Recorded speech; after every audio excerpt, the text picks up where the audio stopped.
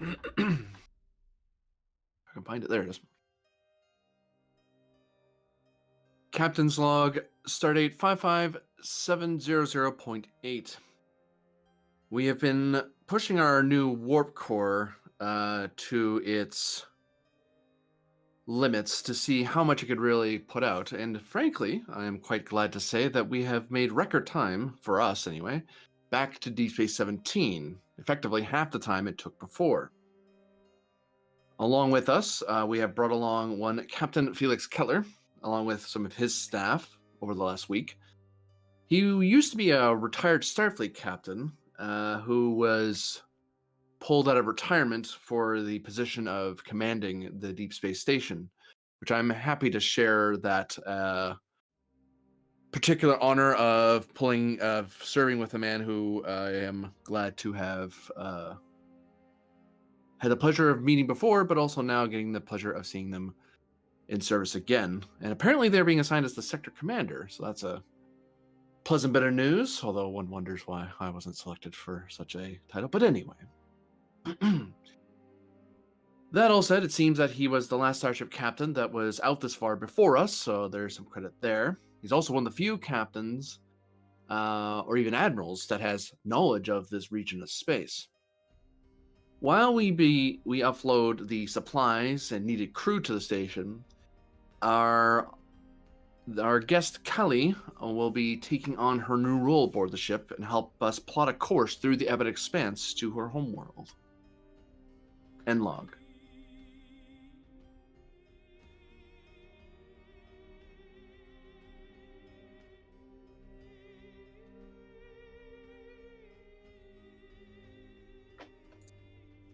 All right, we're going to start the scene on the bridge of the Tenshi.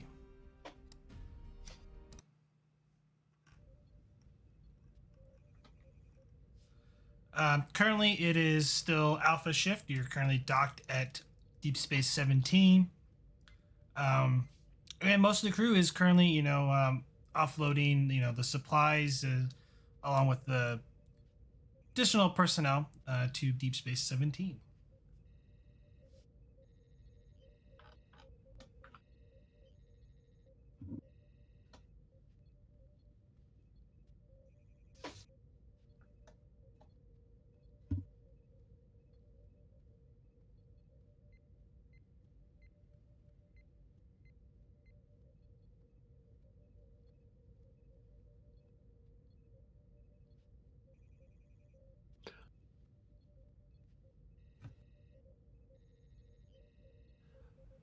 Captain Athetan, you hear a chime at your door. Athan looks up from his computer. Come in. As he's reading over the current shipping and such and offloading of material. I hope I'm not intruding. Captain? Oh, not at all, Captain. And he kind of puts his computer to standby and kind of walks around to shake his hand. Well, I want to thank you for the pleasant cruise to my new posting. And well, one of us had to get a cushy posting before the other. Unfortunately, it was you. He shrugs. Well, they pulled me out of retirement for a reason, I guess. Where did they pull you out of anyway? I was fishing, little homestead. In my hometown. Got a nice little cabin in the woods. It's quite pleasant. That and just kind of casually pulls up a chair and sits and kind of gestures to the couch. So what can I help you with? He says, I was merely just wanted to offer my thanks for getting us here, as well as putting up with some of the civilians. Kind of shrugs. Well, I am the one who pushed to invite as many as we could. I tried to help with expediting some of it, but I get the feeling I was told that a lot of that falls to the sector commander's desk, so I'm happy to pass on that bit of bureaucracy to you. He kind of rolls his eyes a little bit. Something they didn't tell me I would be doing, but a little change of pace, I guess, doesn't hurt. Have you been? How much have you been briefed on the situation that's going on? No. Uh, a few things. I'm glad they brought in the monitor to assist with patrolling the area. The one thing I wanted to talk to you about was your run-in with those people that boarded the station, the ones that tried to siphon power from it, nearly caused the destruction of DS-17. Yes, it's some sort of ongoing battle. I look back at some of the logs. It seems like this has been a conflict that's been going on for over 100 years, if not longer. I wanted to gauge your impression of them and your thoughts. Really, to be honest, I want to prepare myself in case the other side shows up. Uh, they struck me as a people in a rush. Um, no great malice behind what they're doing. Just people. I would hesitate to say the word desperate, but it's approaching it. They were willing to get. They'd rather grab what they needed and run to the car, as it were, rather than wait to ask the gas attendant if you actually are willing to sell them the gas. But peaceful interaction is possible. Though it seems that there are this larger fleet of theirs that they're moving. They didn't really share the particular details of. I did get an update on their culture database as per our agreement, but as for the other side, I couldn't tell you anything. I didn't encounter them, only by the reports from the same logs you read and her account of how dangerous this new power was. I haven't heard anything from the expedition or anyone else out this way about them, but So your tactical assessment would be to be cautious when dealing with the other side. I think that we're in a very precarious prime directive problem that we're both going to have to wrestle with. Tactically speaking, well, diplomatically speaking, ethically speaking, this isn't our fight. We can't we can't intervene unless they call for it. But if they start pulling us into it, I get the feeling this isn't a subtle disagreement on policy and artistic endeavor. This is a right down to the existential crisis sort of thing. So the less we get pulled into it without information, the better. If we do get pulled in, it's better we have as much if we gather intel while we can, and then maybe not come at them directly or in a full frontal, but in a more circumspect fashion. Much more like the second or third wave Borg tactics rather than the first wave Borg tactics.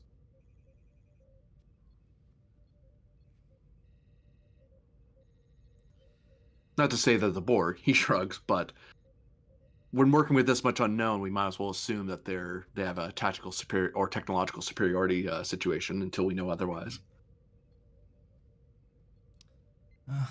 We don't want a repeat of the Dominion. Kind of raises an eyebrow and nods like in agreement. That's. I agree with your assessment on the matter. Just want to gauge your thoughts on it. Sure. I'm not the only one, though it does concern me with these refugees. If they continue to pour in from wherever they're coming from, it will end up dragging the Federation and us into a prolonged conflict. Well, that's why my hope is to get to this homeworld of hers and make some local friends. Maybe we can spread the load of the refugees and give them alternative places to go rather than simply into us. I mean, I don't mind helping people, but at this point, we have a responsibility to our own, to the Federation. as well as those asking us for help. I mean, ideally, I'd love to be a mediator in this regard, but it's hard to arbitrate for two sides who we know so little about.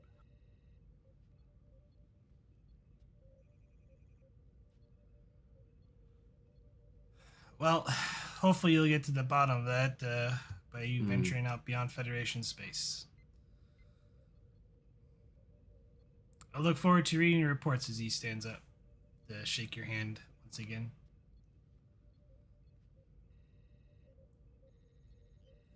You as well. Try not to get too comfortable in that chair. You might have something to do here in the next few months. Just kind of sighs and like, just kind of slowly walks out and kind of turns before he heads out the door. Good luck, Captain Athaden, and look forward to seeing you again. Hopefully, I have nothing but stories of strange new worlds to tell you, Keller. Don't make me envious, Captain. I have to make you feel guilty at some point. He's following after him as he's walking out. And he heads to the turbolift to depart the Tenshi.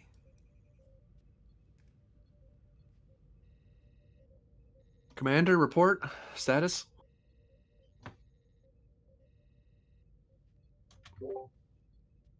All ship systems running efficiently, Captain. Maintaining our current speed without difficulty. Oh, you're docked. Oh, I thought we hadn't gotten there yet. I certainly hope we are maintaining our current speed. If we go any faster than 0, I have many questions for you. That's right. The Vulcan will be here all week.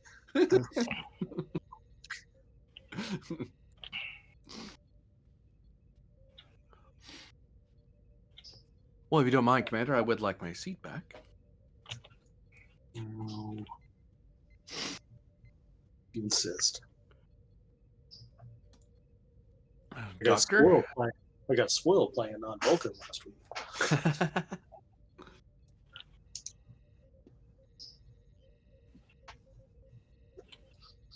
Doctor, what brings you to the bridge? Oh, it's quiet down in the sick bay, so I thought I'd see how everybody's doing up here. Have you had a chance to speak with your counterpart that's assigned to the station? Not as of yet. I have to do some that meet and greet at some point soon.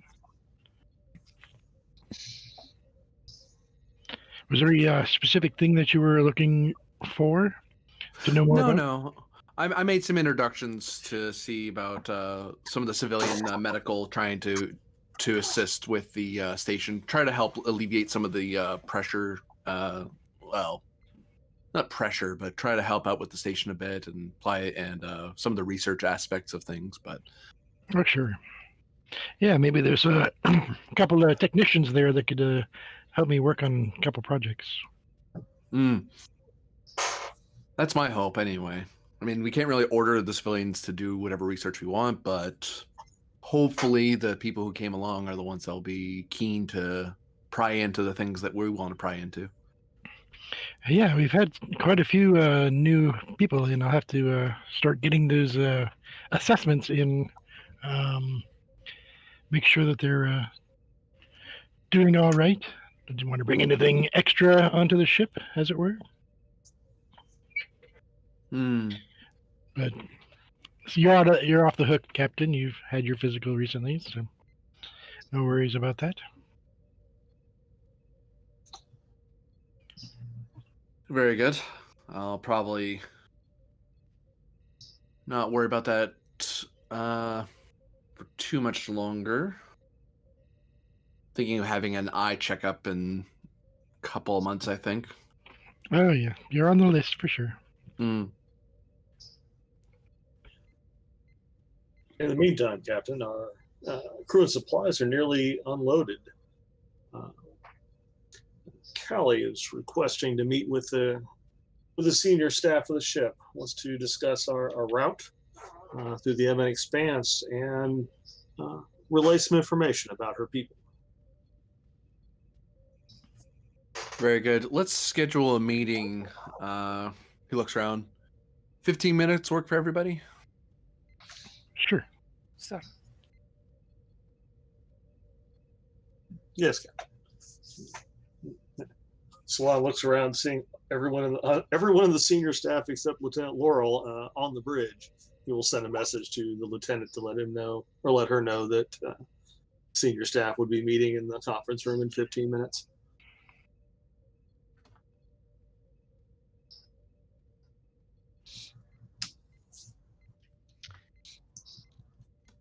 it's only been like 29 minutes and I already got a demotion. Lieutenant Commander. Is she a lieutenant commander? For like 4 episodes, almost 3 or 4 episodes. It's like when you thought I was an ensign the entire time and I'd never been an ensign You were- around you. You were not here for the first episode. She was lieutenant commander. Oh, see? But it has been like 3 or 4 episodes. Although your nickname in there is Lieutenant Laren. Yeah, at the bottom it is. The character sheet, it doesn't say that, but yeah, I'll change that. That's what happens when a captain doesn't post his logs all the time. Oh, I see how it is. I don't Why? know that his log contained that. New. Okay, real quick, we're gonna travel back in time for a few moments. I see there is an error with the character sheet in that I cannot. Oh, there it is. Never mind. It was temporary. While the Tenshi was on its way to Deep Space 17, and the ship not going during crazy stress tests on the new warp core, you had a chance to work a bit on the solar sails for your light solar racer. And I have to go back a couple. Yep. This is going to be a control plus engineering difficulty of 3, work 24, magnitude of 5, resistance of 2. You kind of having to work around a bunch of people while in the cargo bay to build the sails. Hence, that's why the resistance you're just in difficulty.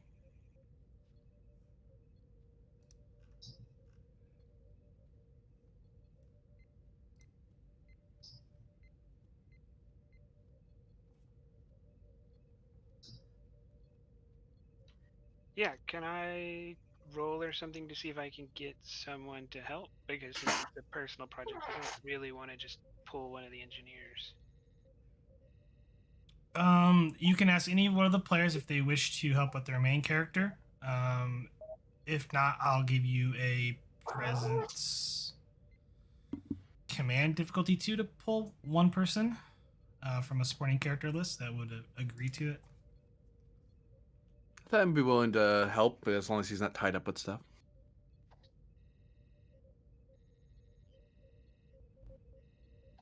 All right, then we don't have any momentum, so no superpowers yet.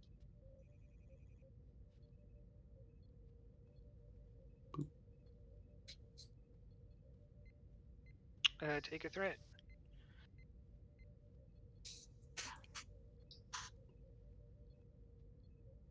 You're gonna. Oh, sorry. I Go don't ahead. have a focus.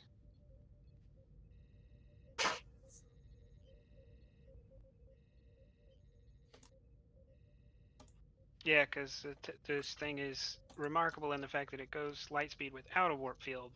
So warp field dynamics is the only thing that I have even remotely close to this, and won't help. So I'll just roll 3.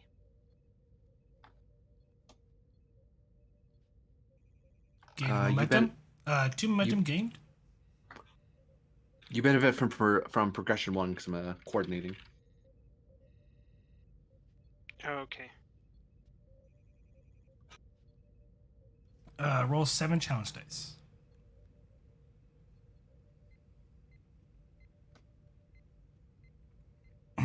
Three momentum was gained, so FYI. Oh, 3. Sorry.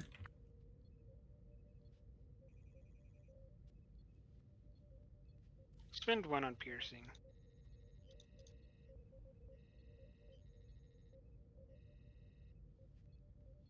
And progression 1 that's not vicious, is it? It is, yeah. Yeah, it's vicious. Oh, never mind then. Hold off on spending that, because that changes the dice math on the challenge dice. I will use that instead to reroll. Okay. Yeah. I count 9 work, so that's a total of 7 with the resistance. That is enough for a breakthrough. I forget, do you have Miracle Worker or not? I do not. Okay. Difficulty does go down by 1, so diff 2. This time I'll spend a momentum to give Althat a 5 in engineering. Still no focus,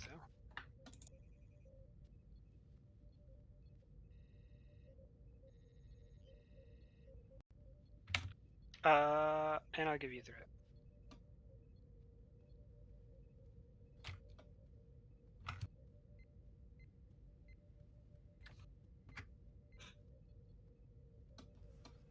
Two momentum gained. Go ahead and roll 7 challenge dice. 1 to reroll. All right. Do-do.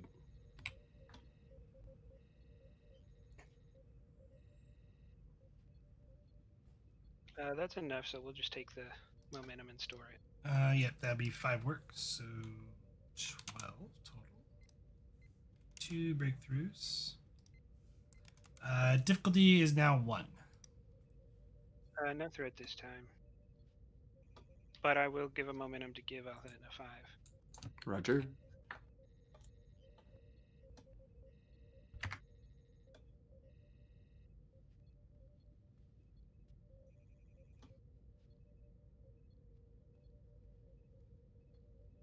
One to reroll.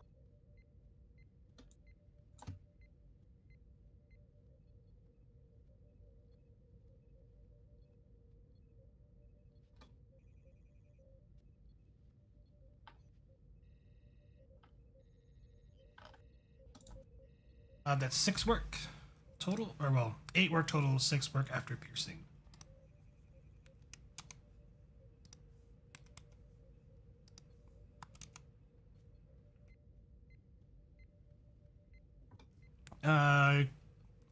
Difficulty is now 0.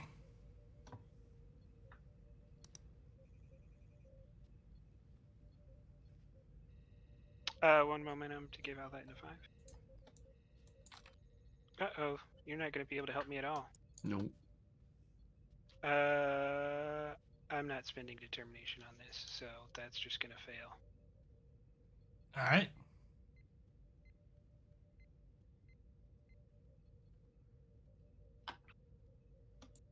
I think the sail's pointed the wrong way. There's a crinkle in the sail itself, which will hinder its ability to collect photons.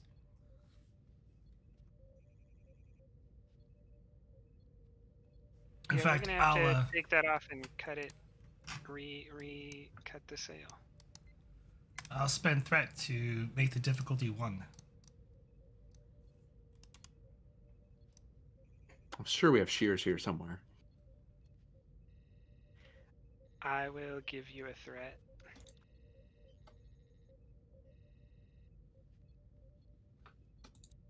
Never. Just giving you the threat gives me good rolls, meaning I don't get to use the reroll. I feel cheated. That's 5 momentum gained, so go ahead and roll 7 challenge dice for me.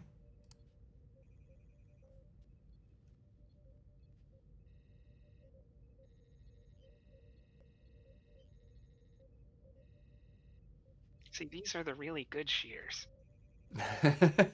11 total of 9 work. Math in my head, I think that's 27, so that's 2 breakthroughs because you got 5 and cleared the work track, and that will complete the extended task, and you have created your solar sails for your racer, completing the racer itself.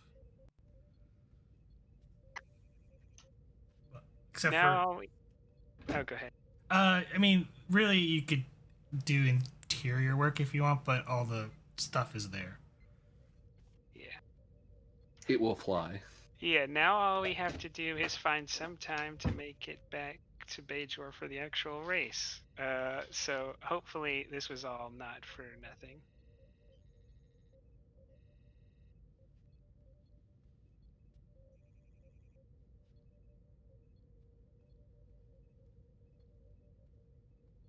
Well, if nothing else, even if we are going to be out in the Expanse for a little bit, but we could probably, if we can't get it this time around, we can do some test flights to make sure it's good for the next race. So, do a shakedown cruise, that sort of thing. Yep, there's always next year. Yeah.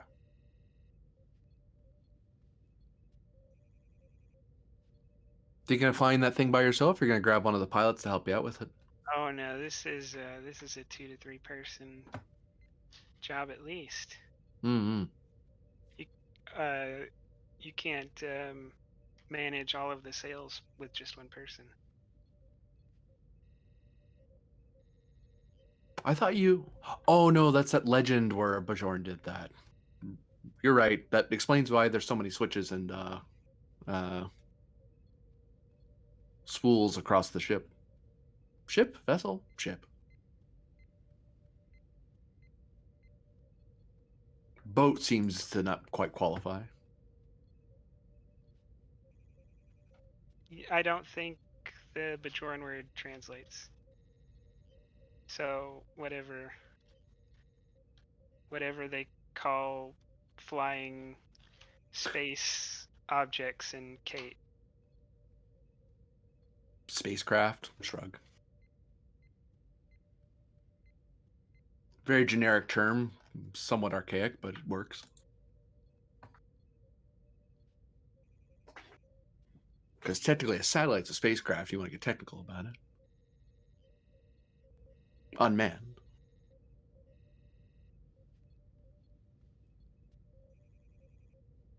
Well, glad we were able to get this finished for you.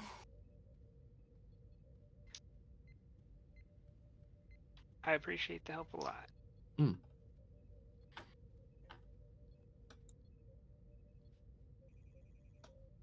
Then I will go put in a command to have the racer transferred to storage and leave. You do that, and Back to the Future.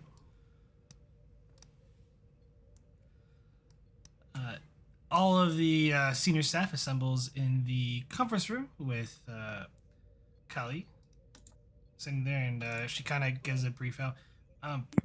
Thank you for answering my request.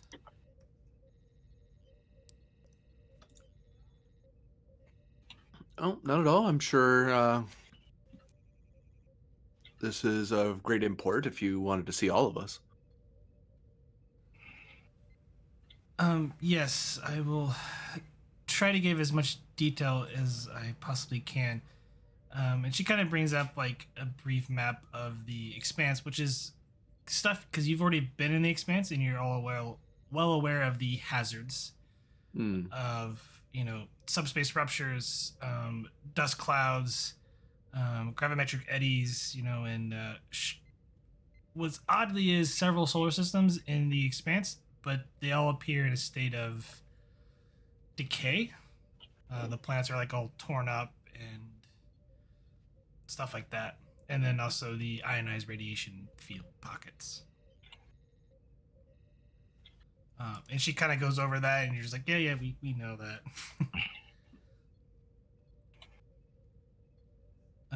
But she then goes over and shows on a map that she's recreated of her homeworld and the political arena on her planet.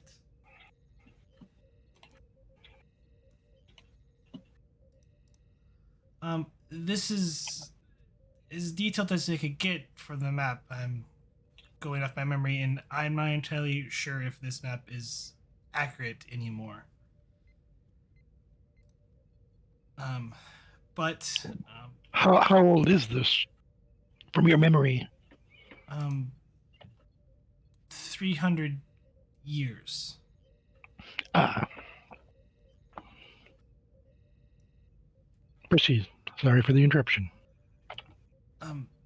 Over on the western continent here is where I come from, the Kempi Union. It's a conglomerate of, well, it is one of the only places where, really, on our world that, at least during my time, where we held free elections, where our leaders were chosen by the people. The local leadership was elected in similar ways. Both scions and non-scions were able to hold office freely.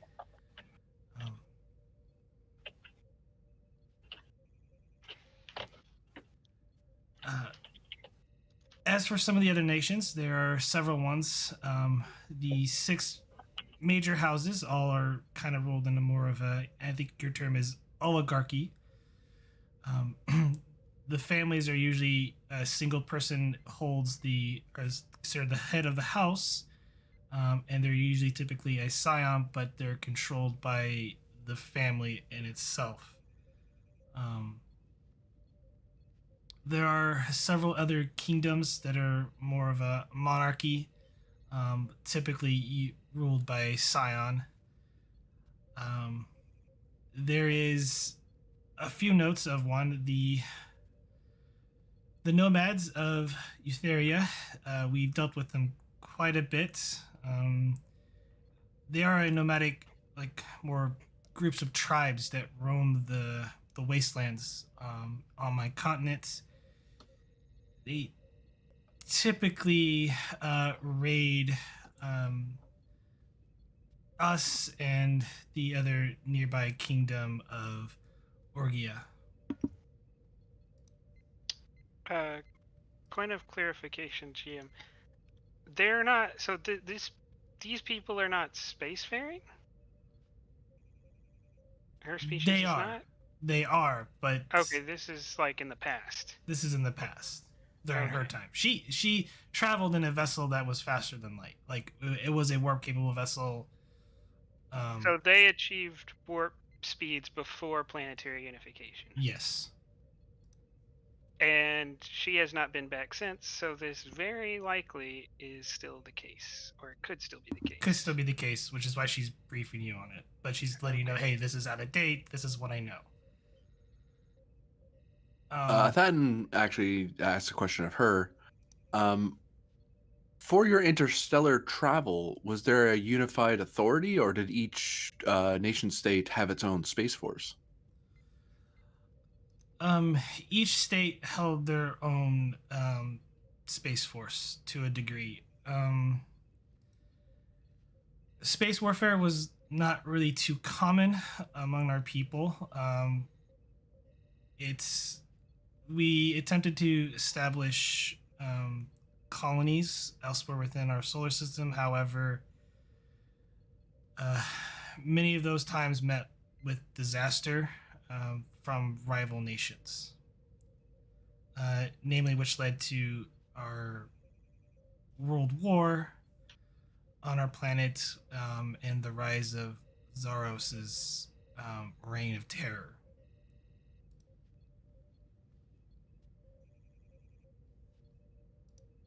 Did you have any other contact with interstellar powers during this while you were in your time? Not that I'm aware of. We were aware of other species. We did detect similar warp signatures, but we did not engage.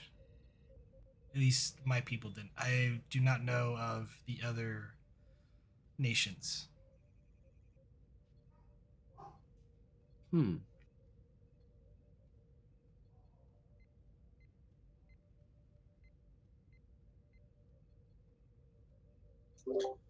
Kelly, did each of the nation states on your world, were they all at a warp capable technological level? Some, not all. The great houses did not choose to engage in warp technology, at least not yet. they were more concerned with internal matters. Some of the kingdoms that we had trade deals with and technology deals with, allowed for a level of advancement that brought us to of equal standing. Though many of us, the technology trade was to go against the Krogris Empire, which is a very dangerous nation on my planet.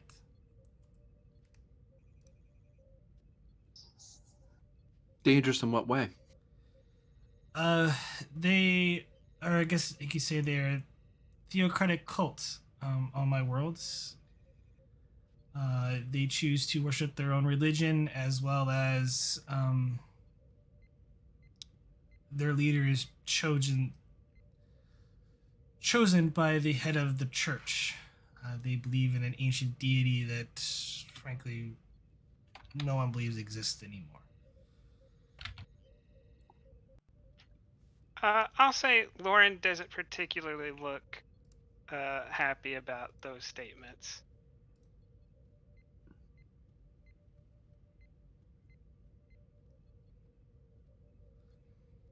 But they are not the only theocratic government on our planet. The Hoshkan, they are a theocratic monarchy, but they are ruled by a single scion, which the closest terminology is they call it an oracle.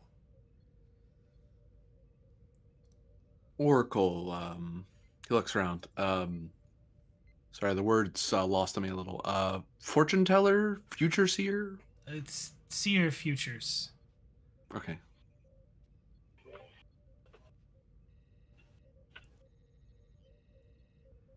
What's their opinion on non-scions? It seems like your government's very centralized around psionic rulership, or as a mark of rulership.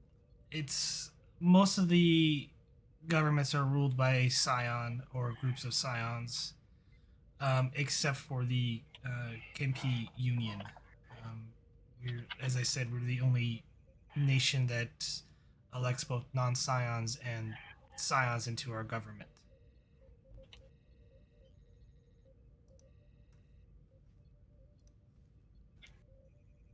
As for the nomads, it's unclear. It's chaotic. Typically, in my encounters, dealings with them, the nomads usually had a scion as the central figurehead, but there are other times where it's just non-scions that led a band of tribes, or a band of them.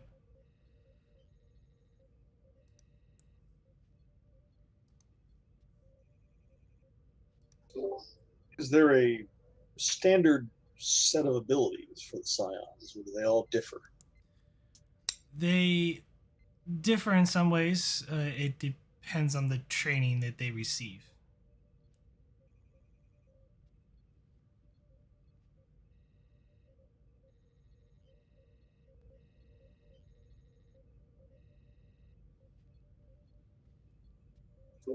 Could you give us examples of what we might expect?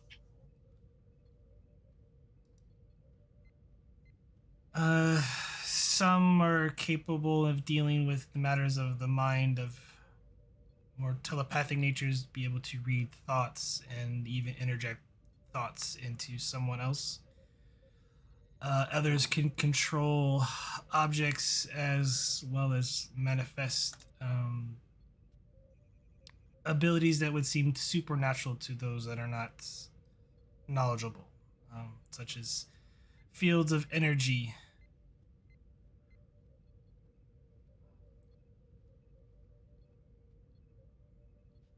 Is this among your people a learned skill, or is this something that one is born to?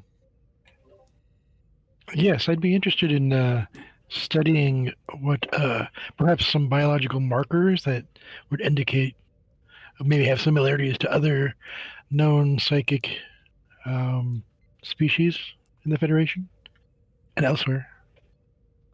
If you don't mind, we could have that later. It is a learned abilities, but it has to be fostered at a young age. I was trained in more combat based techniques.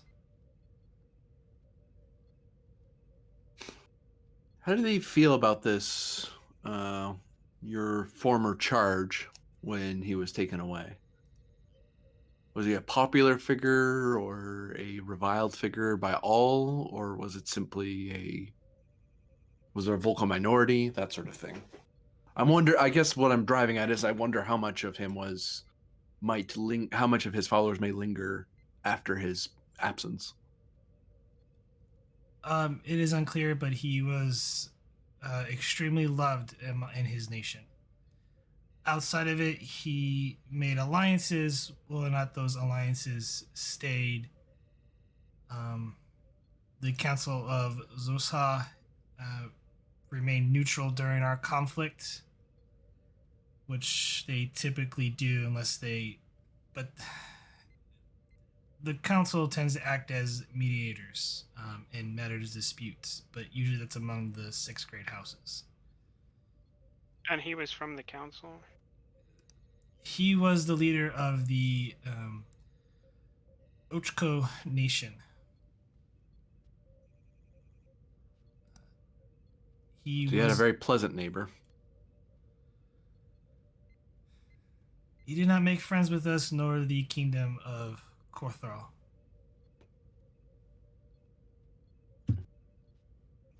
Was there any sort of League of Nations type or diplomatic congress among the nations, or was it merely diplomat to diplomat? It's merely been diplomat to diplomat due to the mistrust between scions in power.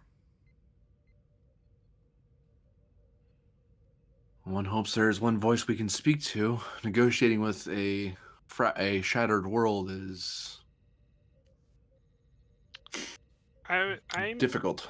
I'm coming to think engaging with the people of this planet is a dangerous proposition altogether. If they haven't unified under government, maybe if we invited a representative of each state to the Tenshi, some talks could be had. But any suggestion that we have interest in more in one or a small set of these kingdoms could cause problems. And any of these states knowing that um, what's the girl's name again? Kali. Kali. Any of them knowing of her existence could cause immediate and irreparable damage. She said that some of her people may view her as some sort of deity or demigod or some kind of religious figure. But she's also stated that several of these states have religious differences, including one that has extreme religious differences with the rest. So her presence could be could be incredibly destabilizing, and our presence, it doesn't look like it would help much unless we're here for a long-term planetary unification effort. Unless such things were asked of us, it wouldn't be proper for us to push for unification on them in the first place. That's I why think I don't think we should even go, because um, if we speak to the wrong people first, or if we invite some of them or all of them and some of them decide not to show up, it can we could lose control of it and not have the tools to fix it. Kali, correct me if I'm wrong. I would estimate you said that this Council of Social was a neutral group among the nations back in your time. They tend to be a neutral nation. They own land and they have servants that serve them, but it's a council of scions. Were they was is they are they considered a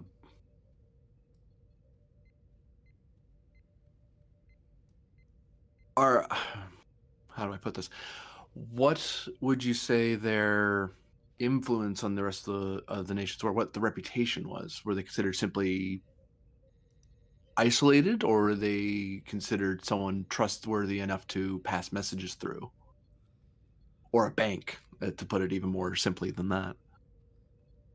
You can think of them as a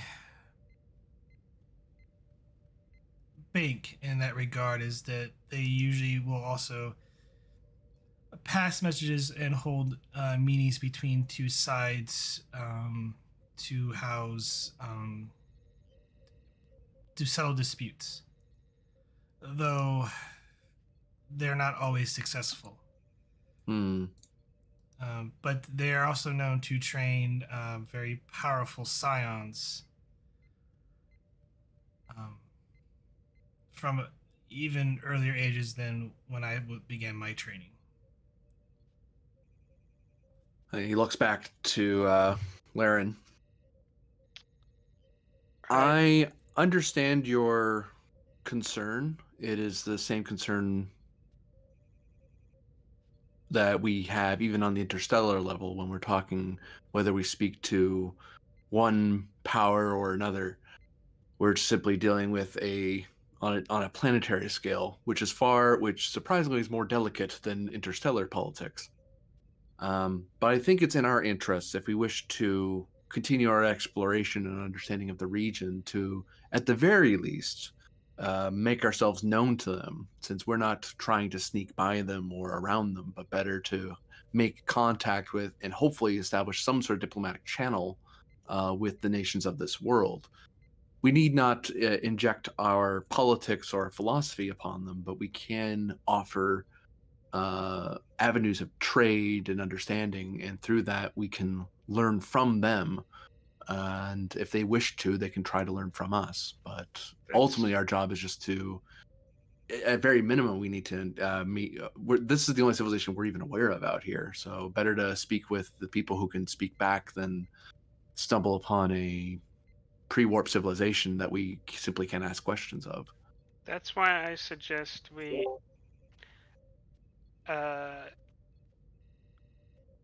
send a request via subspace to their planet for representatives from each of their governments to meet us.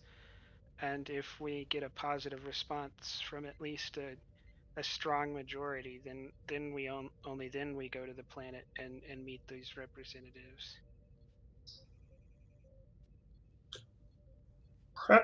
Perhaps, Captain, 'Cause we should observe for a period of time before making contact. I believe Commander Commander Lauren has some valid points. Well, in that case, I would say that the captain also has valid concerns against that, because if the possibility of one of these states happening upon us, and inadvertently we've met one of them before the rest, could cause problems. We may want to treat this as a first contact situation, even though we have met Kali and she has been very helpful. He nods to her. She has been very helpful in educating us on her people. The thing is, we are 300 years into that future. We don't know what sort of civilization awaits us. We know what an example of one of their proud officers was 300 years ago, but we don't know what they're like now. Which power took who? Was there unification? Was there further division? Was there revolution? Did they expand to further stars? If we're lucky, we may even encounter a ship on the way there. They may already have had a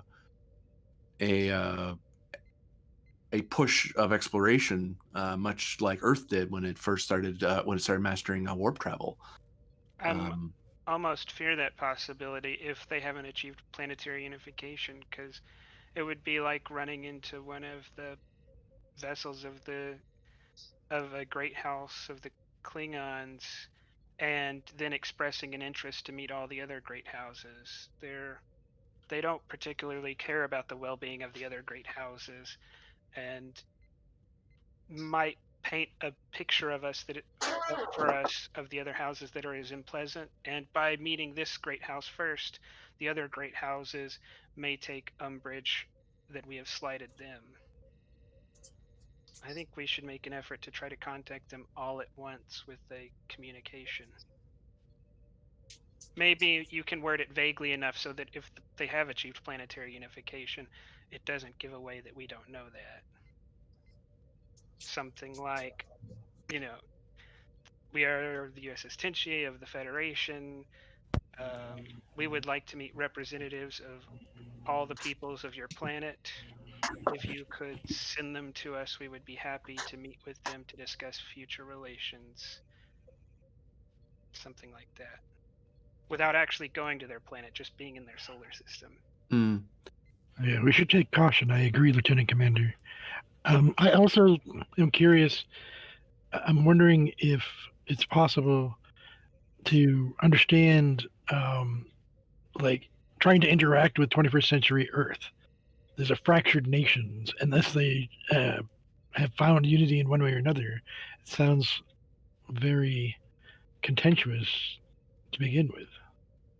But I think caution is in order. And have your people discovered?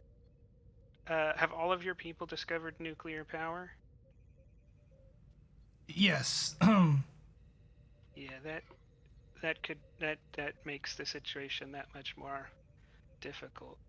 Actually, clarification to follow up on that. Kali, what is your people's feeling on weapons of mass destruction? It has kept a bit of peace between our people to a degree. They're practicing mutually assured destruction, in other words. The reason for that is where the nomads live is a result of nuclear warfare, and hence the creation of the Kempi Union. At least they understand what they wield, or at least they did back then.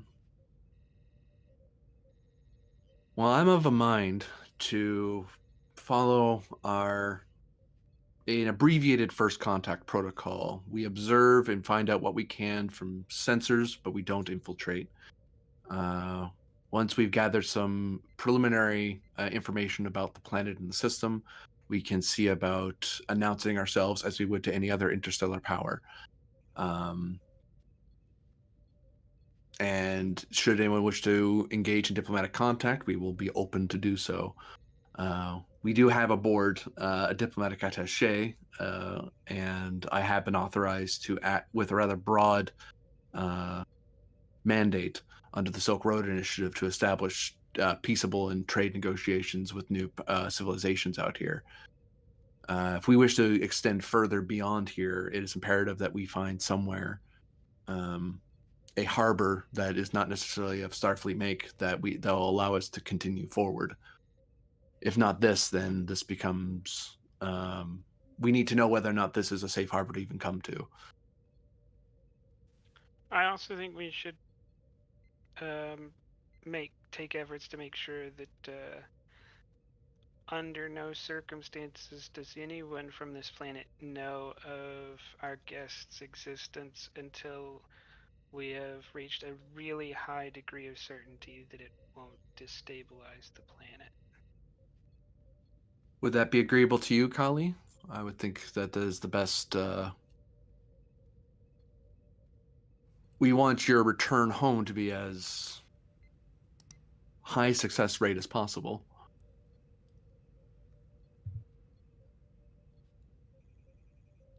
I agree. Very well. Was there any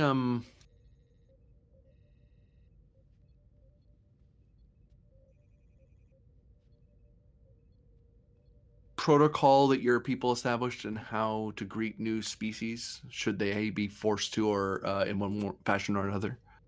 You said earlier that they usually avoided other species, but I wonder if they had a policy back then of what they intended to do if they ran into one.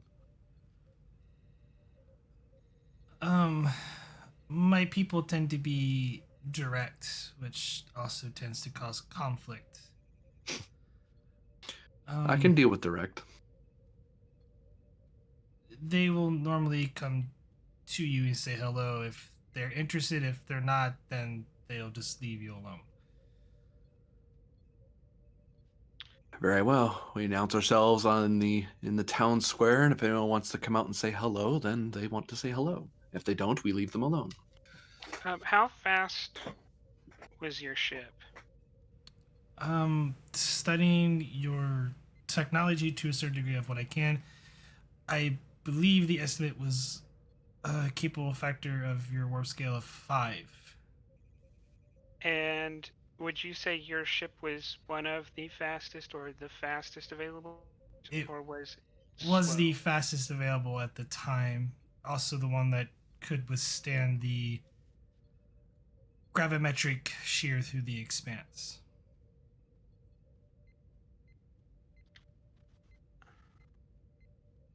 Actually, I just had a sudden realization. I would What? like.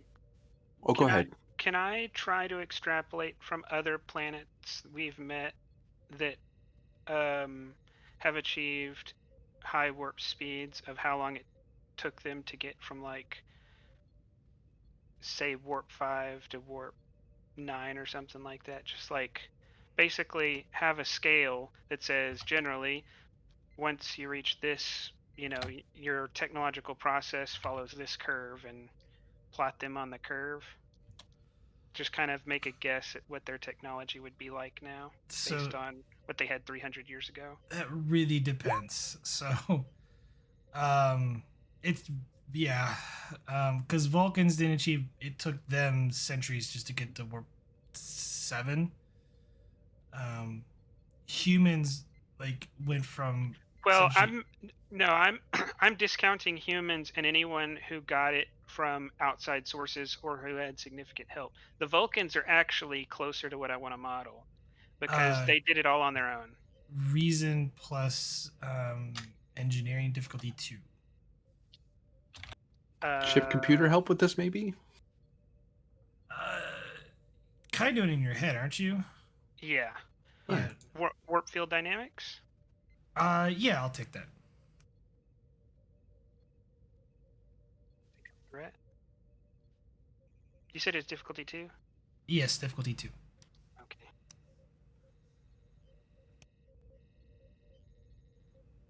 Bam, bam. 2 float. I might use those depending on the answer.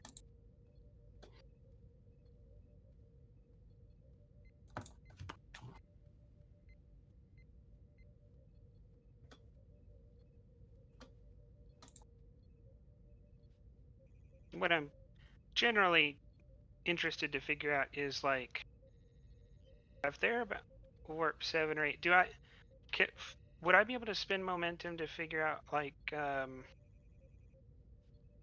with the warp cores that they have, they should not be capable of, if they have warp 8 and the warp cores to support warp 8, they should not have the power on their ships to support, like, Polaron weapons or weapons significantly powerful than ours. They could. However, that just depends on how they went about their technological evolution. You What know, part of the tree did they go up first?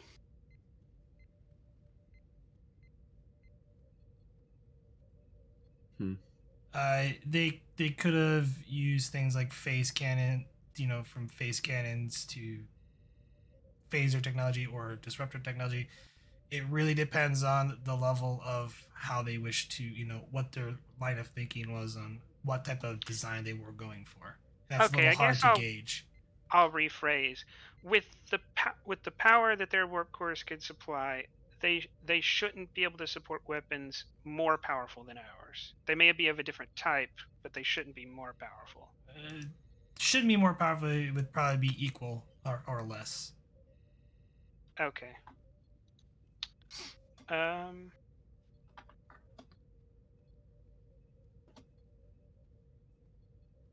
Did any of those questions cost momentum? It would have cost 1. Okay. Yeah. So one float's still there. Um.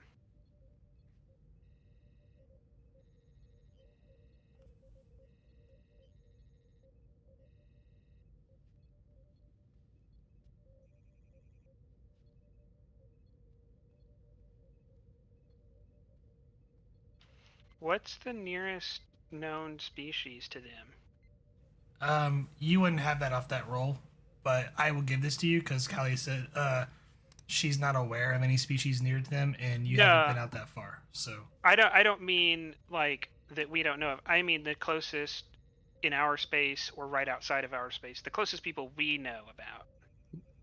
Like Tholians or Cations or Yeah, something like that. technically it's you, like a member world of some kind. Okay. Yeah, it's not some major playable species kind of thing. Yeah. It's a minor Federation world. Okay. Um.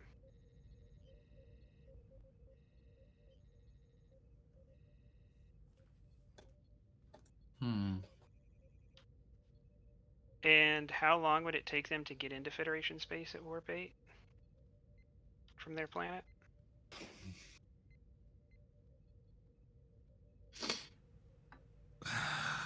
For few days out, a week maybe. It really depends if they're going through the expanse or if they're traveling around. So it could be And a few days to a week. What does the expanse do again? It's been so long since it's been like 3 or 4 months since we touched it. Yeah, it's been a while. So it's essentially a dark nebulous area, like a dark nebula. That's slowly growing. Every star that you've seen in there, except for one, which you didn't go to, all seem to be in a state of decay. There's subspace rupture. But it like just it itself didn't do anything to like our shields or our weapons or anything like that. No, but it made traversing the area difficult. Okay. And your sensor capability was reduced. So this is our base. So yeah, how long would it take them to get from their home planet to Federation space if they went around? Because they could go in theory that way, or that way. It's about the same distance either way around. And probably that little bit there is probably like listening posts in minor colony worlds. There's probably not a whole lot of people here. Like we're talking like the absolute edge of our claimed space.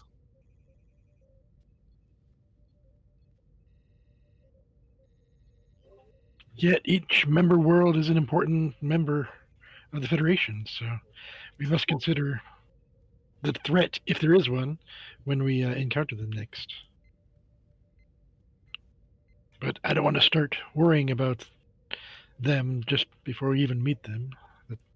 Well, I can see the question because it changes. If you're only like a sector away from our first outposts, we haven't really heard anything from these guys about encountering any species in this direction.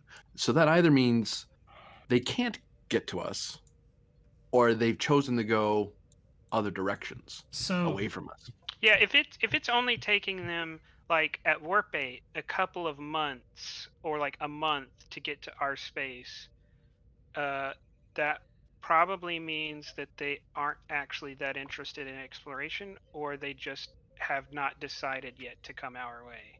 So it is theoretically it would take them probably roughly 10 days to reach Federation space at warp factor 8. Yeah.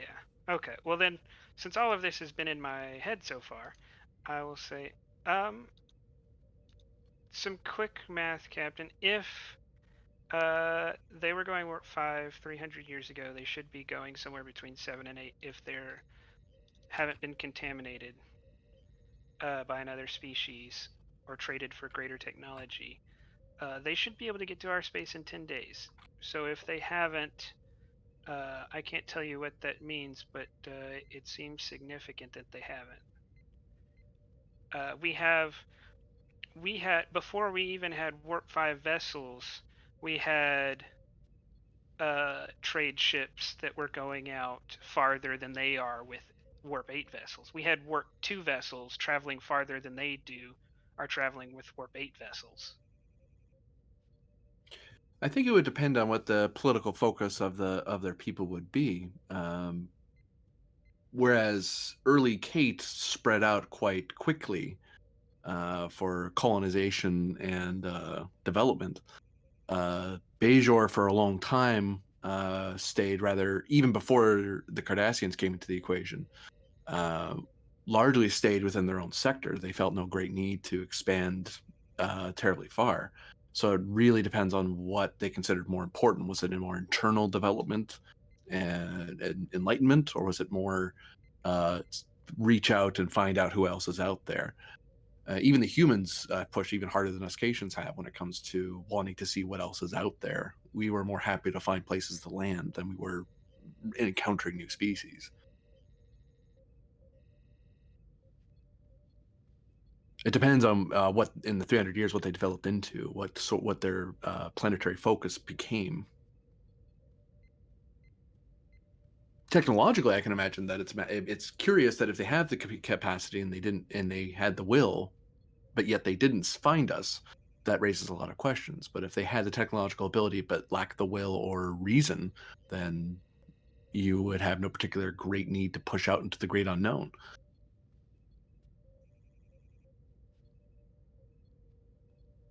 Because by the sound of it doesn't sound like any of these particular powers from the short history lesson have been pushing for conquest, except in the and actually that's the other thing. If they were a conquest-based civilization, then we would expect to see them spreading out from their world to take on whoever else they think they could conquer.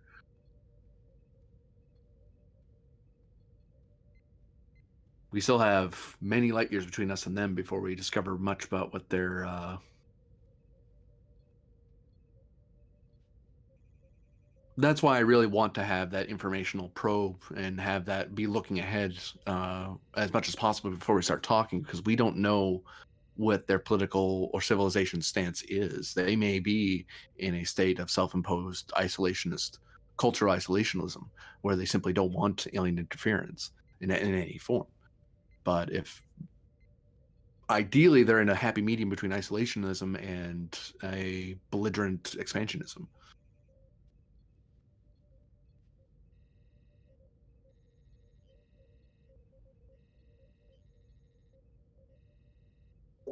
Plus, it is unwise to make decisions with 300-year-old intelligence. We need more information before we know the best course of action.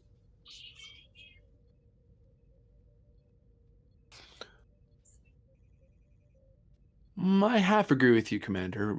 The lessons of the past can give us great insight into the reasons for the present.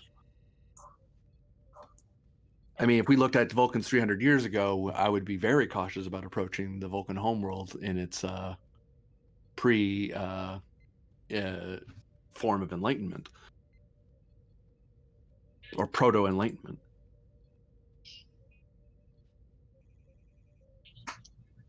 That would have been wise 300 years ago. Well, that was much longer than 300 years ago. You're talking like over 1,000 years ago. Yeah, 300 years ago, the Vulcans were like bombing around with Archer or whatever. Not. They no, were that was 200 traveling years around. ago. Yeah, they were doing all kinds of research. They had been to Earth 300 years ago. They've been warp capable for like 600 years. Yeah. No, but they were. But 300 years ago was Enterprise era. Yes, but the Vulcans have been a unified, like, spacefaring species for much longer than before Enterprise. But you had a civilization that oppressed minorities, supplanted philosophical content, and labeled terrorists and did false flag. Like, they were a very sketchy civilization 300 years ago. They have evolved much since then. They're unified, but they still had a lot of issues they needed to work with. Same with Earth or any other of the civs of the Federation. They were also in conflict with the Andorians for almost a century. Yeah. Prior to contact with, before Enterprise. So, I mean, Vulcans have been traveling around, like, they've been spacefaring for literally over 1,000 years. It's just they went at a very slow pace. Yeah. That's more what Patton's driving at. It's a tactical threat that Vulcan could appear to be a warlike civilization that's somewhat controlled by its military. But they're unified. It's like, that's nice. That means their military is unified. Thankfully, they're focusing on research, so you know. But a 300-year jump, who knows? Now we know why current Vulcans are so anti-war, or why most Federation founding species are so anti-war, because, well, most of them were in one stage of terrible warfare or another, and none of them wanted to do that ever again.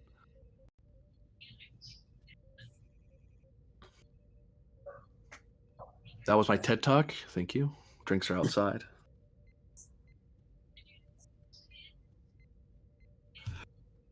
So at any rate, we will only benefit from gathering more information. Indeed.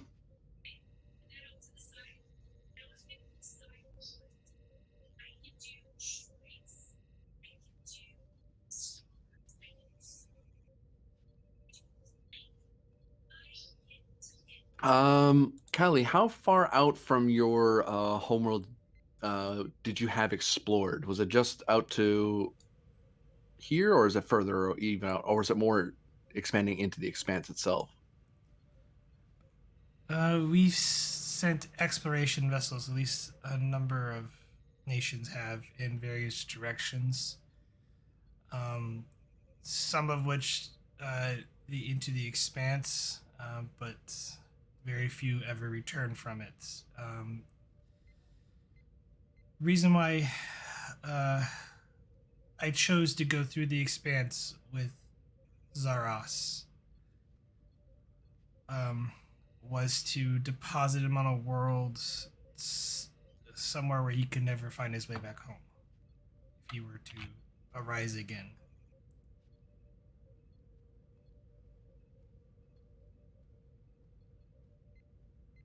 But it's unclear how far my people have gone in interstellar travel. Hmm.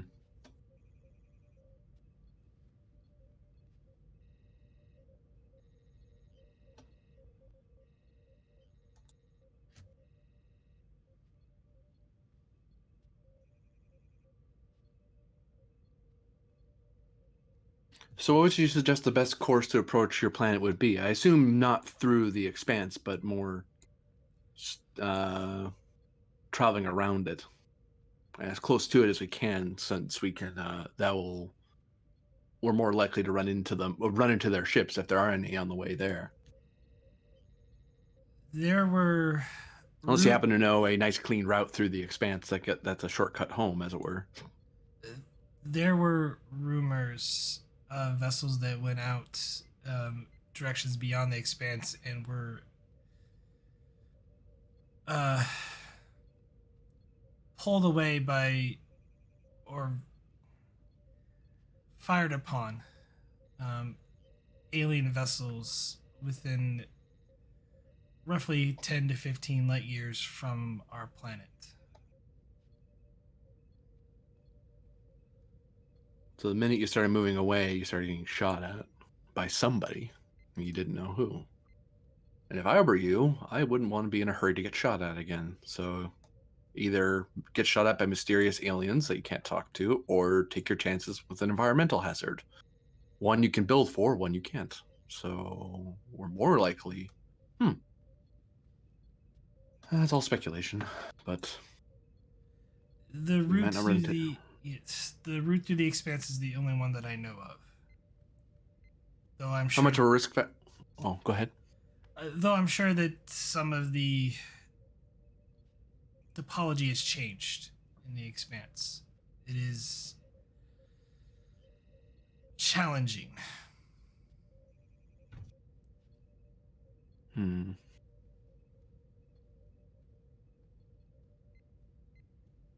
Lieutenant Vogel, how fast would it take us if we did a straight line if possible to the system versus going around? At best cruising speed. Vogel will start doing the calculations in her head.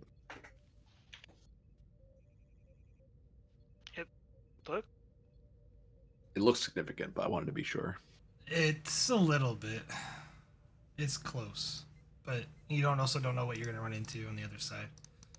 Yeah, this is best guess. Like I'm willing to shave off a good 20% off the times either way in case we run into something weird.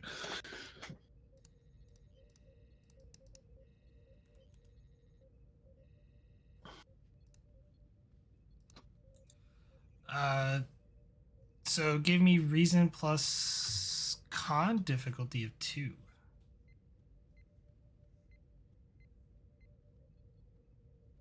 Stellar cartography for a focus. Yeah, I'll take that. What did you say the difficulty was? Sorry. It's 2. I think it's a difference of about 4 light years. I'll use one of the momentums. Roger.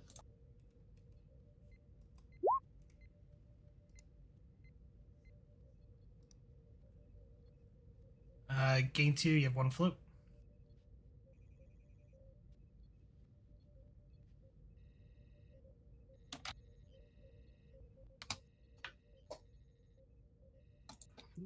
Gain 2, we have a float.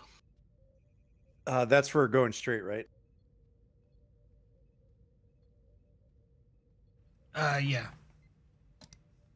And for position, I'll ask a question.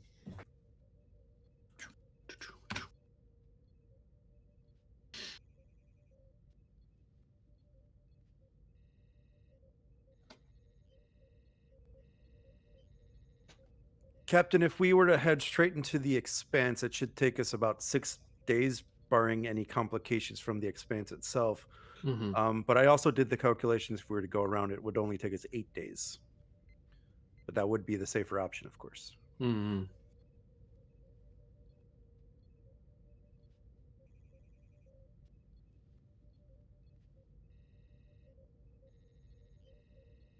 All right. Let's plot a course to get us to stay as close to the Expanse as possible, so we can continue our ongoing research about studying its expansion rate, while still trying to get to the world as quickly as we can. Is this ship supposed to be named or not? I have no idea what that ship is. Yeah, I don't. Okay. The Neptune. Yeah, I was just looking like everything else is named, but that one isn't. And I was like, either this is suspicious or a mistake. I don't even know what the Neptune is. It's a starship in Starfleet. I know, but Well, It's a starship. yeah. Give a list in the canon chat, or the canon GM chat. like I know the Sagan because I made that last week, but I don't know what we did with the Neptune. There's a list somewhere floating around. Yeah.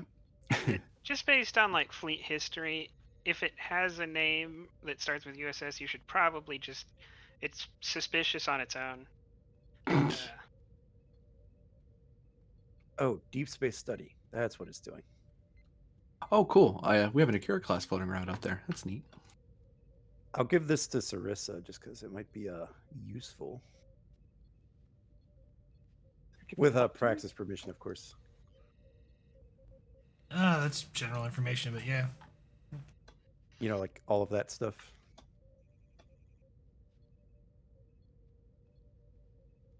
Oh, stuff relevant to my job. Get rid of the Defiance. Oh, yeah, yeah. Hey, Sarissa, can you message me really quick? Because I don't think I have you in here. Just so the list is pretty. If I just copy and paste your name in the thing, it'll look weird. There we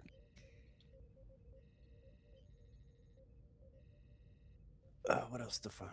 There's only the one Defiant, right? Nope, 2. Oopsie. There we go.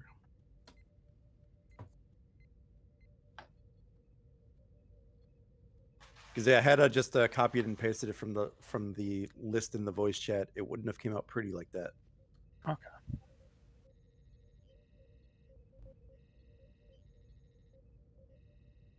Figure that might be interesting for your notes. Yep.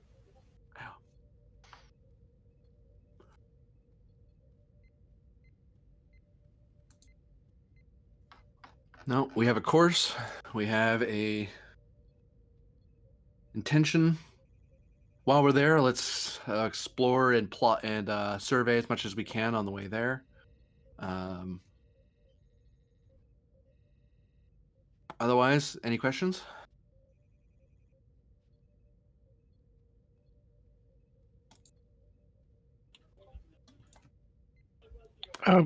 Kali, just curious, are other members of your planet have the same physiology as you, essentially, and the friend that you had earlier? Because I'm curious if you have similar, because that might have a impact perhaps on our negotiations when we encounter them. Um, in terms for biologically, there is no difference. Okay, I was curious. And not every planet has one species on it necessarily that is sentient.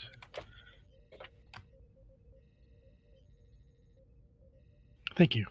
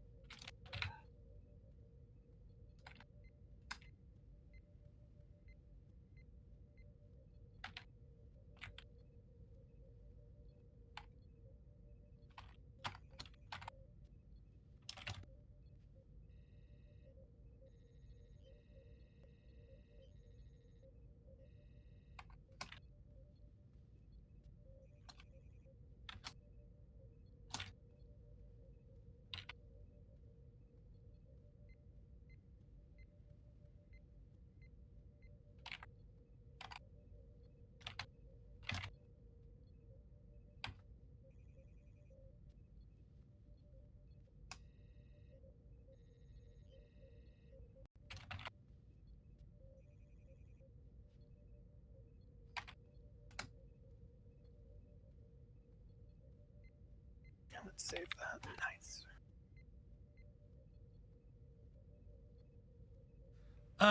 So she kind of looks. Is there any other questions for me?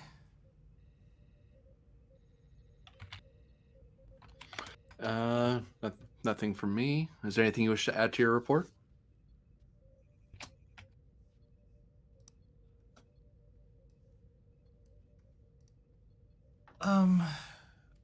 I do not believe so.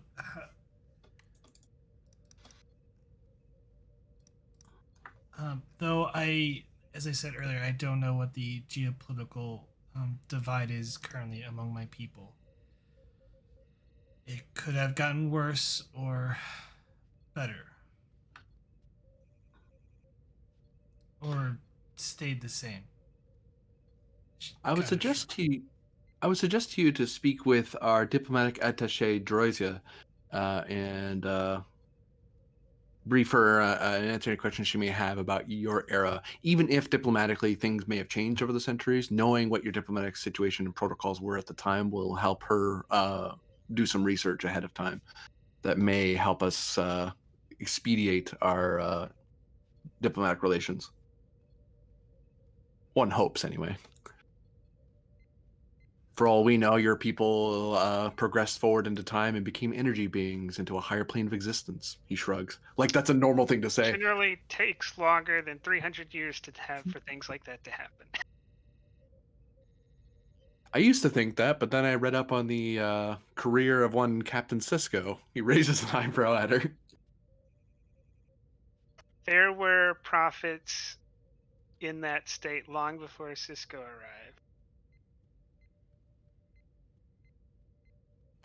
They have their version here. We have no way of knowing. That's really my point. We have no idea how much they progressed, or we may presume certain small steps of progress, but there could be large leaps that were forward or backward that we can't foresee.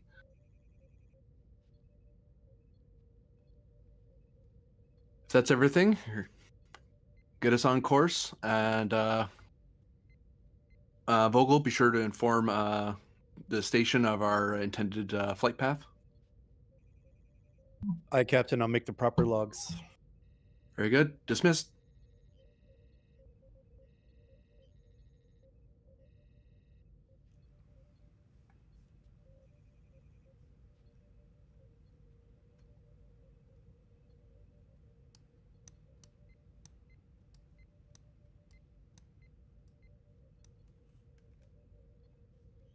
Laren, might I have a word with you?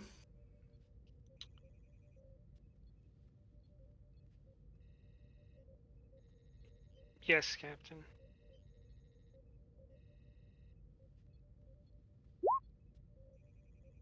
I'll be on the bridge shortly, Sarissa.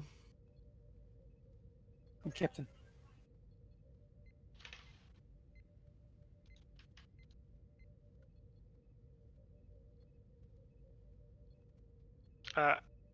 I'll actually get up and... Oh, I can't move my token. Oh, that's because I have the arrow selected. I will get some tea. Anything for you, Captain? A Thetan drink number... let's go with 5 today. Computer 1. Herbal tea, random selection, and 1 Althatin number 5. I will then get those and come sit back down. Thetan's kind of casually leaning into the top of his chair, of the chair he was sitting in. Kind of reaches over to grab the glass, the drink from it. A milkshake-looking thing with what appears to be some berries. Yeah, knowing Caitians are primarily carnivorous, I don't want to know. I just like to go.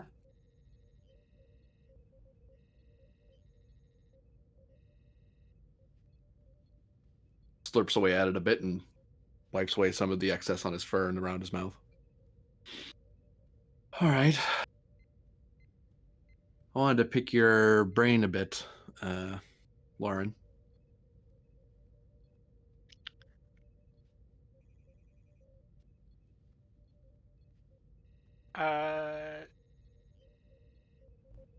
Yeah, Lauren will give kind of a strange look and then wait like a second. Oh, yeah, not the best translation of that phrase.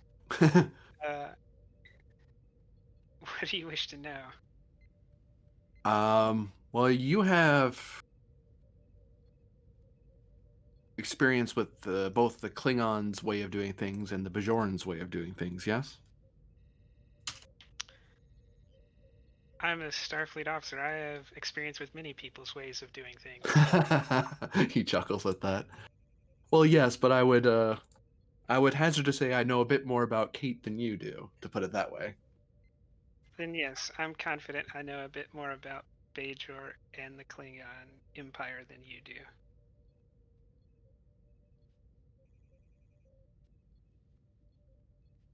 I agree with you, and I didn't want to voice this too much around the rest of the senior staff. I do agree with you that this very well could be a tactical or strategic threat.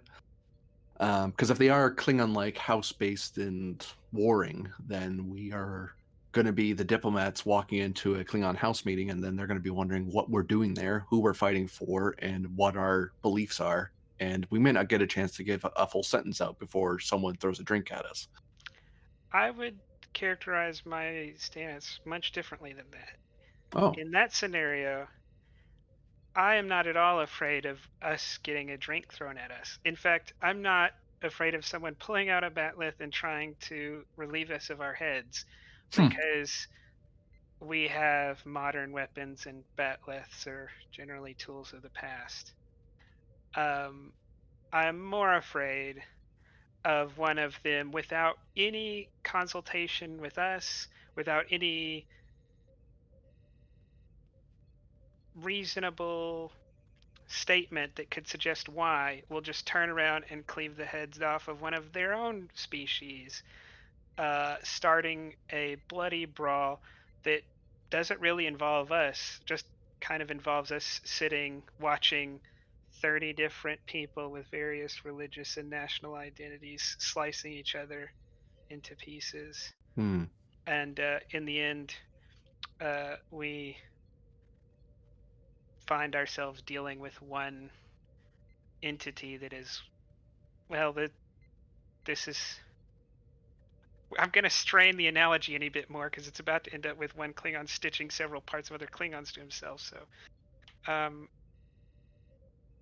yeah, I'm more afraid of what they'll do to themselves than what they'll do to us. And we will have to be very careful to learn as much as we can without accidentally encouraging the fight. But sometimes Starfleet, as you know, is the job of walking into any bar we find and seeing who's willing to share a drink with us, even if that means a bar fight started by our presence. We just try to avert such things if we can help it. I would be too careful to use analogies like that soften the blow. Wait, we're talking about potentially causing nuclear war over unsolvable religious differences if we But we say the can't. wrong thing. Understood, but we have to be willing to extend our hand. Otherwise, we can't meet new people anymore. We can't fear what's out there. That's not true. We could go in a completely different direction and meet other people who we haven't met yet. We don't have to meet these people right now in this moment in their history. But we don't know what the history is now, is what I'm getting at. And besides, if we don't do it, someone else is going to. And we're the closest ship, and your captain is the bright officer who decided to push for an initiative to look out this way. So if any officer has to look, it has to be me. Is there really any problem in just waiting 1,000 years? They'll probably have it sorted out by then.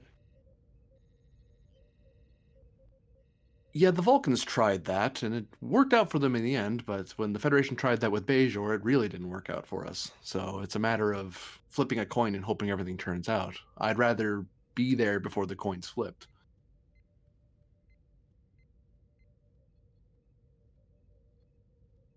Extending to that, the other problem I have is that we may run into a theocratic state that may very well consider us hostile, not through any war or attacking themselves, but they may shut us out completely. Or, as Kelly fears, this may be a religious conflict. A holy war that we to start. I would hesitate to put too much stock in her opinion. She comes from one nation state that shares a differing religion with other nation states. Her view and opinion on what's going on the ground is highly subjective and clouded. He nods. That's true.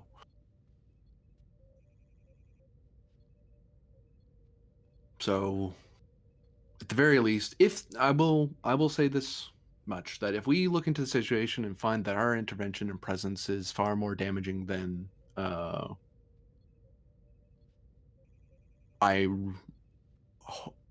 fear, then we may move around them.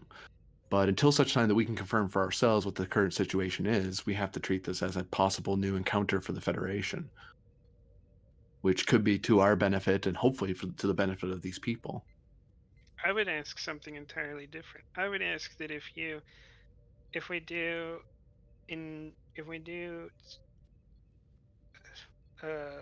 look into the situation and something does start to happen, that you get involved as much as you can. If you start if our president starts something and then we leave, it's likely to blow out of control. There's no prime directive considerations here. No. We can, if we think there's a humanitarian situation that would unfold if we didn't intervene, then you have certain expanded powers to get involved, and you should use them.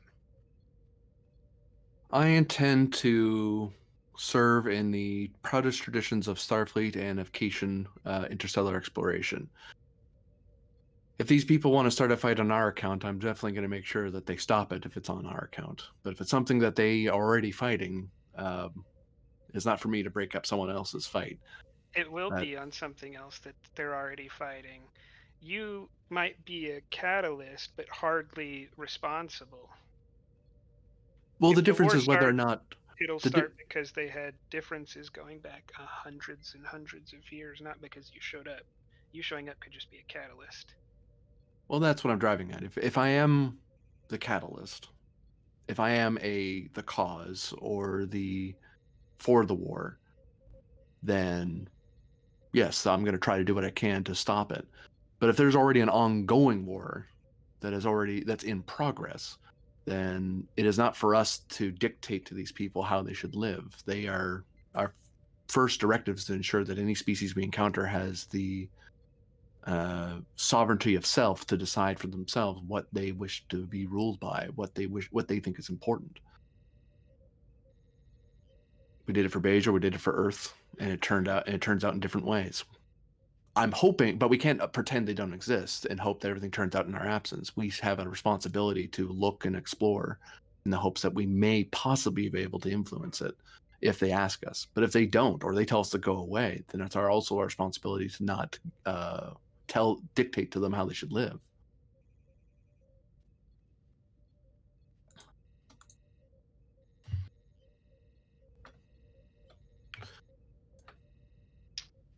But that is. I'll say, Lauren looks very displeased, and will say, I it is in the proudest of Starfleet traditions to occasionally not get involved in situations that are out of control. But I entirely disapprove of your phrase of it turning out different ways. Starfleet had a responsibility because they had the knowledge and they had the power to do something about Bajor and Cardassian, and they didn't. And it was wrong of them to do that. And while I would not personally violate any Starfleet directives to change that or to force that a similar situation to not happen in the future, I will say that it is the wrong approach to things. And I hope we wouldn't do that again. Oh, I don't speak of the Cardassians' invasion. That is something we definitely should have stepped into. I fought the Cardassians long enough to see what they do to people who are forcibly joined into the Union. I speak of how technologically Bajor did not expand outward, that they focused inward. Now, some might say that Bajor stunted themselves by doing that they didn't explore and expand like the Vulcans or the Caitians or the humans even. But there are certain things, unique things that only Bajor knows and understands because of that tradition. Now, did that mean militarily they were in a weaker position against the Cardassian Union? Unfortunately, that was what happened. But we don't know how that would have turned out. The Vulcans didn't know, Caitians didn't know. And when we first encountered the Bajorans, Cardassians and Bajorans were already looking at each other in strange ways, but we didn't know what that was going to be in 100 or so years. Lauren will just stand up and straighten her uniform and say, I am thoroughly happy that millions of Bajorans could die and billions could suffer so that the galaxy's total sum of knowledge could be increased. May I be dismissed, sir?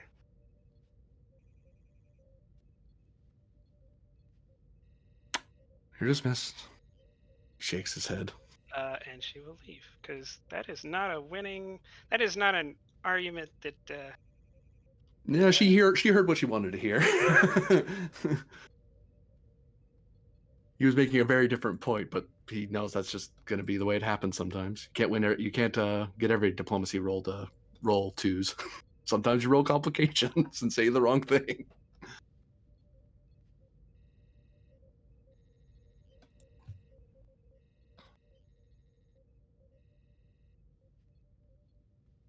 But yeah, that will finish his drink.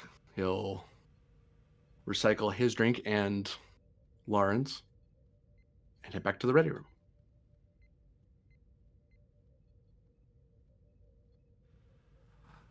Okay, so with that briefing out of the way and the moral and and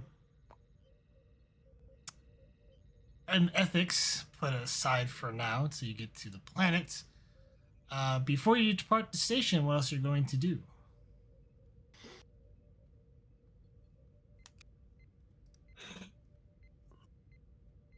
I'm gonna avoid the bridge and just do things in engineering.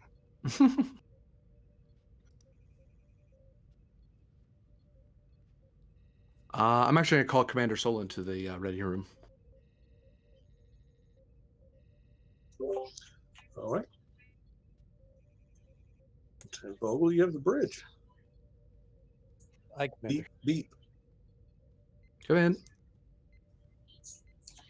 Captain, The ship is ready to depart. At your command, sir. Very good, Commander.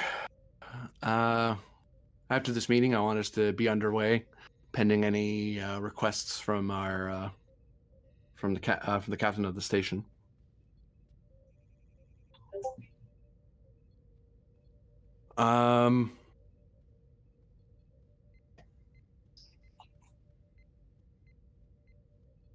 Commander, I would advise you to keep a close eye on all the crew in our ongoing interactions with this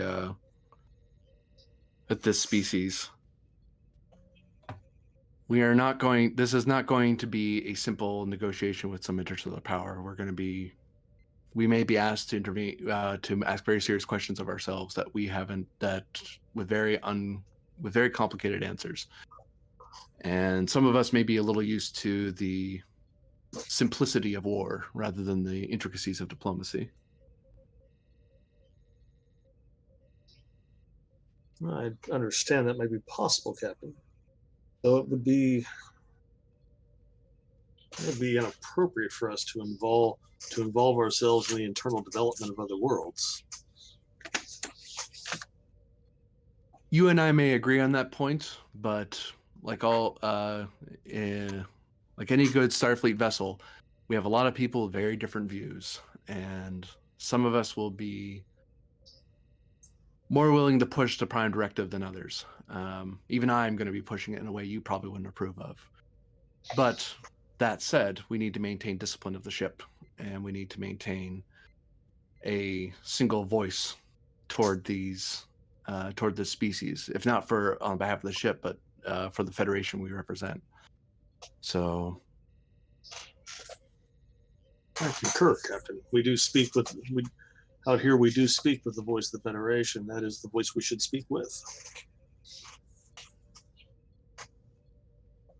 just keep an eye out, Commander. Hopefully my bad feeling is just that, but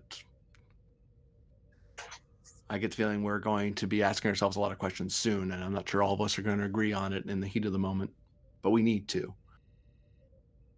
I understand, Captain. As your executive officer, of course, I'm responsible for the crew, and I will be watchful. Carry on, Commander. Yes, He Captain. sits back in his chair. I have your permission. Deflated. I have your permission to depart space dock, Captain. Carry on, Commander. Yes, Captain. Solani comes back out. At the con, Lieutenant Vogel, notify Starbase 17 that we are ready to depart, and then get us underway. Aye, Commander.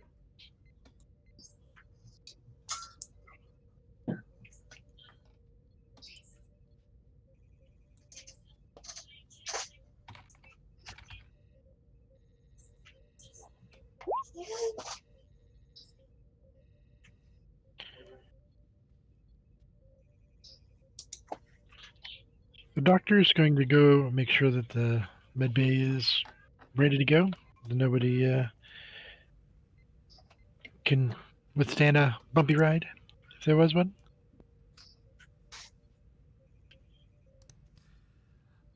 You have plenty of time to get everything ready, Doctor, just so you're aware. But yes. Great. You I'll make sure it's so. So to speed things along, so scene change. We're actually going to be jumping ahead a little bit because you're bypassing a certain scene by going around. Wait, I wanted to yell at Vogel about how much horses suck. You Why? can freely do that if you wish. I have to make everyone mad at that.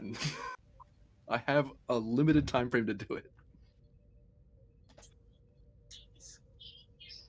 You could probably get Sarissa by extolling the values of the Orions. I think they're a pusher of capitalistic endeavors. What are you talking about? Don't worry, I can escort the captain to an airlock later.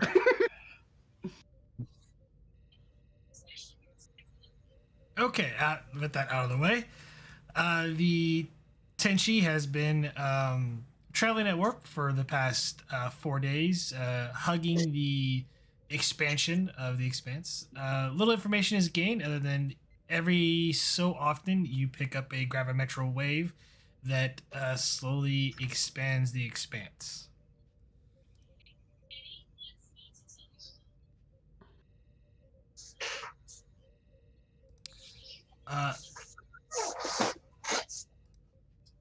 Who is monitoring comms currently?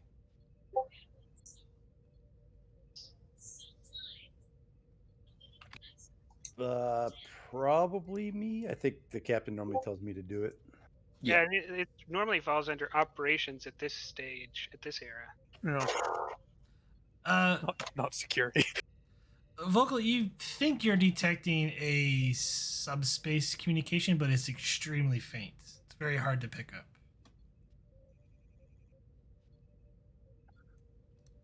Commander, I think there might be a communication signal out there, but I'm having trouble locking onto it.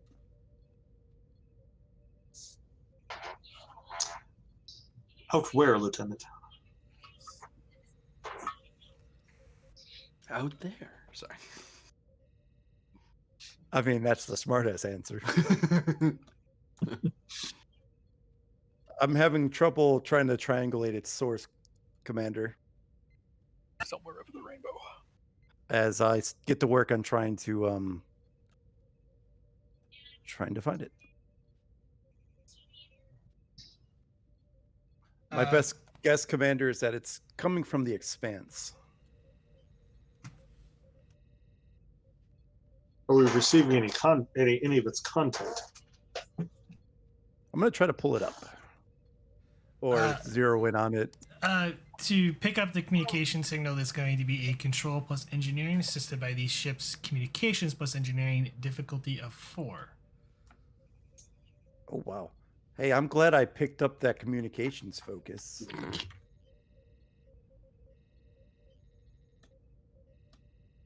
I'll use 3 of the momentum.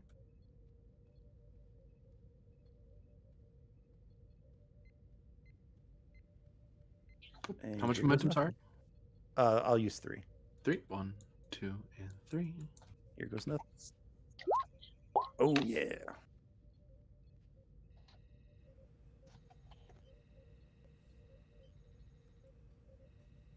It is over audio. Do you wish to play it on the Well, bridge? first we need the ship, Yeah. and then yes. You get a momentum back. Huzzah. And then it appears to be audio only, Commander. Bringing it up On now. speaker.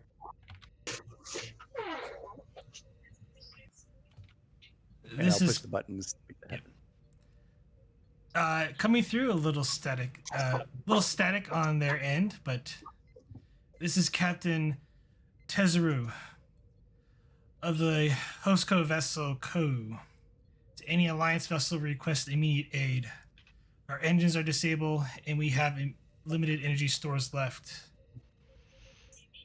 I repeat, to any Alliance vessel, we request immediate aid. Our engines are disabled and we have limited energy stores left. Lady Caillou, if you can hear us, please respond. Real quick, because I can't remember that whole map. Is that one of the species from the map? Or one of the nations from the map? Yes. Okay. Could you flash the map real quick? Because I generally remember what you said about all of them, just... Oh, I don't think you really mentioned that one.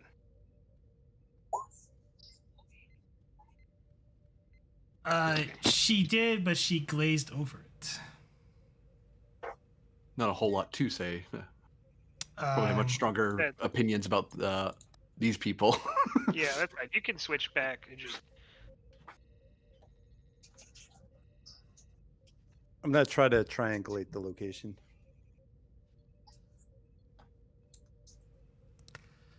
This will be an extended task. Let's do it.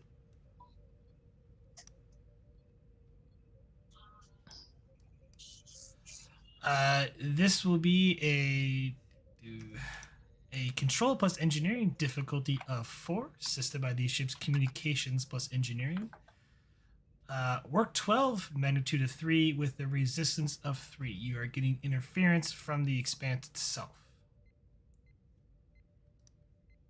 Which is You said reasonable. control engineering? Yes, control engineering difficulty of 4, assisted by the ship's communications plus engineering. Work 12, magnitude of 3, resistance of 3. And this is the try to locate them? Yes. To get a position within the expanse to travel to their location. You're getting interference because of a lot of the disturbance in the expanse, that it's kind of messing with the actual signal itself, which is why it's hard to pick up to begin with. Yeah, I'm just wondering why it would be engineering and not like a science or a con rule.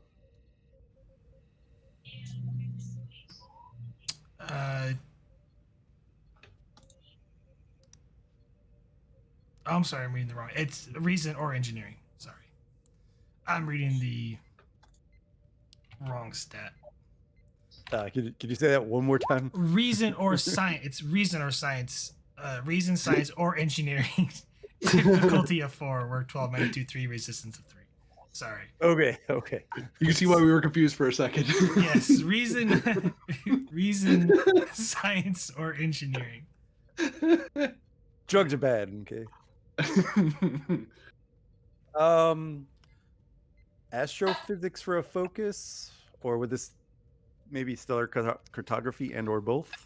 I will take stellar cartography and increase complication. This is more like subspace, because you're using the subspace signal to triangulate, so it's a little difficult.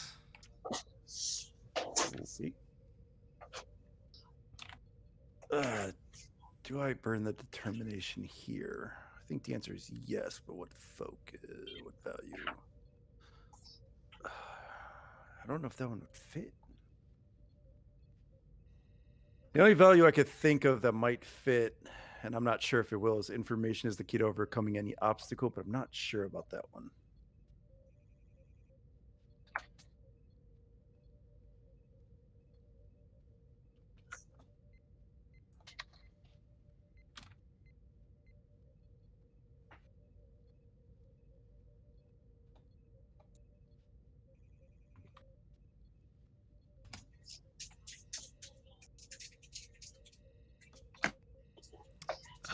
Prax, yeah or nay for the value?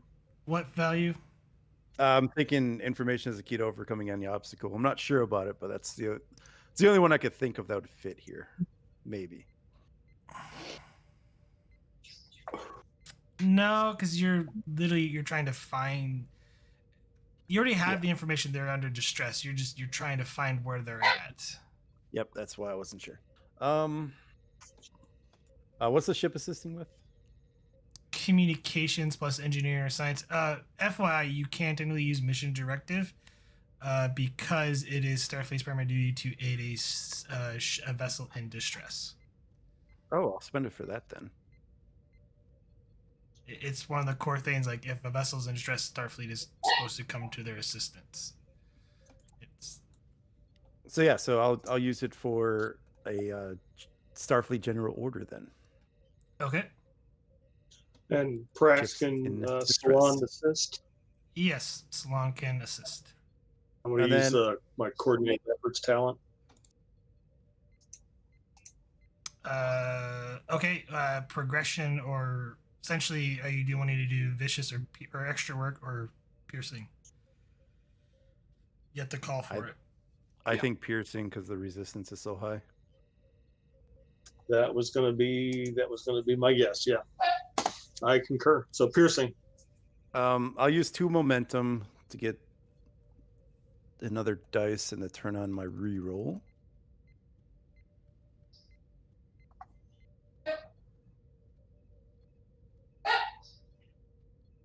Man, ship's assisting with communications.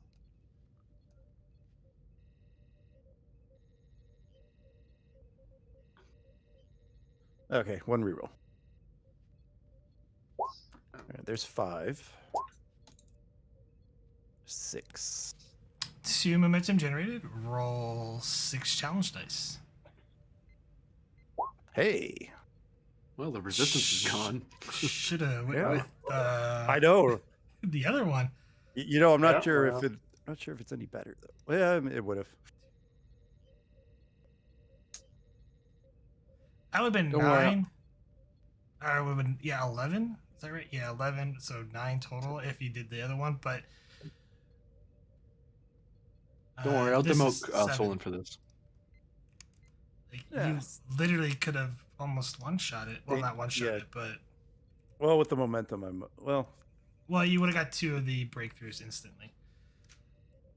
2 out of 3. But that is enough for a single breakthrough. I'm going to spend some threat. All of it? Well, no. As you do. I'm going to take 4 off the work track. As a subspace retcher inside the expanse garbles the communications. That communication is still broadcasting, and you have to sort of reset the alignment. okay. Stop breaking our stuff. I know, right? Would my testing a theory come into play here? You remembered. Ow. Nadan on my ship, he uses testing a theory all the time. It's an awesome talent. I mean, it really is. Yeah, I'll allow it. You just have to remember to use it because the GM is in no way obligated to tell you you haven't. I usually so remind that's- Nadon, so So that's an extra dice. I'm going to use the 2 more momentum to get a reroll. And here goes nothing. Sorry, what? Do I fish? Okay, I'm going to see what I like fish. I'm going to see what the assists do first. So you gave me 1 threat or 2? No threat. We had Oh. 3 momentum. Okay. For some reason, I thought you said 2 momentum for that many dice. I was like, the hell? Well, I got 1 roll free with my testing theory, and then I spent 2 It's momentum 2 momentum. Yep. to get the other dice. I think I do fish. That's what I was afraid of. Well, so diff 3, so you gained 3 momentum off the roll, so you have enough to squash. Yeah, well, 2 to squash. Or I could use the complication. Not in this case. We got to find them. Roll 6 challenge dice. Oof. Use the last one to re-roll, I think. That's better. Then with the piercing, that should all be 6. work. Yep. That is enough for a breakthrough. Difficulty goes down to 2. I think that's another 7. 2, 3, 4, 5, 6, 7. Because it's piercing 2 per effect. Yeah. Yep. That's why it's like resistance 1. I don't bother because it's not worth the scrutinize. I'll spend threat, and I will take 4 off the work track again. Not You making just- this easy. Nope, you have to keep realigning the communications array. Duct tape. That's what I'm saying. All right. I won't give you anything this time. I think I'll just roll 3 dice. Fuck. That's what you get. I know, right? Ooh. Well, that all stands. When it rains. What the hell? So, on that note, there's a complication. Yeah, that all stands. Yeah, so you do fail. You're having some really bad difficulty. So I am going to take 2 more off or another group of 4 off the work track, as you're having really hard time triangulating this message and where it's coming from with inside the expanse. All right, we'll run it back. And Vogel's getting really pressing the keys hard at this point. Cracking the Oh, glass. come on. You made it when it called for help. All right, well, we could use the 2 we gain to squash that. It's difficulty 2. So yeah, you Yeah, do we- get 2. So there's no Yeah. momentum gain off the roll. That's fine. Roll 6 challenge dice. Hey, that's not challenge dice. That is. I want that roll back though. That's 6, 8. That is enough for the third breakthrough. You managed to triangulate their position. Appears to be coming from what your sensors can barely see, a dying star inside the expanse, about a couple light years inside. I got it, Commander. There seems to be near a dying star. There's a lot of interference, so I can't get a clear reading. But I found him. Very good, Lieutenant. Plot an intercept course and engage at maximum warp. Lieutenant Sarissa, bring us to yellow alert. Salon to the captain. And the captain strides out as the amber lights flash on. Commander? We have a ship in distress just inside the expanse. Lieutenant Vogel has located the ship inside the expanse, and we are about to engage in intercept course, Captain. Very good. One moment.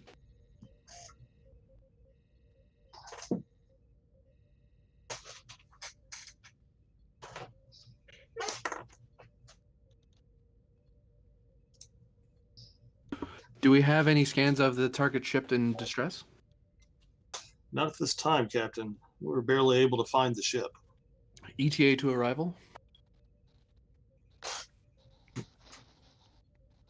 That's a good question because that's up in the air. Wouldn't it be up in space? I'll stop now. The question is, though, is the commander going to state which type of vessel was in distress? Does it matter? Captain, the vessel appears to be from Kali's homeworld, from the nature of the message we intercepted. Lieutenant Vogel, play the message again for the captain, if you would. And I'll flip the button on. This is Captain Tezuro of the Hoshkan vessel Koyu. To any Alliance vessel, we request immediate aid. Our engines are disabled and we have limited energy stores. Lady Kai, if you can hear us, please respond. Message repeats.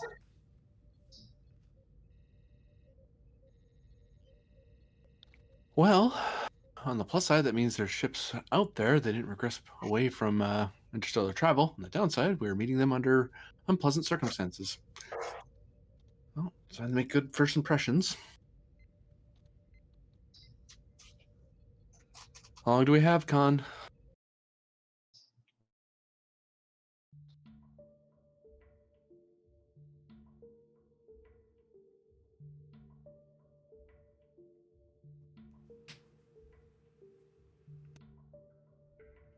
ETA is unknown because you have to traverse a little bit inside the expanse.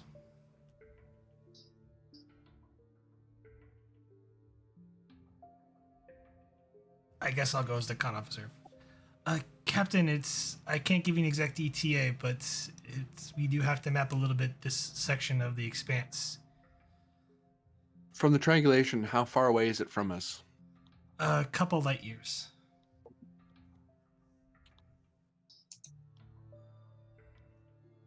Commander Salon Engineering. Go ahead, Commander. Commander Lauren will be entering the expanse shortly. Prepare engineering for a bumpy ride. We can't go that fast in the expanse anyways. Do you want me to reroute power away from the engines into sensors and shields? I thought he kind of looks over his shoulder and just nods at the commander. Yes, Commander. Good call. GM, can I make some roll to that would limit our warp speed, but maybe give us an advantage on sensor rolls? Control plus engineering difficulty 2 each would lower the difficulty by 1. Structure engineering to help? EPS power systems. I would say computers is more of an algorithm. Sure. GM do it. I mean, I have computers too. I'll take computers because you're literally like saying, "Hey, computer, do this." You know, don't route so much power here. Put it here. Okay, take a threat.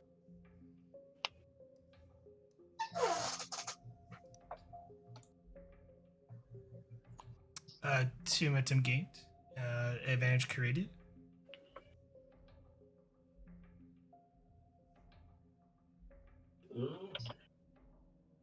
Or you can use the advantage instead of lowering the difficulty to increase your sight range by 1 on the map. That's what I was more looking for. Increased sight range would be awesome. Yeah, I Yeah. wanted to increase the sight range.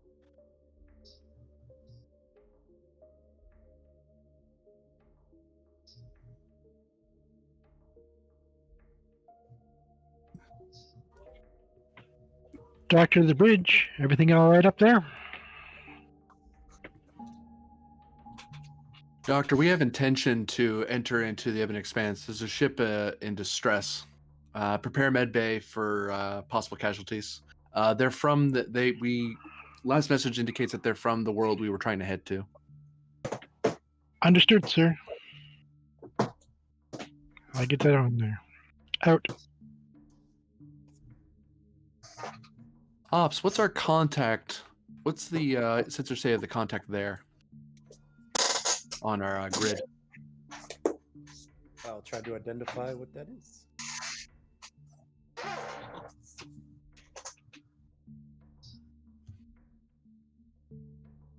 Because I have an idea what that is. I don't remember what that is. As I recall, this is something we don't want to be anywhere near. Problem is, I don't know if this is something we want to be close to either.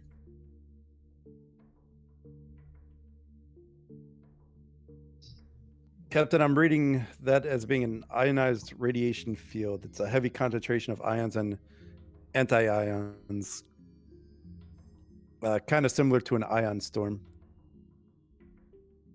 while also producing a radiated field. I estimate that the concentration of the ions suggests that our shields might not be enough to keep out the radiation. I suggest we avoid it.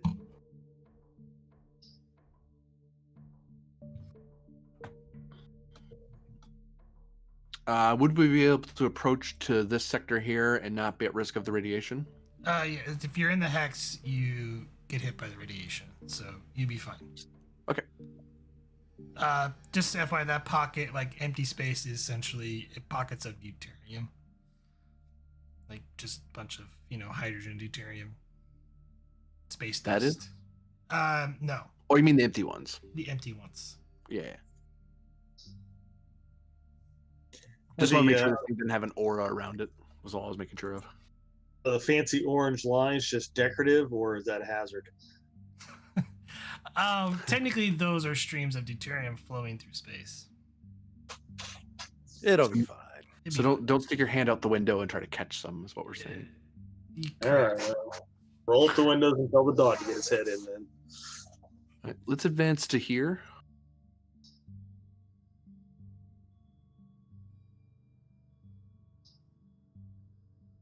Bridge engineering. Go ahead, Captain. Any chance with your modulations we'd be able to brace the shields? We might be getting really close to a hazard here in a second.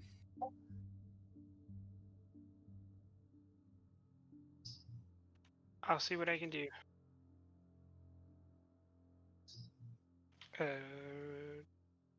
GM, is it possible to spend 2 momentum off the earlier task to create an advantage that our resistance is slightly higher than normal?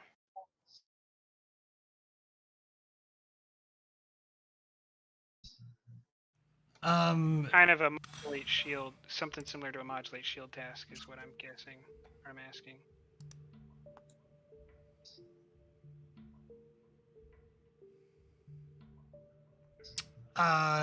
Yeah, you could roll a control or daring plus engineering difficulty 2 assisted by the ship's structure. plus engineering, it will up your resistance by 1.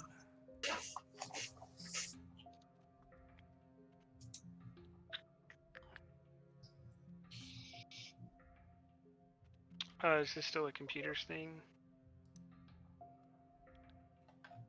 Because No, this is more of a. Because this is all coming from the engines. Yeah, this will be more of a power thing though, because you're drawing power to the structural integrity field. So Okay, so EPS. yeah, this will also use 1 power from the ship. All right. Take it through.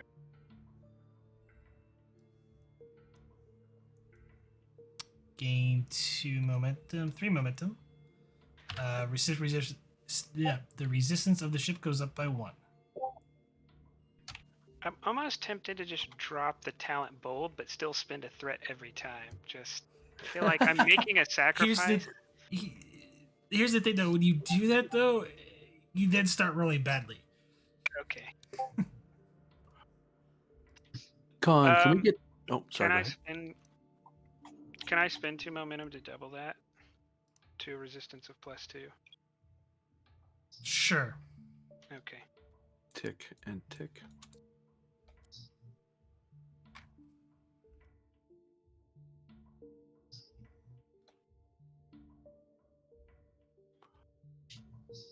Con, do you think you could quickly get us to here? B6? I can attempt to, sir. Because I don't want to be too close to to the anomaly near at C3 for any longer than we have to. This is going to be a daring plus con difficulty of 2, assisted by these ships. Engines plus con, complication range is 2.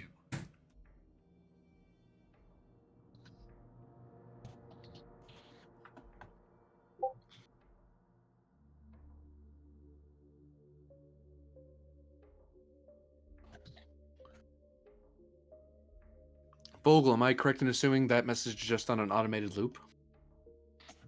Yes, Captain.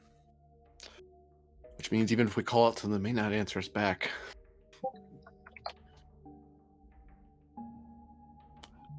Until we know what caused that to happen, shouting out our location probably isn't the best move to do right yet.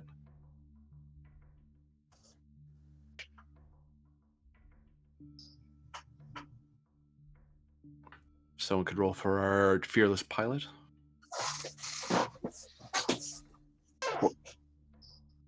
Who's piloting at the moment? Whoever you assigned there, you're the ops officer. I think Teeks is there right now.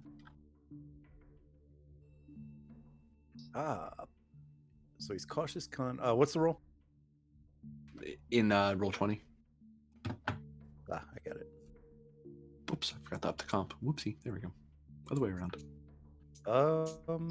Div 2. So I will use a momentum because he's cautious. He also has pushed the limits. I'm assuming that applies.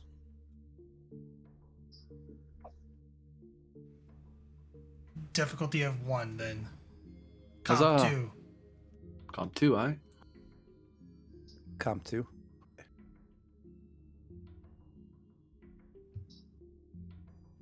What the hell is multitasking? He can override and it doesn't cost him as much to do it. Alright, doesn't matter yet. No. Override lets him use his con score instead of the other score. Ah. Oh. I do like 6 successes though. Yes, so 5 momentum. We have 1 float. So really do with it. As you're coming around hastily through, and as you enter the other zone, your sensors beep at you extremely with warning signs, all the bells and whistles going off.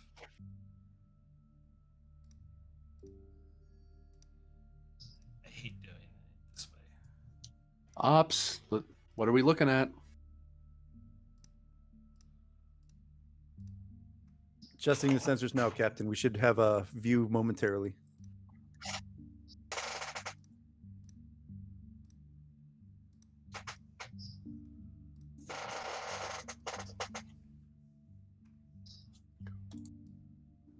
Con, immediately move us to D6. Get us away from that. Yeah. As the ship is about to be sucked into a subspace rupture, I need you guys to roll a daring plus con difficulty of 3, assisted by the ship's engines plus con complication range of 3. Push the limits apply. Yes, so diff 2. Let's see here. Which direction you going? I think you said you D6? want to go D6.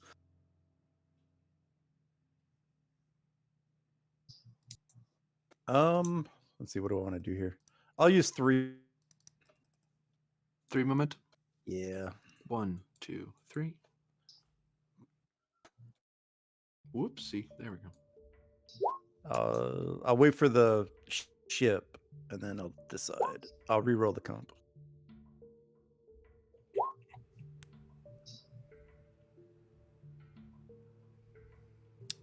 Four momentum, so you have 1 float.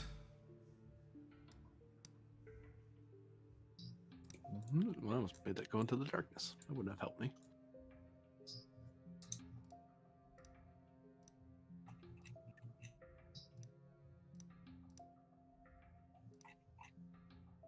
Can I use the float and 1 momentum to create an advantage that Teeks figured out how to ride some of these gravimetrical wakes to lower the complication range?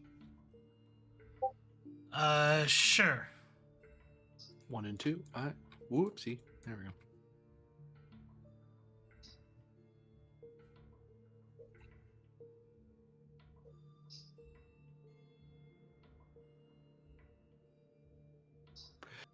Does the stress signal give any coordinates or intended course, even in the metadata? The player said as he made up something at the end, because that's not what metadata would tell, I would think. It's directly ahead, judging how's by that? your sensors. Captain, I'm reading the distress signal directly ahead of our current heading. Right, move us to Con. Move us to. Prax, is that a star system?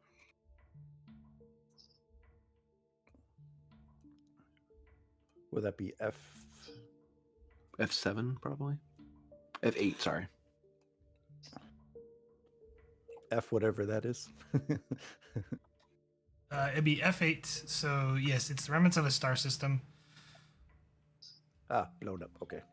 Yeah. So let's go D9. Because I'm assuming that this there's probably not too many things right next to that star system, so I'm hoping it's a little safer. What the heading straight ahead?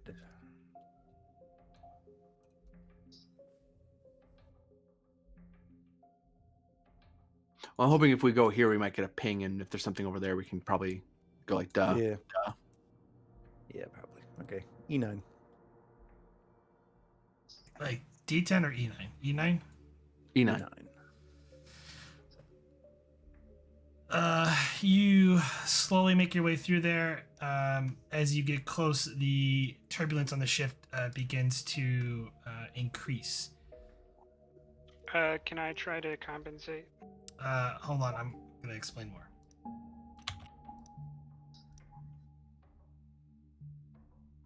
I gotta reveal certain parts of the map for you with the polygon draw tool, which is a pain in the butt. My bet is there's a black hole. As you pull ahead, sensors indicate that there is a gravimetric eddy consisting of hydrogen and helium gases, and it is causing great disturbance upon the ship. I will be rolling some challenge dice.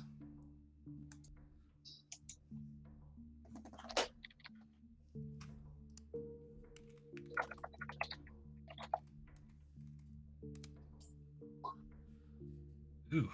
That is, what's your resistance? 7? 7 Yeah. I.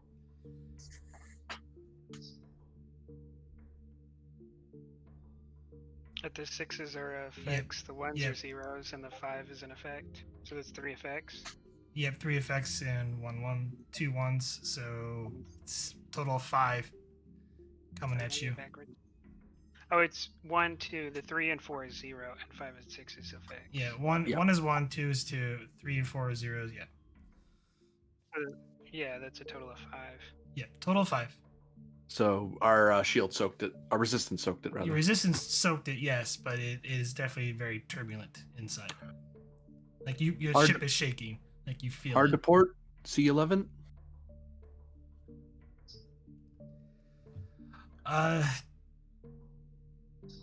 Yeah. So this is gonna be a roll. So daring con difficulty of 2, complication range of 1. This is by the ship's engines plus con as you're navigating around the. You said comp 1 difficulty was Difficulty 1 with push the limits. Oh, okay. I'll buy 1 dice, so 1 momentum. All right. There we go. Nice. Even better. 4 or it's 5, so 3 float. As you move closer, the turbulence intensifies. You feel like you're passing from one eddy to another. 3 floats.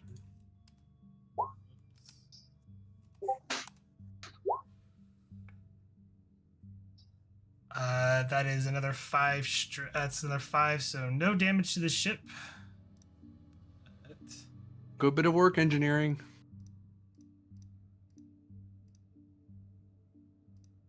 Oh, I should give him something, shouldn't I? Probably. Yeah, next time. Or end of episode.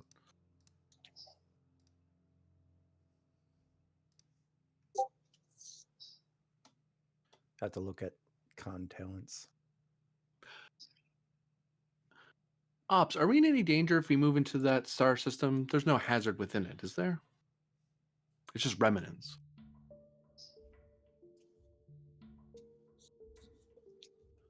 I'll check to make sure if there's any dangers.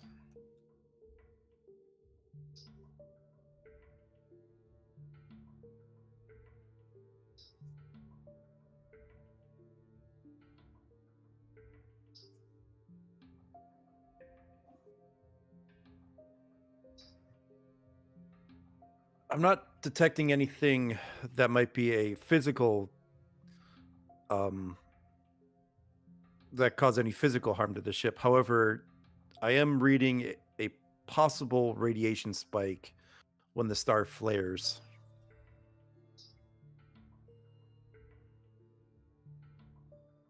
Do you think the shields will be able to filter it through? Probably not. Shield. Yes and no. Depends on the. Depends on the power of the spike, Captain. If it's Alright. a smaller one, our shield should be able to handle it. But if it's one of the bigger spikes I've been reading on my sensors, it'll soak right through our shields. Well, let's stay out in the open for now.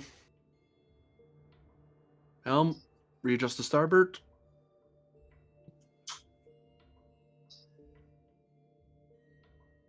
I have lovely threat, so I'm gonna spend some.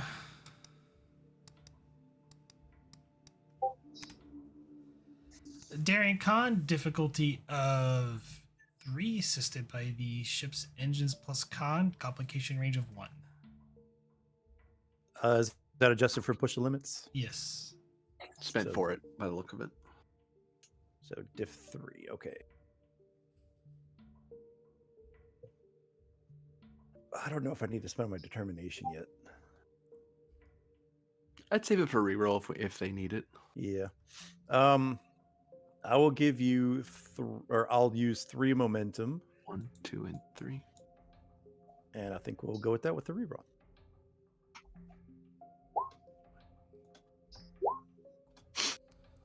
These dice, man, they're hot. I think Teeks is just having fun here. Probably is. All right, Teek, stop doing barrel rolls. Stop showing off. Sorry, sir. I don't get to experience this every day.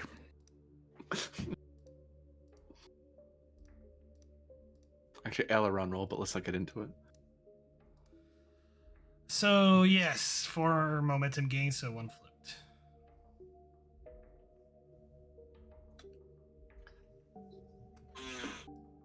Like, I want to use this float for advantages. I just don't know what the. Well, considering how far we've come in, can we get a better fix on the vessel? I'm pinging it. Ah. You kind of already know the direction of it. All right, Khan, advance forward. Let's stay away from that cloud over there. Without asking ops, I imagine that is not friendly, whatever it is. That is probably a big patch of radiation. Just judging by the color. I haven't sat in that flight chair for a bit, but I have a pretty good idea that whenever you see the big flashing light on a particular part of your screen, you usually avoid it. So we probably want to go with this one. Yeah, that's what I'm thinking. Give it a wide berth. Yeah. Daring con, difficulty of 1, comp 1, suspended ship's engines con. I'll give you a momentum. Or I'll use a momentum. We'll let the ship roll, then I'll decide. Yep, I'll re-roll that. Comp. Oh. 1 flip. Oops, right, math. Sorry.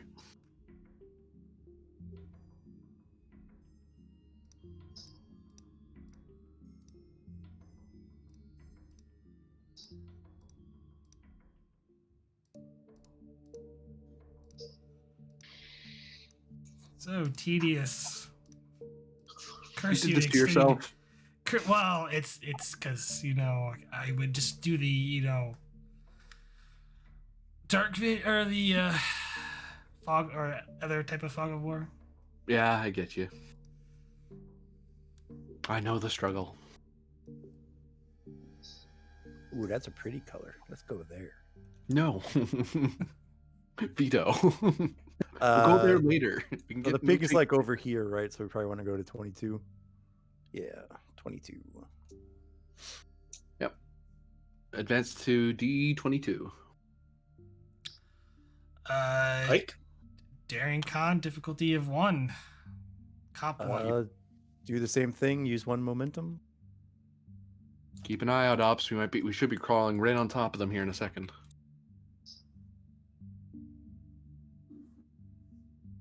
Reroll.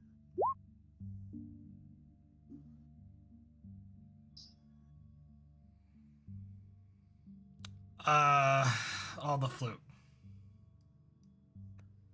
Can we, since we have a crap ton of float, can Teeks find a nice smooth pass to get us to the ship? Without having to roll again? Actually, maybe the reverse. A nice smooth vector out, since we've kind of charted the Yes. safest route possible.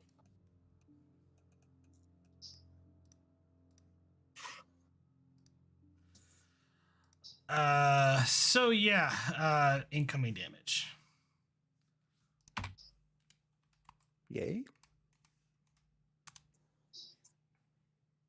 Yay, thank you, threes. Curse you, threes. So the ship is definitely shaking, but you're slowly getting pulled into a subspace rupture. Move us to E21 before we continue our scans. I'd rather be in one piece when we scan what we're looking at. Yeah, do that for free with the flip. Sensors, what in the 3 suns is that? Pogo will start scanning the 3 suns. Is it a pulsar? 1 second. Or a white dwarf?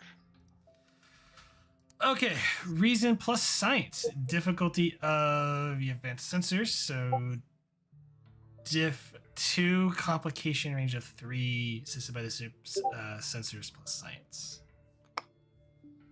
Div 2, comp 3, huh? Yup. You said sensor science? Yes. Okay, I'm going to buy 1 dice with momentum. And then because it uses 2 of my superpowers, I get 2 rerolls. So here goes nothing. First reroll. Second reroll. So it'll still be 1 complication. You get in momentum, so you can squash with momentum. I will. Yeah, you're it's down worth, to 4. we have plenty to squash with. See, I could roll good for Keeks, but apparently my own character tonight, not at all. So how about you leave the pilot chair? You start getting rusty around the fingers. I mean, Vogel is an accomplished pilot too, so That's what I mean. You moved away from your calling.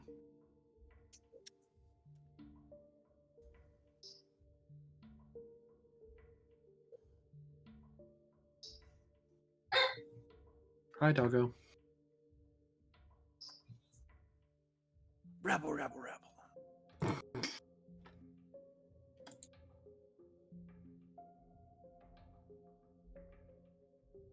Oh, goodness gracious.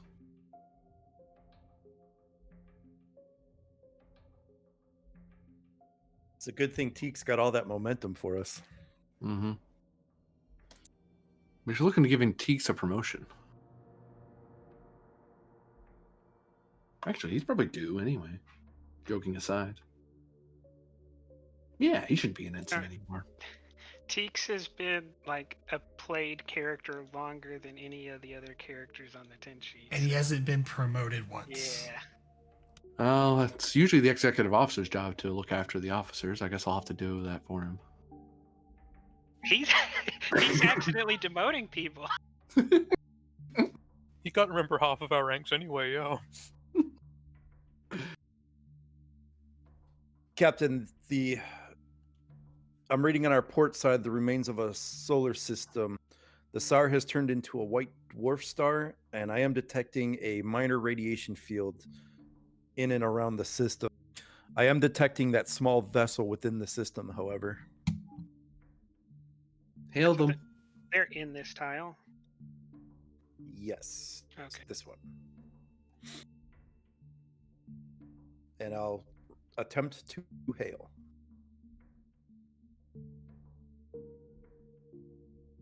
You get no response.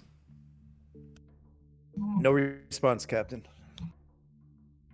All right, we're working on the presumption of distress. How much can we? How safely do you think we can get in there and tractor them and then retreat back to our current position? Can I determine how long we can stay inside the radiation field before it becomes detrimental?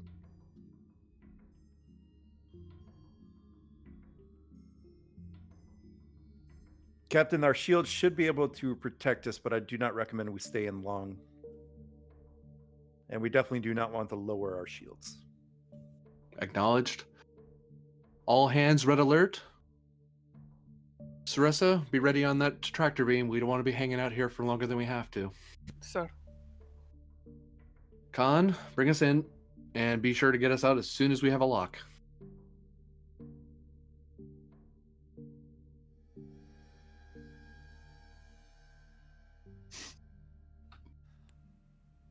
I don't think it's gonna matter much, but I'll roll anyway.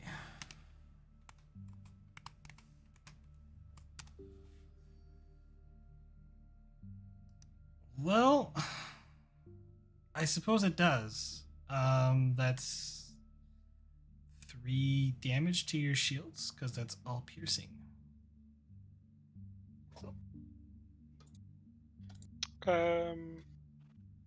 Wait, like each effect gives Oh piercing no, 2? sorry. Piercing 1, my bad. So no damage, but yeah, it's That could have been a lot worse. yeah, it could have been a lot worse. Yeah, no, that's actually piercing 1. I thank you for telling me to double check my notes. But yeah.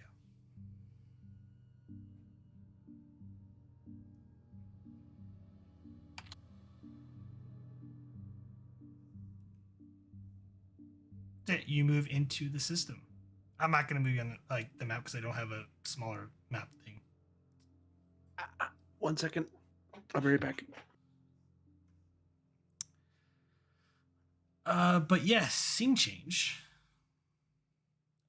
You pull up through and you definitely see a dimly lit white dwarf star as you navigate through what remains of a solar system, bunch of rocky bodies and former larger cores from potentially which could have been a gas giant, and a little bit of haze from tense radiation being generated in the system.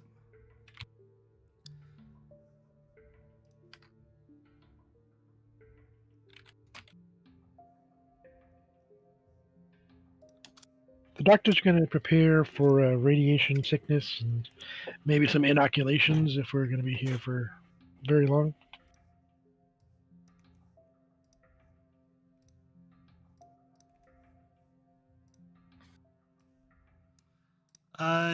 Doctor, give me, I believe it is reason plus medicine, difficulty of 2.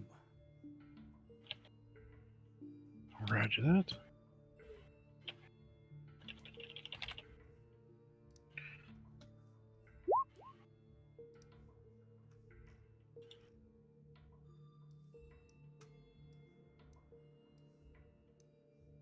Whoa. I don't have any focuses, so. I'll take a die. 1 momentum. Using. For cautious. Okay. So 1 momentum.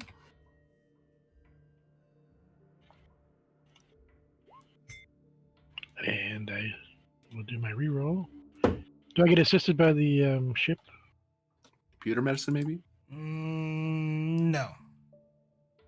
But you do have your superpower, so That's true. you can lower the difficulty by 1.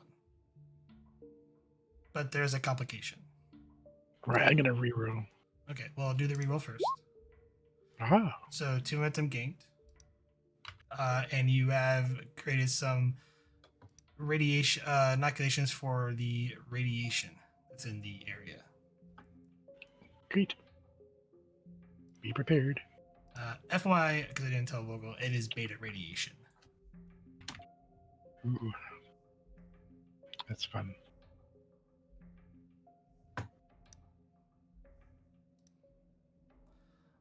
So yeah, you pull along through the side of the vessel. It's a long and narrow vessel. Appears to have been damaged, at least on your visual sensors, which are a little, staticky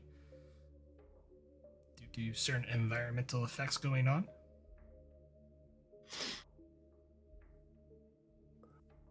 We were just gonna tractor it out of here, right? That's the plan. Yeah, we can do all the boarding and helping and all that later. Keep in mind, it took you several hours to get here. No, we're talking about getting out of the White Dwarf square okay. in the next square. Yeah. So yeah, hi Sarissa. How are you? Good. I've been here the entire time. I know. I'm sorry. It's fine. Give me control plus security, difficulty of 3, complication range of 3, assisted by the ship's structure security. Yeah, structure security. Yep. Sounds about right. Okay. Tactical systems. I will take tactical that. systems. I'll take that. Yes, I can clearly use mean right hook with a tractor beam. I mean, if it was a mecha, you could, but wrong game. Get out of here with that. I still can't believe that happened. Okay. We have... I will spend 2 momentum and a threat. 1 and 2. And let's look at this. Okay, nope. Yeah.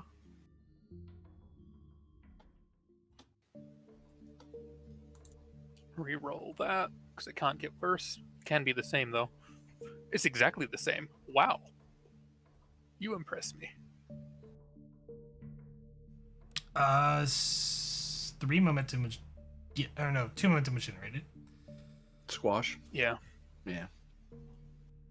Alright, you squash, you lock the tractor beam onto the vessel, and currently the vessel is underpowered. But before you tractor, do you wish to do anything else, or just move out? Just withdraw immediately. We don't want to. We want to minimize our exposure to the 2 hazards. Okay. And the way the tractor beam works with its increased power is reactionary. If something happens, put more power into it. Yeah. I'm not worried about the tractor. So, give me daring plus con, difficulty of 2, assisted by these ships' engines plus con. Adjusted for Complication. push the limits. Diff 1, comp is 2 though. I'll use one of those fancy momentums.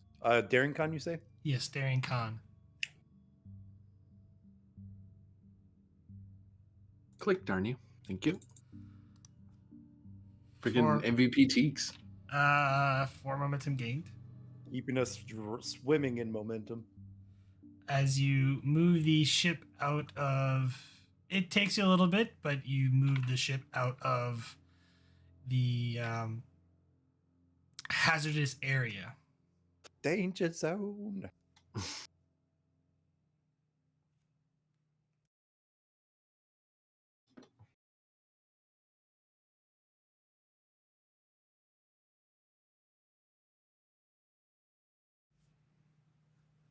So yeah, what are you doing next? Ops, any hazards in our current operational space? Other than the gases, obviously. 1 sec.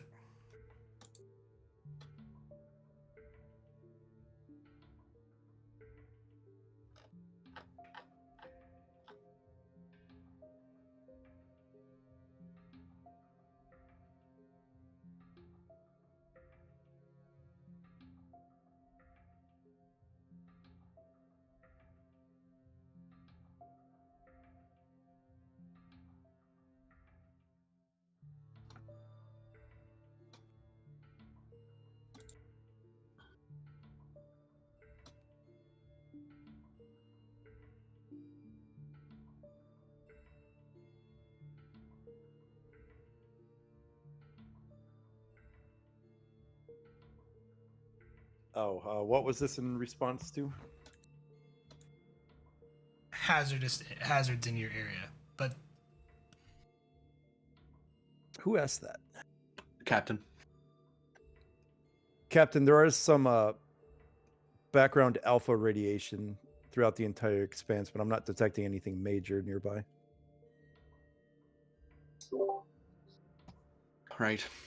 Well, thankfully Alpha's not too bad. Comparison. Lifetimes on the other vessel.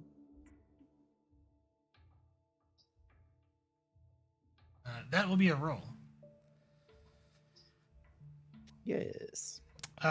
Reason plus science assisted by the ship's sensors plus science, and you're out of the danger zone. So difficulty of 1 with the advanced sensors, complication range of 2.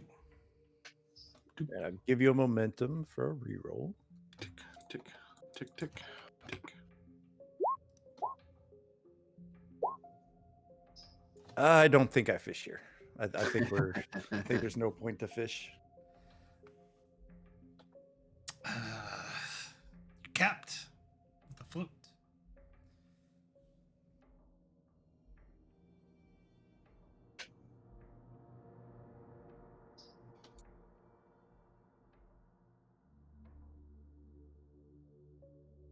Go away, Microsoft. There's nothing wrong with my thing.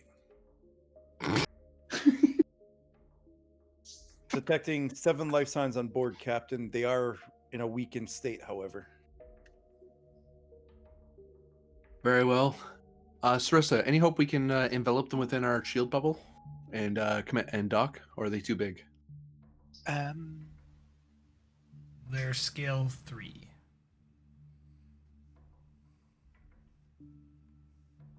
My question stands.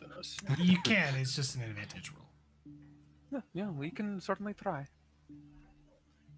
Well, I certainly wish you to succeed, Lieutenant. I'll do what I can. And let's do that. Bring them close enough to dock with the tractor beam. And extend shield. Control plus security. Difficulty 2. Systemized ship structure security. Okay. Comp 2. Comp 2, all right.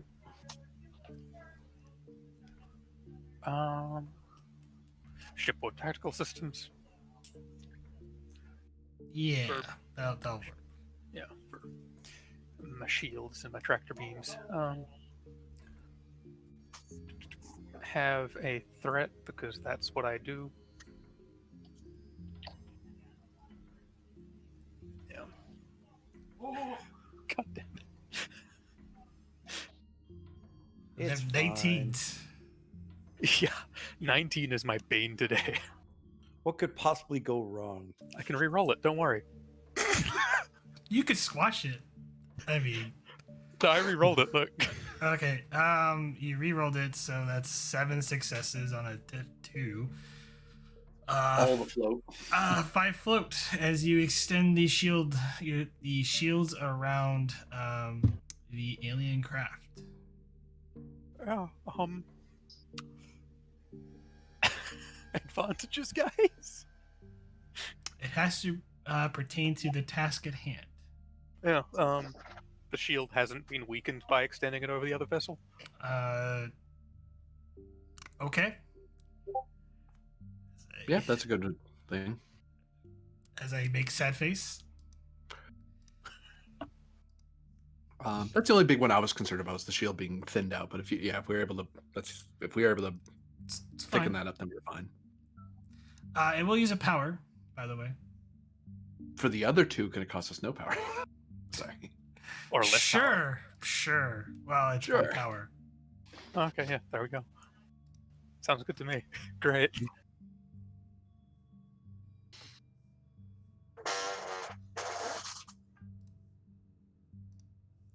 All right. Con operations. Prepare for docking. Commander, prepare a rescue team. Okay.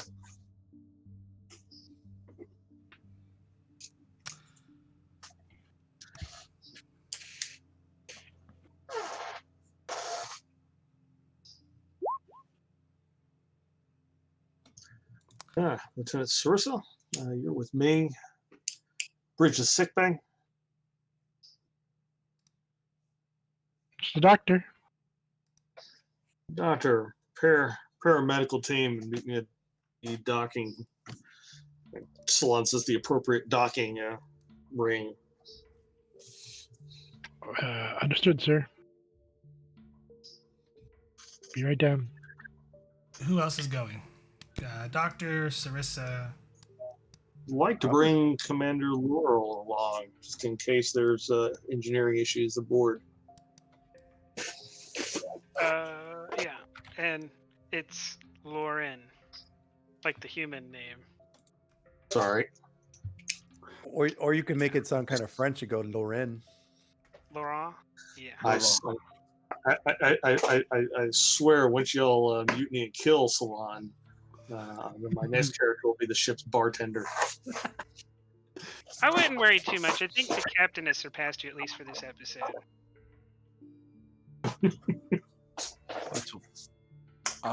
Ops, I hate to be optimistic, but we aren't able to beam over the injured persons to our ship, are we? They are technically in our shield bubble. They are. That's why I'm trying to be optimistic. I'll see if I can get a transporter lock. We need to go over there anyways. Yeah, it's more getting if we can get the weak signals here, then great, but I would not recommend necessarily doing that. It's they might be injured beyond being able to be moved. So just wait until I get there, I guess. Yeah, the doctor wants something to do, Captain. Well, more than anything, feeling- even with that recommendation, let's see if we can get a lock. 1 for our own away team, and 2 for the medical. If it's safer to move them manually, then great. But I want to have a parachute ready to go. Yeah, I'll get working on the Either way. transporter lock.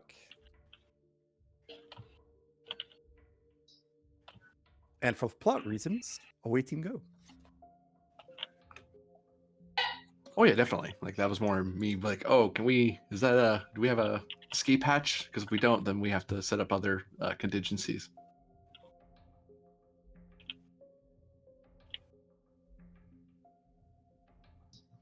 Four of us, we should probably take, unless anybody objects to me bringing Can we bring some more medical personnel? I got 7 injured.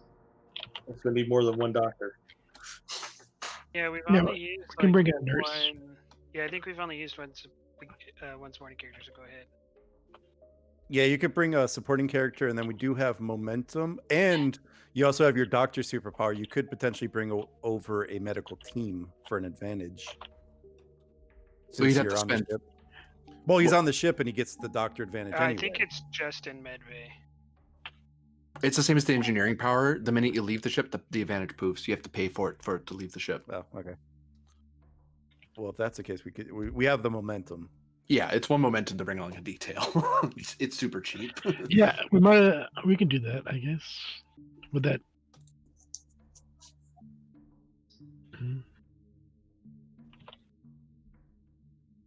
I think I'll pocket that for now, and it's only 7, so I'll just bring 1 extra.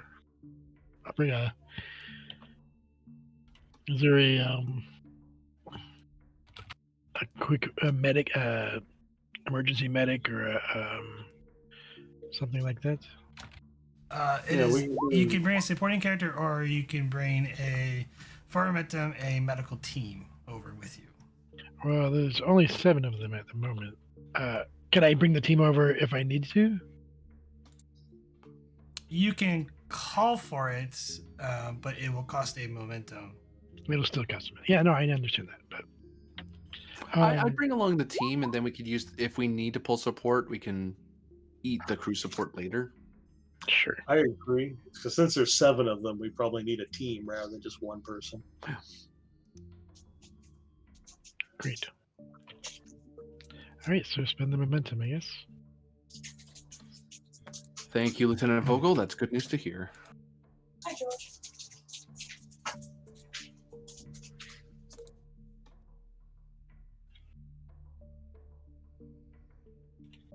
You dock with the ship.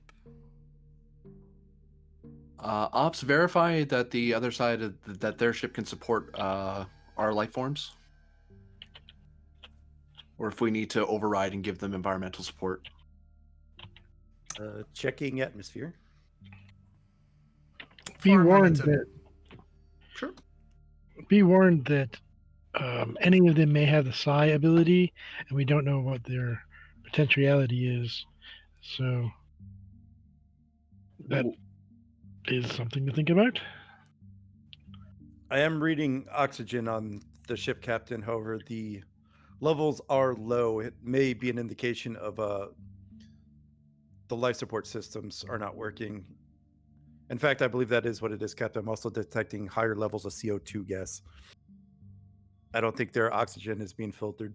All right. Commander. Breath mask, Captain.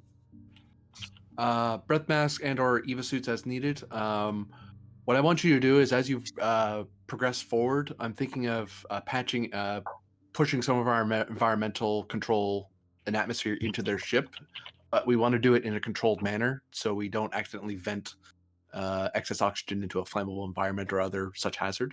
So scan, give us the go ahead if you want more air, and we can start pushing our atmosphere into their ship. And once you have control of their environmentals, we can turn that on. If not, we can just keep pushing into their ship as needed.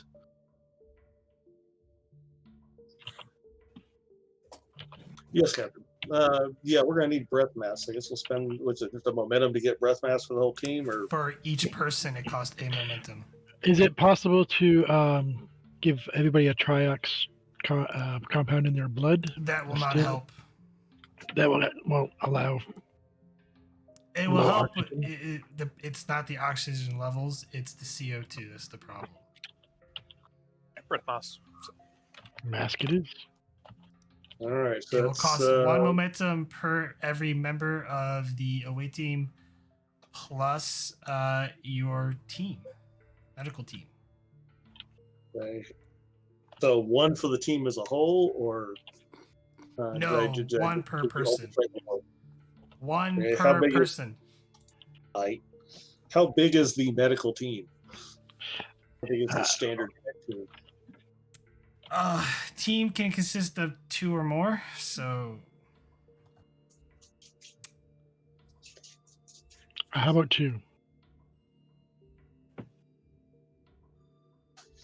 That's what you're comfortable working with, Doctor. Then I'll spend 4 momentum and 2 threat so that everyone has breath mask. 2, 3, 4.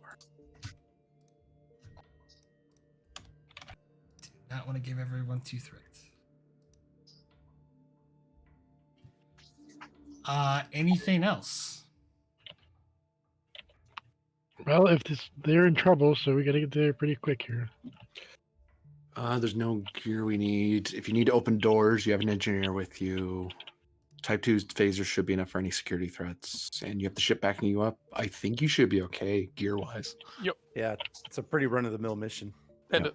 we have the lucky for- thing of if we do need something, the ship's right there. Yeah. Well, And we let's can go. emergency transport stuff in if we have to.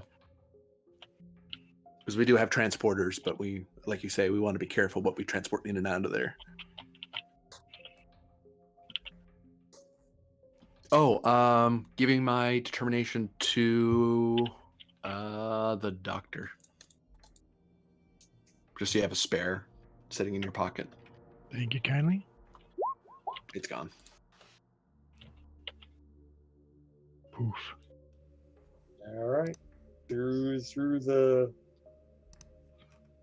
thingy we go. The breach.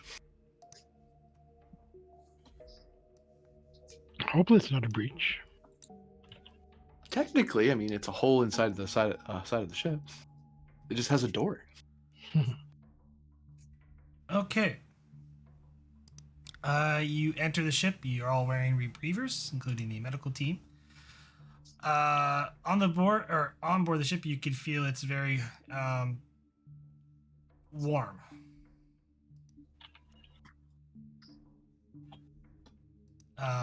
Power does not. You can immediately tell that the ship is on emergency power. None of the wall panels are working, or at least they don't appear to be operational. Some of the emergency lighting has already failed.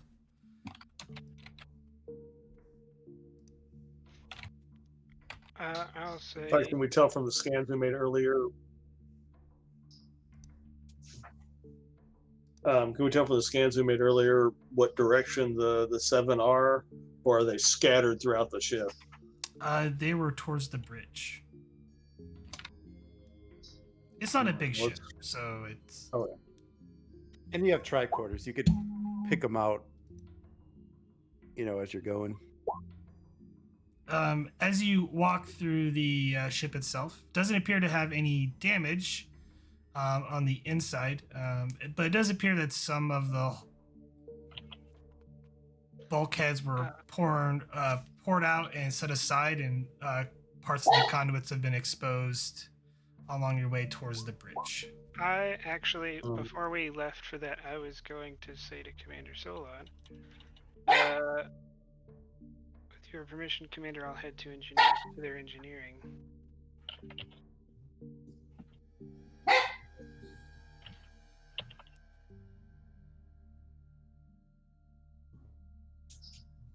Very well. Be careful. Before we get too far, let's get a scan to see if it's okay for us to fan our atmosphere into the section of the ship that we're in.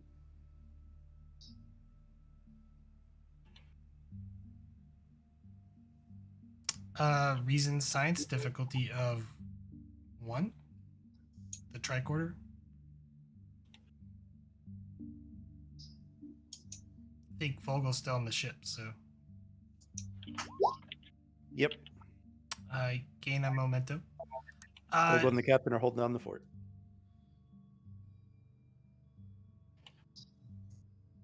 Solon, as you do the scan, you're detecting levels of radiation within inside the ship.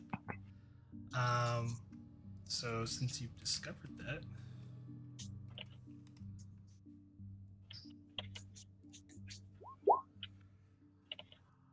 everybody takes 3 stress damage. Sorry. I'm show my tricorder readings to the doctor. Recommendations, doctor? There's some sort of something's here causing damage. Does it seem like it's the air, or is it? The whole ship is radiated. Yeah, we probably should get out of here. I do have some inoculations back on the ship, so we probably should take everybody out of here as fast as possible. They may have severe radiation damage. You've got radiation shots in your medkit. Yeah, I have those. Can I pass those out? You can eject everybody. Give me control plus medicine diff 1. It's not going to impact his ability to give them to the patients at the end, is it? Like, he's enough for us and the 7 people? It's enough for the away team and the 7 people, yes, but... Okay. Yeah, I just wanted, before the doctor made the decision, for him to know if he was, like, you know... Using it all now on us, or still have it available? If it's... Technically you can synthesize more, though, too. Roger that. And Okay. the medical teams you brought have all that stuff too, so you probably They should, yeah. I will spend a momentum for another die. Cautious. 2 momentum gain. I think the captain is away currently. Yep. So you spent 1, which I think you're at 1. You're at 2. So yes, you inoculate everybody for the radiation. Yeah, I recommend we get out of here as soon as possible. But let's find them first. Let's find them. Let's make haste then. Give me reason plus con to make your way to the bridge, as the layout gets a little confusing.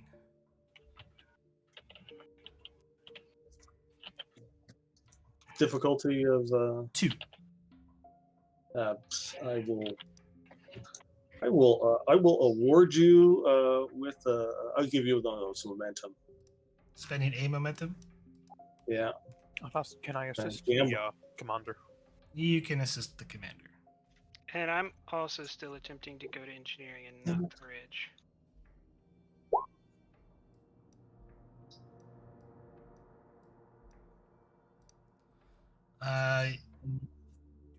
So you make it.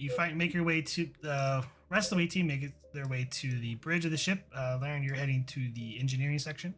Yeah. Still okay. Give me reason con diff 2.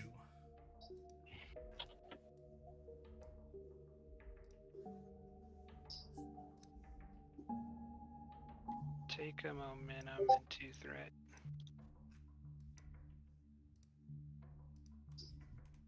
Oh, that was my engineering. My con is a 1, so that's just 4 successes.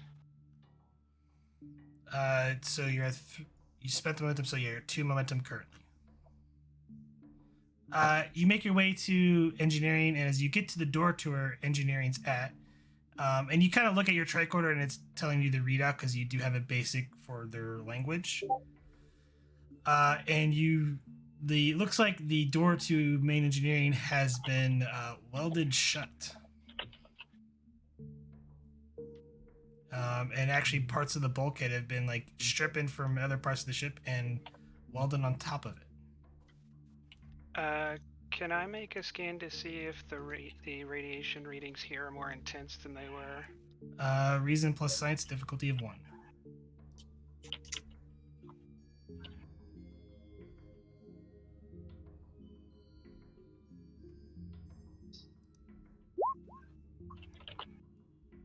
Gain a momentum. Going inside the main engineering room, it's lethal beta radiation. Like, even with your inoculation, it will do serious harm to you. And you said beta or theta? Beta.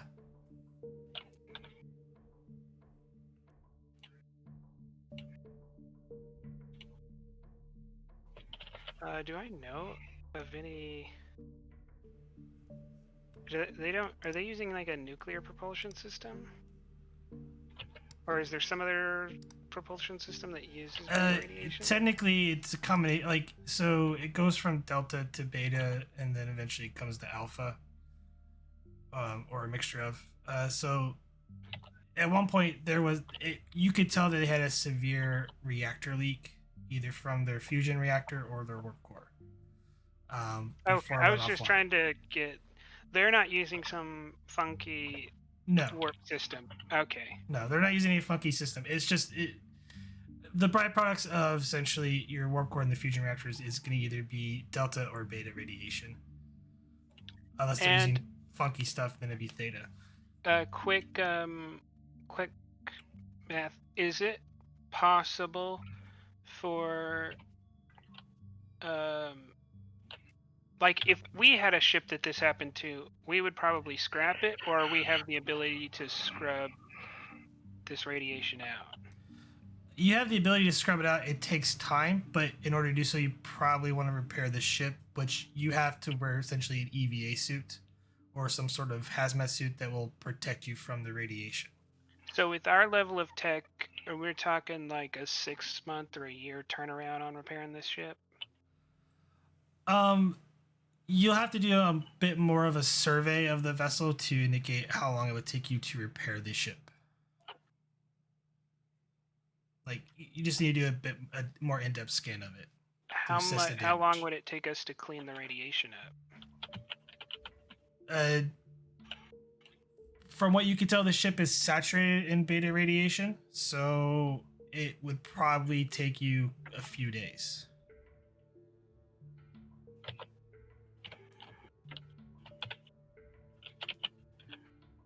All right.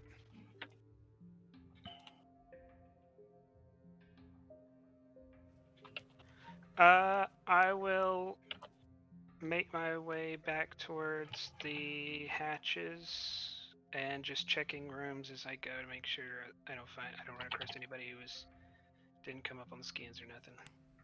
I don't run into anything. Insight security diff 1.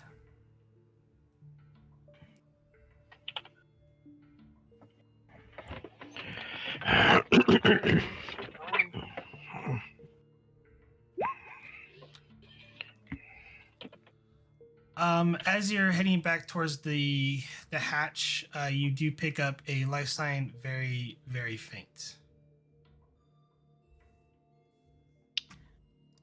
I will run to that life sign.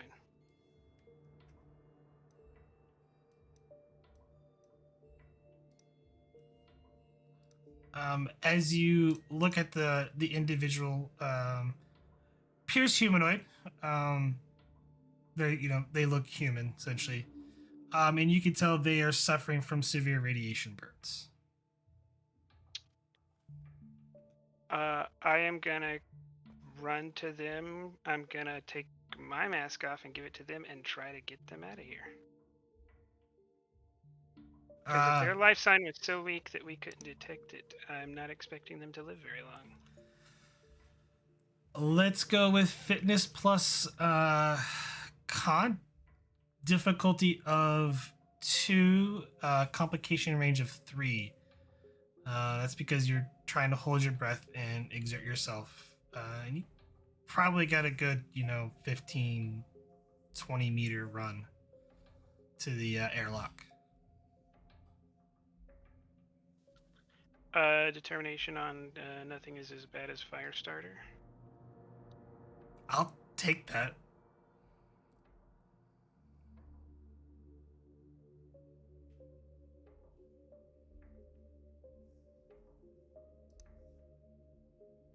Yeah, because my fitness kind of is bad.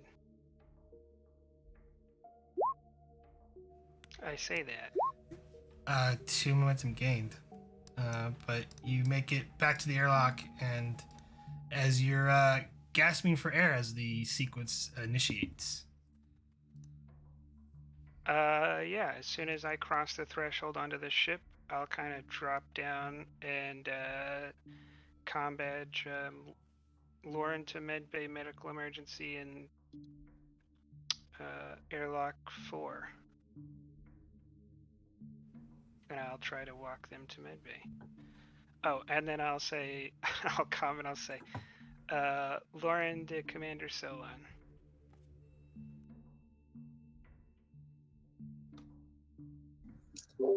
Salon here. Commander, I found at least one person that the scans didn't pick up, and I'm taking them to medbay. I'm off this ship. There may be more that you weren't able to detect before. Well, good job, Commander. We'll keep a lookout for them.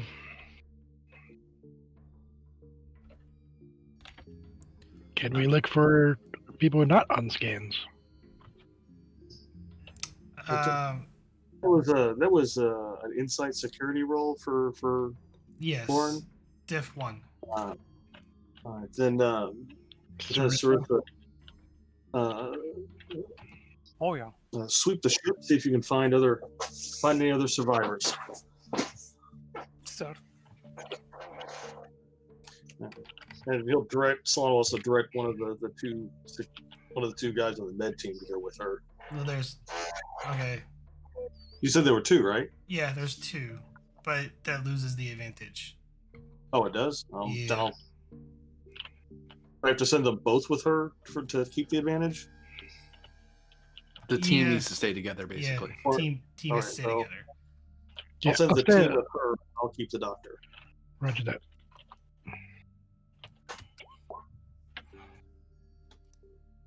Maybe I should have done that the other way around. I do have a medical score. It's a 2. Hey. Basic training plus then some. Yeah, it was enough to save whose life in the engine room? Not the engine room, the transporter room. Someone's. I've slept I'm since sure they then. appreciated They died later. It doesn't matter. it. Complications. Suicide. Oh dear. Uncurable.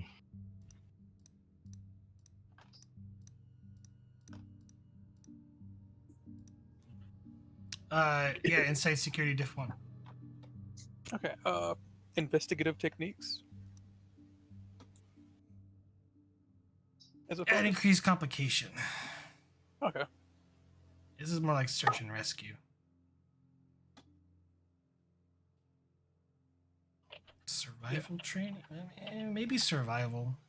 I don't have that either. I have athletics. No. Yeah. Threat for bold.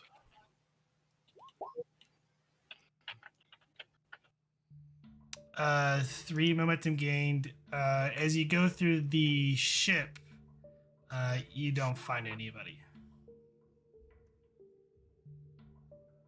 But that's taking you some time to do. So we're gonna go back to the commander and the doctor. You enter the bridge. You find that there are 6 individuals. Some of them are collapsed in their chairs or hung over on their consoles, all unconscious.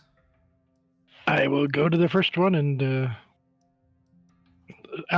I do a quick assessment to see who seems to be like on the closest to the edge of Reason, passing? medicine. Yeah. Reason, medicine, difficulty of 2. I have emergency medicine as a focus. No. This is more triage. Triage. Okay.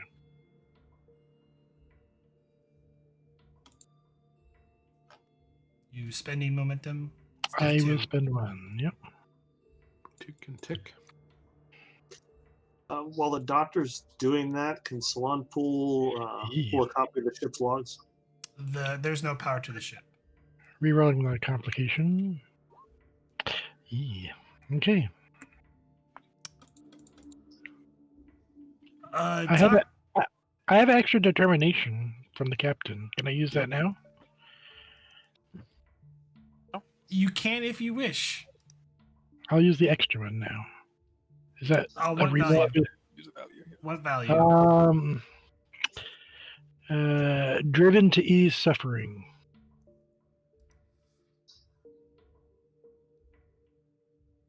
I mean, they're all suffering. I want to, Sure. yeah, I want to, yeah. But technically, we could spend to the mission directive, couldn't we? You could spend it on the mission directive. How about I do that? Because I can save the captain's one. Either or, it's just a determination that you've got now. You've got 2 of them. Congrats. Well, okay. So I'll just use the one that's the mission, because then in other situations I can use the other one. You so No, it's the justification, and the justification is reusable. It's just the point of determination that's not reusable. yeah, Right. Determination. So you're spending one of the determinations that you gained.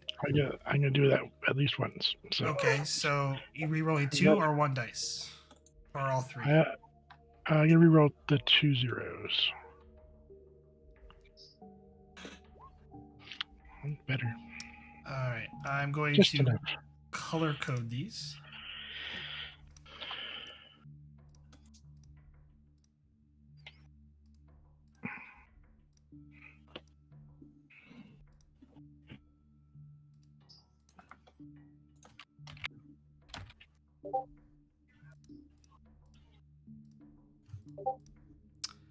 So the red dot means that they need immediate attention. The yellow means they can be delayed a little bit. There is nobody in the green, but all 4 of them are really technically close to black, and that is sort of like true triage. Roger that.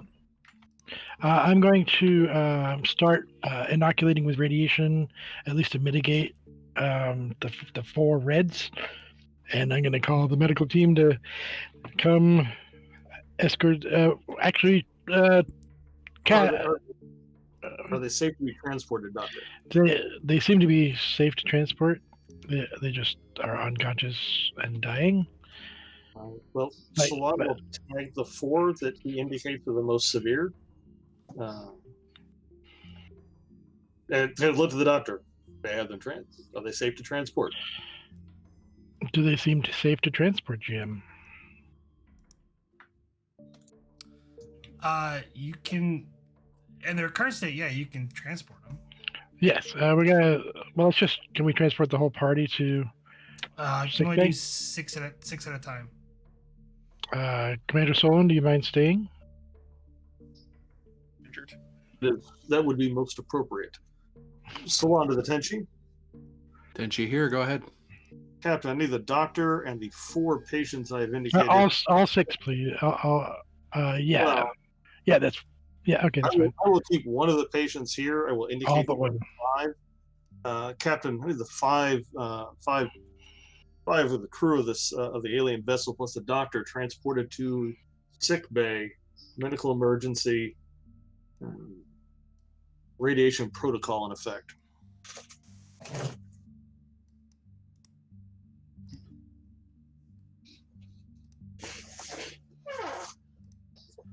Acknowledged. Transporter room, beam them up. This is going to be you doing site to site. I take it straight to sick bay. Straight to sick bay. Yeah. So not on a pad. You're in a transporter room. So not from a pad to a pad. So be 4 transporter room 3. This is going to be control plus engineering, difficulty of 3, complication range of 2, assisted by these ships. Actually, diff 2. Sorry. So yeah, control plus engineering diff 2. Because in assisted by these ships, sensors plus engineering, complication range is 2. We'll order Leith to make the beam from transporter room. Transport replicators 2. What's the difficulty again? Difficulty is 2. Control plus 2? Engineering. Complication range is 2. Have 1 threat, please.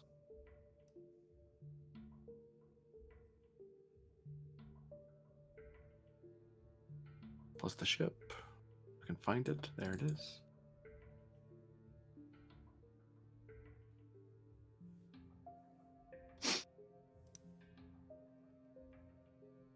Two float. For those 2 float, can medbay just be given already be like being briefed by transporter room, like, hey, you have incoming? Didn't they set up an advantage for the radiation? Yes, you have radiation treatment. But Great. I'll have those. They should be available then. Okay. These 4 need to be in circulation radiation protocol right now. I say to the nurses who are gathering and med crew, and let's go, people. We got to get these guys going. Some of them are almost black. Okay, hold up. So, Solon, what are you doing with the remaining patient? As Sarissa and the rest of the other middle team come in.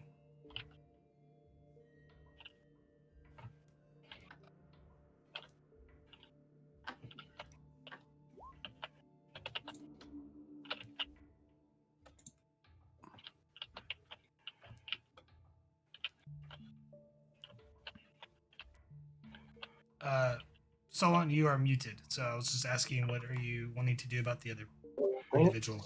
I will have as soon as the others are transported away. I'll have the ship transport the last survivor to sick bay.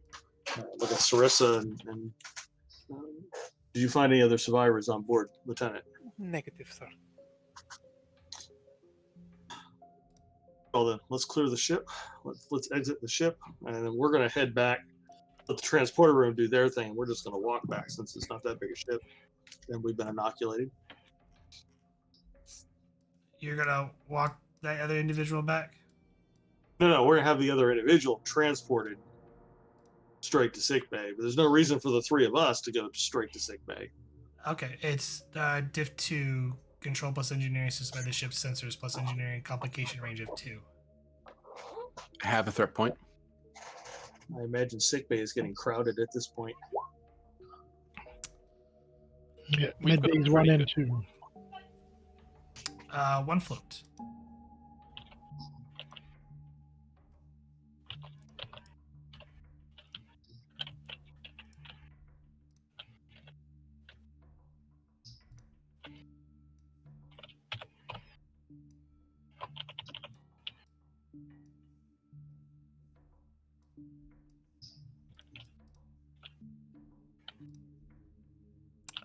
And yeah, they're beamed away, and we're gonna cut to sick bay.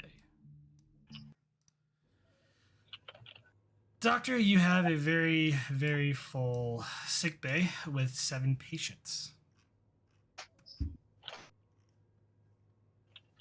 All right. I start working on the ones that are the most injured. So yeah, this will be an extended task. All right.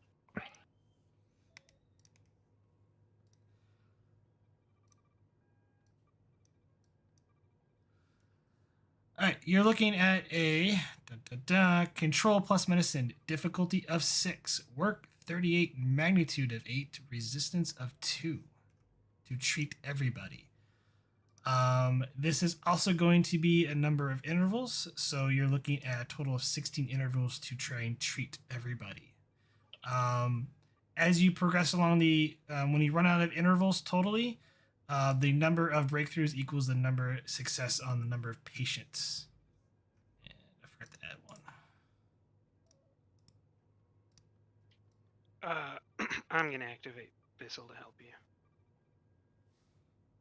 So there are 8 patients to be treated on the in sick bay. The number of them will, once essentially, if you run out of intervals, the number of breakthroughs that you get are the number of people that you save. Great. So yes, you have 16 intervals. Good luck. Does emergency medicine count now? This is no longer triage. This is actually doing it.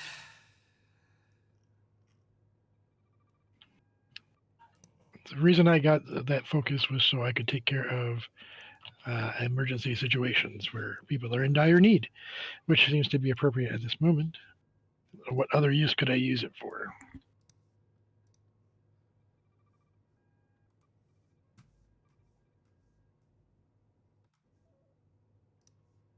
Isn't this exactly triage? Technically, it is triage still. But... Then I will change my focus to triage the next opportunity I have. Well, there's other applications for emergency medicine. It is still a good focus, but I've yet to. I don't even think triage would be the right focus here No, because it wouldn't be. I think you're looking at surgery or this is emergency medicine is normally like when you're at the site trying to help people. That or medical toxicology would be kind of appropriate focus because you're treating radiation burns. Mm-hmm. So, along with other internal or even internal medicine might apply because there is some internal organ damage. Emergency medicine really applies when you're in combat, and and you have to bandage somebody up in a pinch. All right. Well, I chose poorly. So genetics. I wouldn't say that. It's it is the best medical focus to have. It just does cover every situation. Yeah. Okay. Well, I mean, it's only difficulty 6 anyway. How hard could it be? So I'm not going to use a focus, and I'm going to spend determination to doesn't believe in a no-win situation, so I can figure this out. Wouldn't genetics work for radiation? Genetics may work. I don't know. That's for genetic diseases.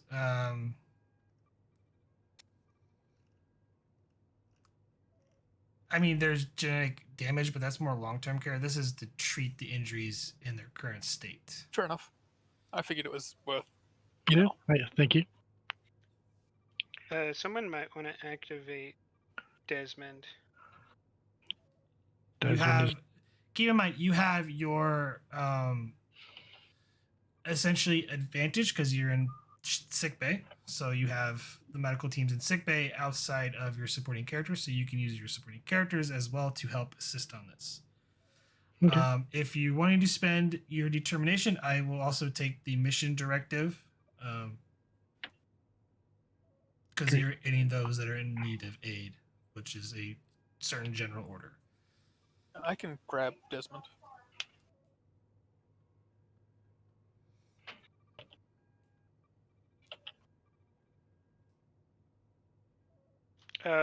Would you take regenerative medicine for Bissell? Yeah, I'll take that. And surgery for Desmond.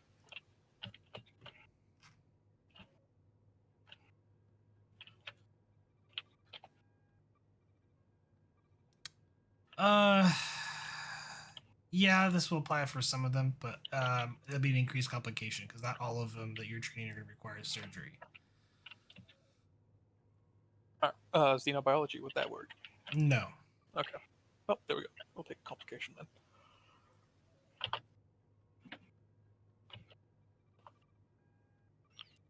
All right. So the determination plus I'll buy 2 more dice.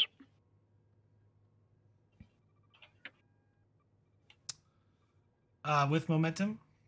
Yep. What are you using the advantage to lower the difficulty by 1 or? Yeah. Yes, I'll lower the difficulty. All right. So diff 5. You're rolling 3 dice. 4 days. 4 days. I bought 2. Dice. So that's 5 momentum. Because of the determination spend. Yes. Right. And I have no focus, so here we are. Well. 1, 2, 3. So that's 8 successes. So that's 3 momentum gained. Does the ship help? I'll take computers plus medicine. As it's reading you the appropriate data. So yeah, roll 7 challenge dice, Doctor.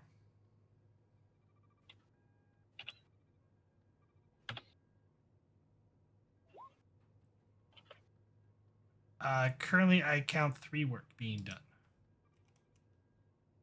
Because of the resistance. Yes.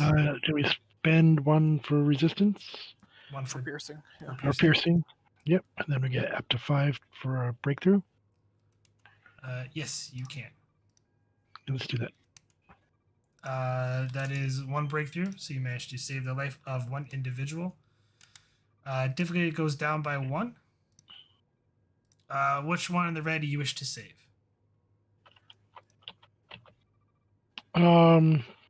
The one on the main table at the moment. All and right. I go to the next one here.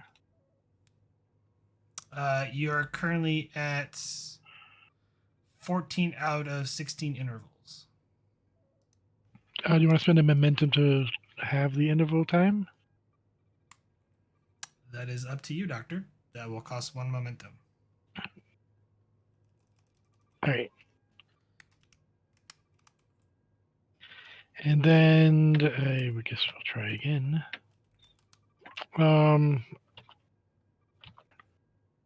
See, I have my own determination, and I will spend. You spent that. I spent my determination, Y- or the captain's determination. You spent one earlier on the ship, and then you just spent one now. So you spent both the determinations. Okay, well, hold on then. Let me see if I get it back. You get to roll that for both determinations if you're a veteran. Yeah, because it's any time you spend determination. Unlucky. Oh well. This. Okay. Solon could have used his exo power and spent 3 momentum to give it to the doctor earlier. And get hit determination back then. Well, at the time, it didn't seem necessary. He had 2. So I'll get by the extra die with. So I'm going to get a reroll potentially. It is difficulty 4. So you're spending that momentum to roll an extra dice. Any more die will have to be. You have to give me threat 4. It's difficulty 4. I have 2 assists or 3 assists. 3. Oh, 3 from the ship. Yeah. Yeah, I'll just do the extra die then. All right.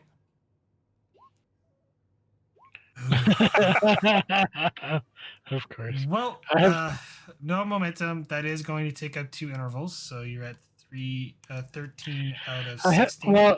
Yeah, okay. Unless you wish to. Well, here's the thing though. So, could I use the difficulty already lowered from the advantage? Yes, that's that you're that's short. Why it's 4. You're short 4. You're short 1 success, and you have a complication. I mean, Desmond could determination to reroll, but no, you cannot not spend. On an assist. No, not an assist. Not an assist. Okay. The only chance the doctor has is to gamble by burning a value and re-rolling 1 dice.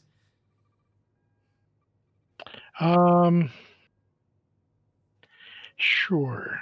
But keep in mind, it's early. It's my dice though. It's not anybody else. It's your dice.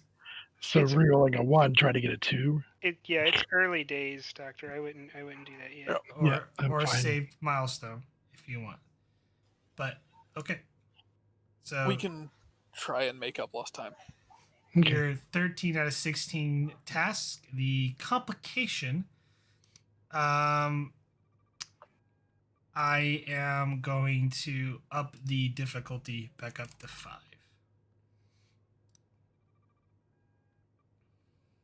Great. All right. So, by momentum and threat for 4 dice this time. There's no momentum on the table. That last one was gone. Yeah, you spent it last. We did? Okay. Yeah. I thought we had 2, and we spent 1, and we had 1. Yeah. We only brought 1 die. We still had that 1 momentum. Yeah. Yeah, he only rolled 3 dice. He could have only spent 1 momentum. We had 2 and then we lost 1, so I was just sitting at 1 momentum going like, oh, there's nothing we can do with this, so. Okay, so Yeah. you're giving me 2 threat to roll 4 total 4 dice. dice. Yep. Yep. Alright. Go, Doctor. I can re-roll one of those with my cautious. Ooh, yeah. Ooh, nice. Where was this last roll? I know, Yeah. right? We We'll have get our to momentum Two, back. 4. I count 9, 5, 4. which is enough to quash and still have 2 momentum left over. Great. Yeah, so 4 and then 2. Yep. there's 5. So you get 5 momentum off the roll. Right? Yeah. No, it was a difficulty No. 5. 5, 6. It was 7, 8, difficulty 9. 5. So You got At 9 4. points. 4 momentum, so you'd be at 2 if you Right. squash. Yep, squash with 2 Okay. left. So Great. And then 7 challenge dice. come on, Yahtzee. I got a Yahtzee. I might It's need to 3 save work. those 1 momentum for piercing so we can get another Okay, so you're Breakthrough. down to 1 momentum. You don't have any talents that help here, Doctor, do you? Unfortunately, cautious medicine is the one I've been using the most. I don't know Uh, what other talents you have. and veteran, I've been using quick study and studious. Retain information and You're at 12, or no, 11 out of 16 intervals currently. I am keeping the difficulty at 4 with threat. okay. So buy an extra die for the momentum. Should I buy 2 more? Another one? I wouldn't. You have no momentum, by the way. what? No, I just spent the one he called for. Yeah. Oh, right. You didn't have the interval. Duh. I'm getting ahead of myself. Yeah. Oh, good. We need 1 more. Oh, whoops. Sorry, I almost forgot the ship. My bad. Boop. I said boob. Thank you. And I will re-roll. 7 challenge dice. Now red zero momentum. Yes, now you're at 0 momentum. That is only 2 work. Well, There's nothing to do about it. We just gotta go again. how much work do we have? 12 out of 38. Yeah, that's slow and steady. I I'm guess. keeping the difficulty at 4. I'm going to up the complication range to 3. Okay. 3. You're currently at 9 of 16.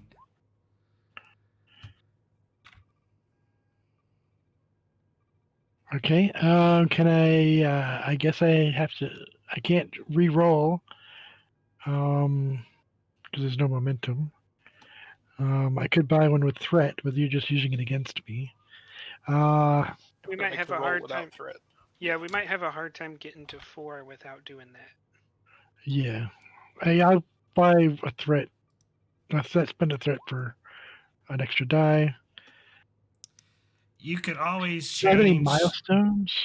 if you have Question. it. Did you mark them on your character sheet? I can't pull up your sheet right now because Roll20 is. I have 6 normal. What? Okay, so what? Do you know what episode you're going to call from to spend that normal milestone to gain a point of determination? So the last episode you would have had to do mass casualties. Or, well, I was in a really high pressure situation trying Yeah. to save Vogel's father. Oh yeah, that was a couple I'll- episodes ago. I'll 2 take episodes that. ago. That's so you go down to 5 saved milestones, normal milestones, and you get a point of determination. What are you spending that on? To get a free die? Or Are should, you- What value? What value Oh, are you spending that on? threw out the handbook and wrote my own. At this point, yeah, really. I'm gonna just try to do anything and everything. I'm gonna get a goldfish and maybe get radiation into the goldfish or something. I don't know. I'll take Oh, mission that's- directive. It's Ugh. or yeah, mission directive. Yeah. So 3 die, 3 complication range, determination with 2 successes. Is that true? So you have your 3 determination and with 3? automatic 2, so you need 2 successes on the roll. It is complication range of 3. Yep. 3 I'd and 3. maybe give him some threat here. You will have if you get to get an extra dice, it's gonna be 2 threat. If you're gonna get a 4th dice, it's gonna be 5 threat. I'm just gonna get the 1 extra die. Yeah. 2 threat. With this many dice being rolled, you should get 2 out of this by after that. I say that. Oh, there you go. Need the 2 assist. Hey. Nice. Good job, Doctor. 4 momentum generated. 4. Roll 7 challenge dice. There we go. Doubles. That's the kind of work we want to see. 6 work being done on the work track. I'll do 1 momentum for penetrate. You don't need to. I don't think you need it. I think you hold on What? to the You have 6 flat. Yeah. Okay, but I'm trying to get to 38, right? So you're No. gonna go down. Yeah, you gotta get to 38. I would, yeah, You have I to would first spin Doctor to have the interval because you need time. Yeah. Oh yeah. Okay, And 1 it's- for it's interval the- then. This track we need to roll the 8, not the work track. The work track helps, but You need to get to 8 successes to save all 8. Okay, Currently, right. you've only saved 1 person. Now 2. No, I saved 2. I'm on 3. Or this is yeah. 3. Whoopsie. Yeah. So half the interval then. I would save the momentum because you're gonna need it. I'm gonna need it. Yeah. I don't know. So you're Save gonna- Okay, sure. Like after You- halving it. Well, No, just no, yeah. If you have every interval going forward, you have enough time. Okay, So I'll just, do that. yeah, try to do that. Okay. So take back that momentum then? No. No, it's No. half the They used to interval. halve the interval. He is having the interval. Okay, that's what I was Alright. confused on. Yep. And then And at a certain so- point, you can move your advantage from the sick bay to resistance. Maybe not this roll, but Okay. Okay. So what's the difficulty now? Difficulty is 3, comp 3. 3. No. Comp 3, 3, comp 3. Okay. So I will buy a die with momentum. And reroll that one. Yeah, I think they're right. After this one, Doctor, you should shift it to reduce the resistance. That's Yeah, 8. that sounds good. You're capped with 1 float. Okay. Half the interval with that 1 float. well, first roll your challenge dice. Roll your challenge dice. 7 challenge. Yeah. Ooh. Because Yeah. The float to reroll. Reroll 5. Yeah, that's probably a good idea.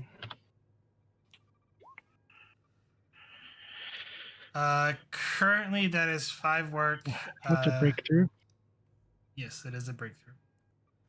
Yeah, and then probably spend 1 to have it. Yeah, 1 to have it.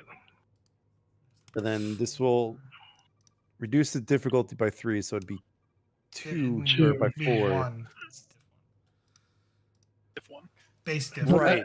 Yeah, But I'm going it'd to be shift it. technically base 2, but you need to unless I'll you're shift- switching the advantage. I'll shift the advantage to get rid of the resistance.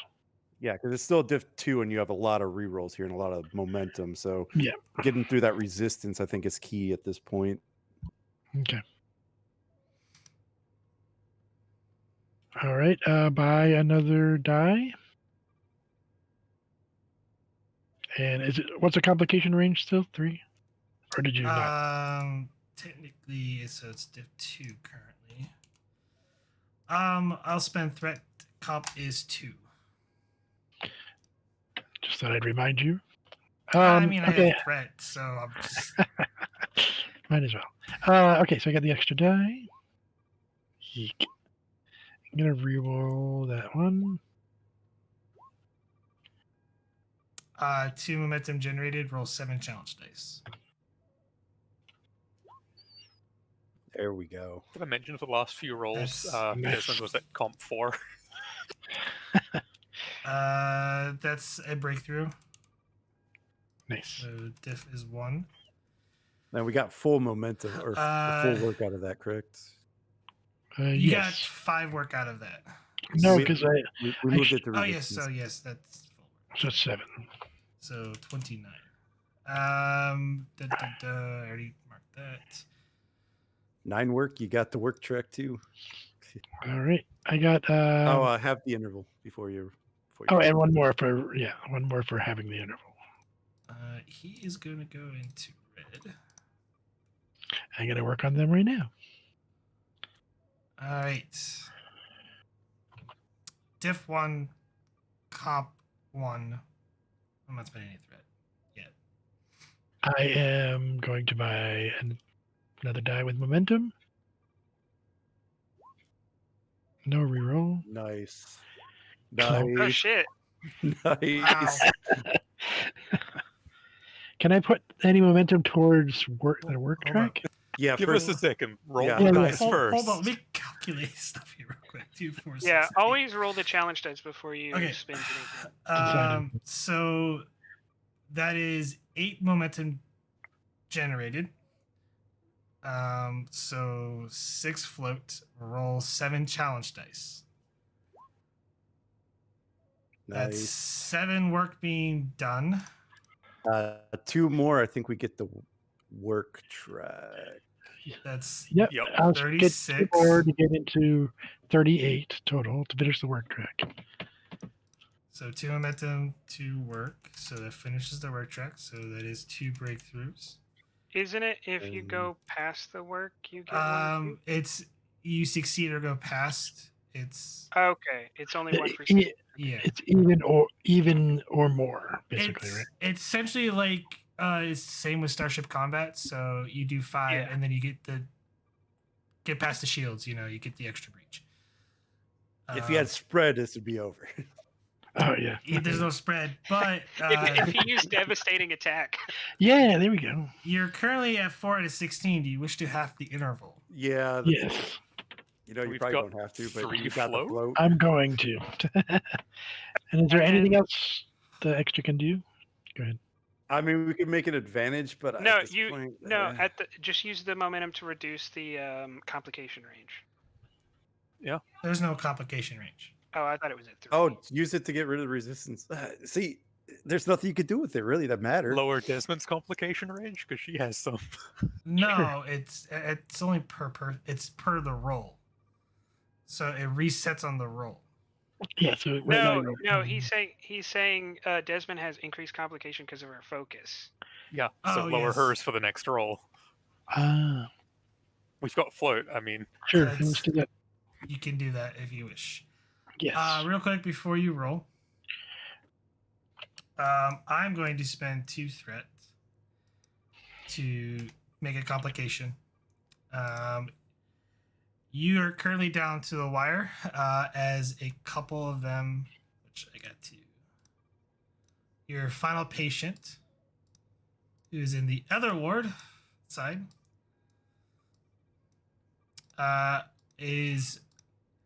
was in worse condition what you guys initially thought. And I'm spending the last threat because it doesn't matter, but it is a difficulty 1, and you only get 1 roll at this. One roll of this. Okay. So I'll buy a roll. It's difficulty 1, you said? Yes. Okay. And complication 1? Yes.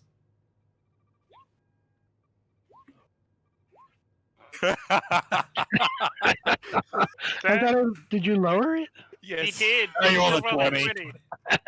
I was rolling at comp 4. Nothing but crit successes. I'm just gonna. 3 there. So do you wish to squash? Ah, You have yes. the float to do it. I might just Desmond might just accidentally kill the patient. Just stabs with a pen. What are you doing? You said Not try doing anything. It's a scalpel. Thank you very much. Roll. Okay. So God. Challenge dice. you gain 3 momentum off the roll. So you spent 1 earlier. Yeah, you literally just have to get 1 on the challenge dice. Yeah, literally 1 because the work track's filled. But yes, you get the final breakthrough. More breakthroughs. technically yes, but it maxes at 8 anyway, so only the one. You managed to save all of them Haha. in just enough time. And he wipes sweat off of his brow and all right, let's get these guys into recovery. Thank you, everybody. What a great job you did. Very proud of you. Yeah. Having sat quiet in the corner for all that time, Oh, I Lieutenant will Brenner. approach Doctor. Doctor, hopefully you can stand one more patient. I had to Are you okay? breathe in some of the atmosphere on that ship. Sure. I'll do a scan. Are you feeling all right?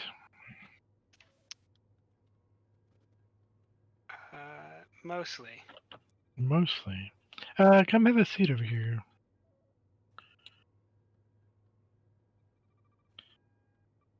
All right. We'll check you up real quick. I'll do a scan on the Lieutenant Commander. Reason medicine diff 1. Mm, mm, mm. We have all the momentum. I'll buy one anyway, just because. Using up all our momentum. Typical doctors. You get it back. Okay. Typical. The commander will be fine, but there is a little bit of hypoxia that almost happened for holding her breath for too long. So probably some breathing treatments or trioxide will suffice. Yeah, I'll do a triox treatment. And, for a momentum. Give that sure. to her. I taketh away. All right. Hyperspray her.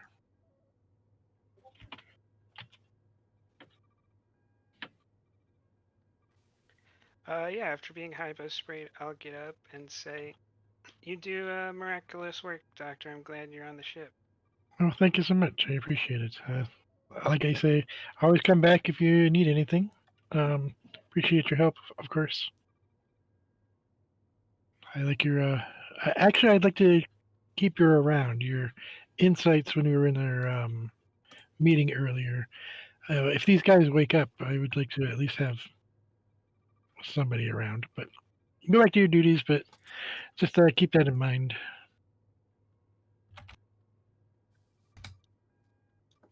Yes, I think you should talk to the captain on that one, Doctor. I understand. Just thinking out loud, I guess. All right. Well, thank you so much. Hope you feel better. Just don't do any strenuous activity, but normal duties. Boom, boom.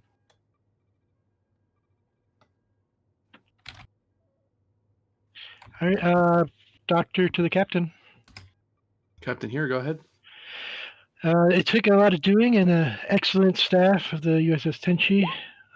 We were able to save everyone. They had severe radiation burns and among other things, but we were able to get to them in the nick of time. Apparently, we have 8 guests instead of 7 as were in our scan. One that Lieutenant Commander Lauren found at the engine room. I guess not in the bridge, wherever they found him. But it's going to be a little while before they be ready to talk to. But they'll be able to be talking to when you're ready. For now, I'm going to take a little tea break. So, Doctor, how long do you expect them to require a bed rest? We're not in immediate need of their consultation, but I don't know what the situation is going to be with their ship. well, one of them, 2 of them I thought were in okay condition. The rest of them were pretty critical, but it turns out one of them was actually more critical than I expected. So, one of them most likely will be ready to speak with, probably in a couple of hours, maybe after some rest. But all the rest of them are going to be a little while. But we'll see that. We'll see about that. Very well. Once, for the time being, let's allow them. Once you figure out as they wake who is the senior officer for lack of a better term, among them. We'll just let them rest. But feel free to brief them where they are and so on. But for the time being, we want to speak with their senior officer for continuing interaction between our ships, as per any other SNR operation. Absolutely. I will keep my staff apprised about your orders, and if any of them wake up, we'll be sure to let you know. Acknowledged, Doctor. Good work. All right. Thank you. Mountain out. And I will be heading to the bridge because I specifically tried to find out that information because I expected the captain would want to know. Which information again? About how long it would take to repair their ship. Oh, okay. We'll go to the bridge for that.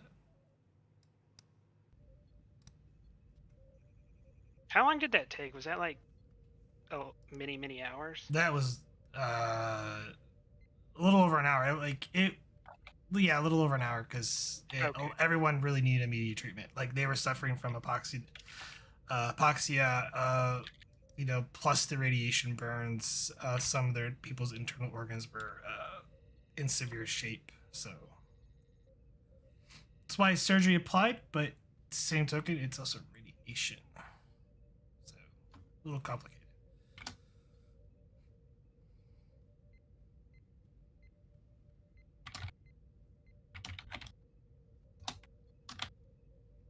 So yeah, you're heading to the bridge. Yep. Lieutenant Commander? Captain, I have a report on the status of their ship. We're looking at several days to clean up some kind of negative radiation event that happened in their engineering space. And we're looking at probably several days to a couple of weeks to do repairs on their ship to get it to under its own power to a star dock. Is it safe to move it at warp?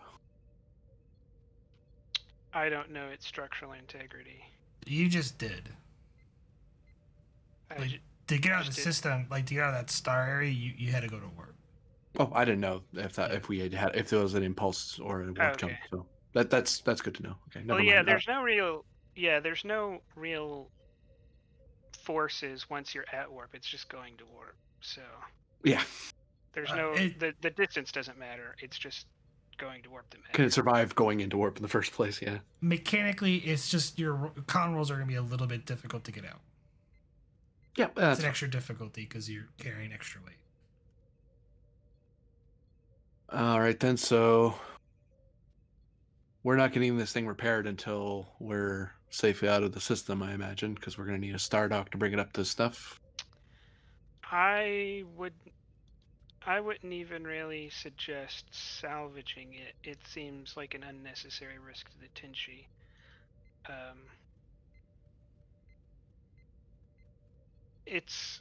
I wouldn't say that it's a bad idea, but if I had to give a recommendation one way or the other, I would leave the ship behind. Recommendation noted. Any other information you learned about while you were over on the ship? They knew this was happening for a significant amount of time. Probably at least hours.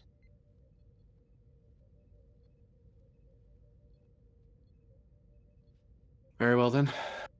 Since we are going to try to pull the ship as best as we can. If it comes down to us or their ship, then we're choosing the Tenshi. But let's see if we can bring their ship out of there while we're at it. Check on the shields, Lieutenant Commander, and make sure that our modulations are staying steady. We're going to start making our way out of here.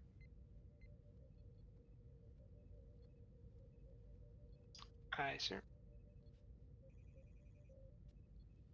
Commander Solon, any notes from your half of the mission? I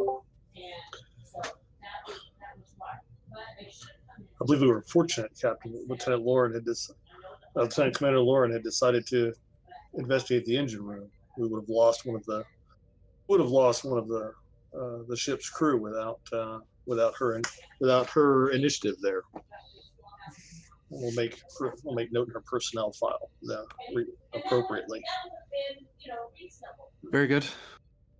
Also, Exo, mark down a meeting between you and myself once we're outside of the system. Of course, Captain. Thank you. Con Ops, let's start making our way out of here, and let's try not to bump anything too deadly on the way out. You go in at a slower pace, or are you trying to hastily get out? Requesting recommendation of Ops and Con. Can you get us out of here quickly, easily, or do you want to take your time about it?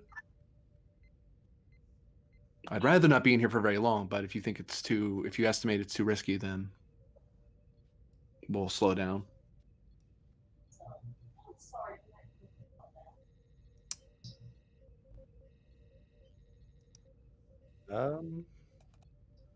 Yes. I'll just throw you back on that map, and you tell me whether or not you wish to go back the way you came or go through another section of the space.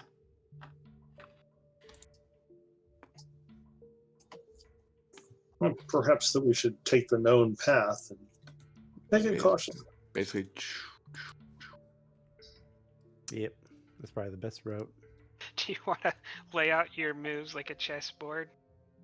Tenshi to C17. Right. And then Tenshi To speed things along, this is going to be a daring plus con, difficulty of 3, complication range 2, assisted by the ship's engines plus con, diff 2 because of push the limits.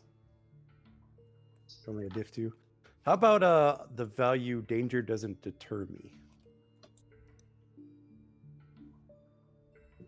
Sure. Okay, so we'll race out of here. We should be able to do this. Yeah, I'll still use 2 momentum just in case I need a reroll. Yeah.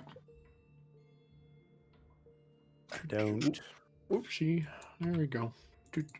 So that's 5 successes there, and then ship. We're just gonna do this now.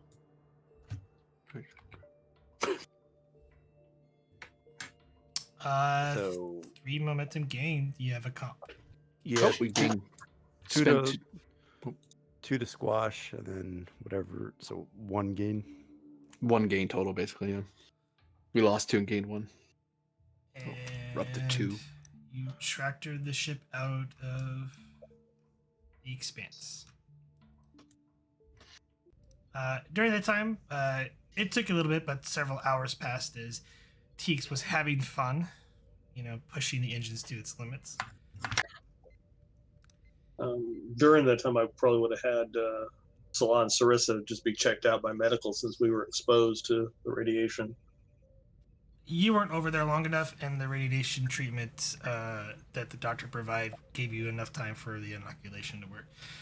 It would have became a problem if Lieutenant Laren would have went into the engineering bay, because she would have got a hefty dose of radiation, far beyond what the inoculations would have, supported.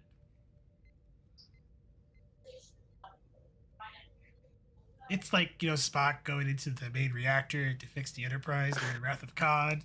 It's not bad. Spoilers. Yeah, spoilers for no one who hasn't seen the movie in 30 years. Well, no, 40 years. Hey, So, I was gonna watch that soon.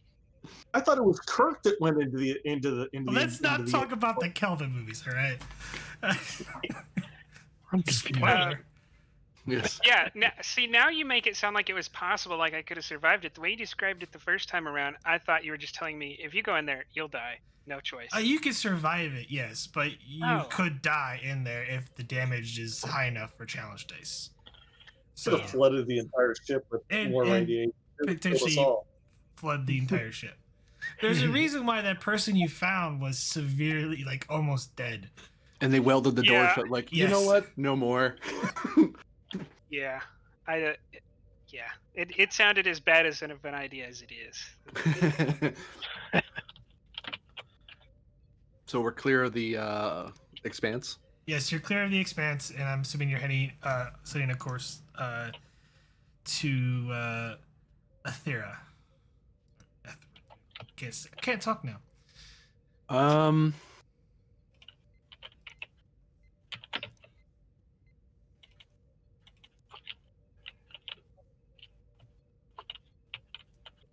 For now, yeah, we'll set course to Ethera. I was thinking about turning back, but they should have better facilities to fix their own ships than we do, and it's not like it's any faster to go back to dock.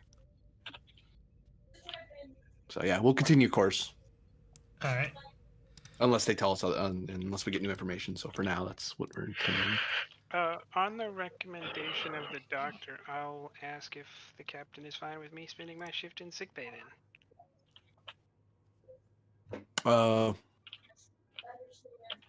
If on the doctor's recommendation, feel free, Lieutenant Commander. Don't really know what to do in sickbay. Sure. There's two of you. There's always panels to play around with. So. Oh, well then, while I'm waiting, I am going to start doing maintenance on all of the doctor's panels. Oh, great. Oh, God. Actually, All right.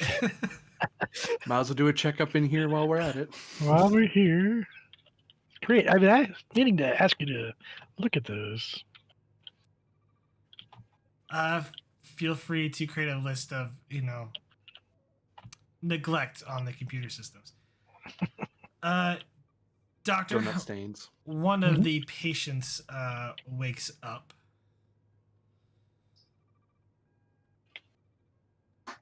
Okay. Kind of looks around. Hi there. I hope you're feeling all right. You are aboard a starship, USS Tenshi, and I am Dr. Mountain. And who might you be?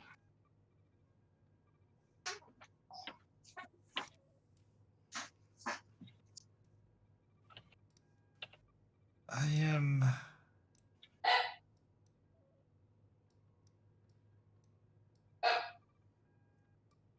captain of the Koyu. Thank you, Dr. Mountain. I wish to speak to Kali and your Captain Athaton. You may speak with our captain. Yes, of course. He wanted to know when you were awake, so I will let them know. And I hit my communicator. Captain? Captain here, go ahead. The captain of the vessel has awoken and would like to speak with you. And they also requested Kali.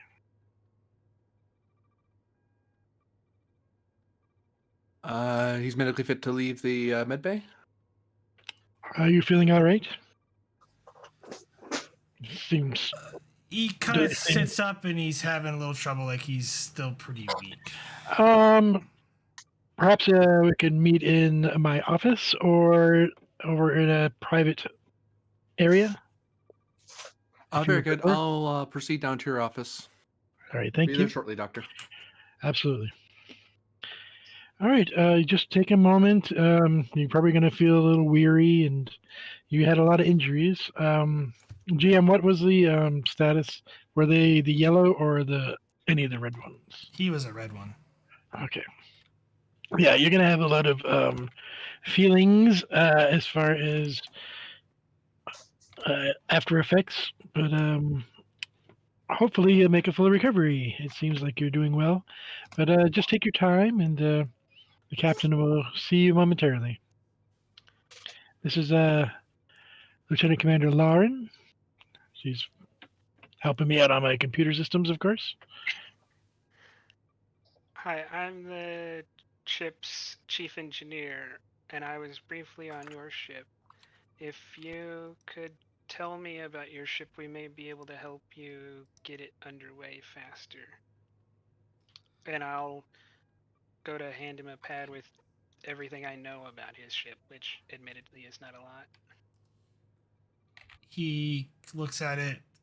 My chief engineer will be better suited to inform you of the problems with my vessel.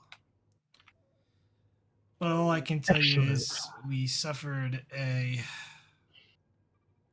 catastrophic failure in our warp core matrix and were forced into the system after we experienced a sudden surgence of a subspace rupture forming. Yeah, it's pretty rough in there. Yeah, if you could just write down everything you know, that'll really help. I must talk to Captain Athaton and Kali as soon as possible. Can I try a presence command against him to just get him writing? He is convinced that he must do this first before he will do this. Like it's one of those Just punch him. It's one of those things like it would be hellaciously difficult. I have an 11 and a 4. Oops. Stiff 5. I mean, heck, it might be a reason to spend that determination. It's actually higher than that. So presence. Stiff 6. That sounds like a challenge. No, it's presence command difficulty of 7. I believe in you. You can do it.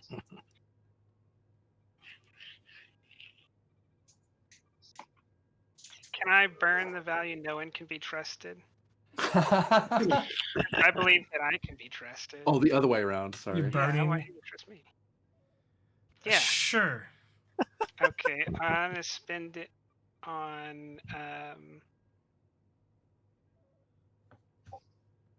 Can I spend it on Bjorn's Never Bow since this is what I want and I don't You're really trying to get care. him to trust you, so Bjorn's never bowing. Yeah, I'm not gonna back down from asking him questions. Yeah, he may be a captain of a starship, but look, buddy, I want answers now. Give me your specs. Sure. Okay. So there we got 2. We only need 5 more. Here comes the threat, though. There's 2 momentum on the table. You could do it. Well, I guess the question is, should I save it for... No, I couldn't get 7 with 3 rolls.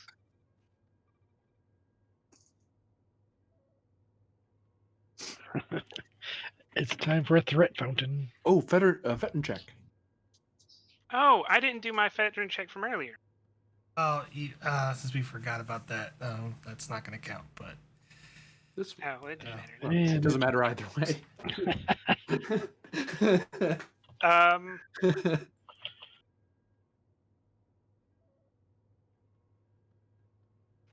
Will you take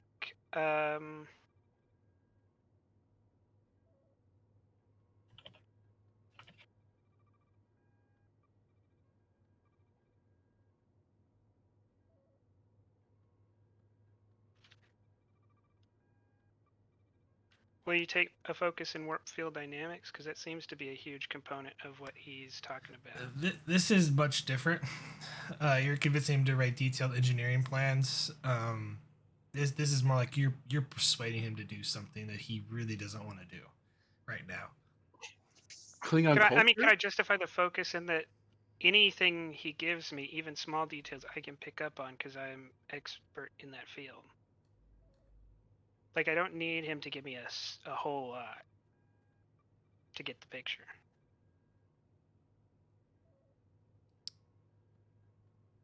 I don't see how that's just justifying the rule. Like, if he's like, yeah, so if Like- he's only willing to give me, I'll give you this. Like your impression, like his ship is like the least of what he's thinking about currently. okay. Well, I have better than even odds, so here goes nothing. Oh yeah, I forgot on take all the threat. 5 So- threat. 5 threat.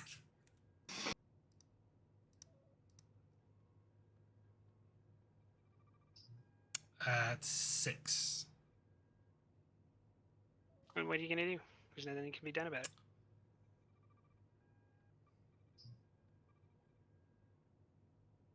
Unless succeeding at cost is an issue. I will. Oh, I should have lowered the difficulty by 1 with 2 momentum. I didn't even look at that. It's too late now. I'll allow you to succeed at cost. That didn't screw me over at all for 3 or 4 episodes ago. So yes, 100%. Let's do it.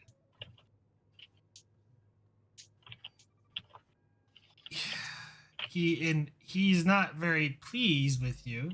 He's a little bit more irritated, but he grabs the pad hastily and begins writing down putting in some of the technical details of the ship, and hands them back to you. I hope that is satisfactory.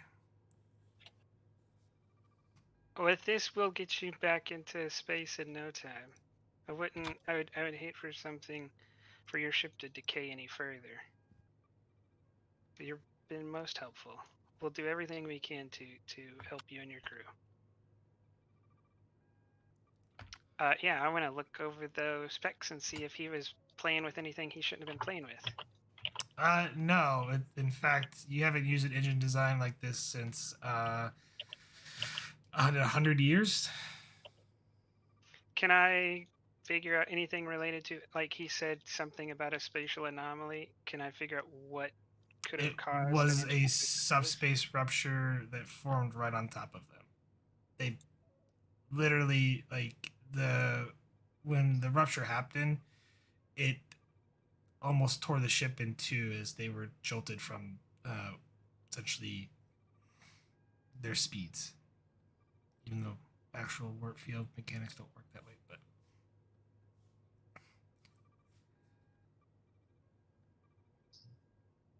like they got hit by a subspace rupture, and then a gravimetrical eddy kind of just screwed them big time. Like the ship took a lot of internal damage because of it. Okay. Yeah, well, with this information, I'll go ahead and send down to engineering to have them start preparing to do repairs to these types of systems. But as for the complication, he's very annoyed with you. He may not even really like you. She gets that a lot. It goes around. Hey, she has not said anything about Bajorans, so he's still on her good side even if she's not on his. He doesn't like your nose either. Take that. Oh, can I replicate a batleth? What, 1 momentum, 2 threat? Probably. Probably. My question is, Doctor, Captain. I'm about to do some of your work. Captain, are you going to call down Kali since she was requested? Me and the commander are going to meet her here in the hallway. Okay. Oh, wait. He asked for the girl? Yes. Yeah. How does he know her name? That's what I'm about to ask. Oh, Exactly. she's already seen as a god. I'm gonna. She's a scion too. They're all scions, so they might just sense her potentially. So yes. In the hallway, you meet with Callie. She comes like, "Is there something I can help you with, Captain?" Yes. Just wanted to update you that we just rescued a ship from the. He looks to his XO because and the player both forgot what the name of the civilization was. He's hoping Vulcan memory is better than Cation memory. Hoskin. It was. Well, actually, I don't think we've heard the captain's name, so. No, we know what ship he's from. So real quick, Okay. he said he was the captain. I am going to I'm going to put in the chat what the actual distress signal was because you're missing some points. Oh, there we go. Yeah. Captain Tesoro of the Hoskin vessel Kuo. He seems to know you.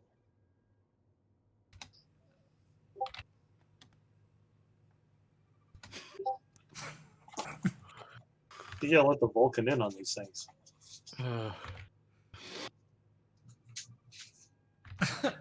So we were able to rescue them and their ship, and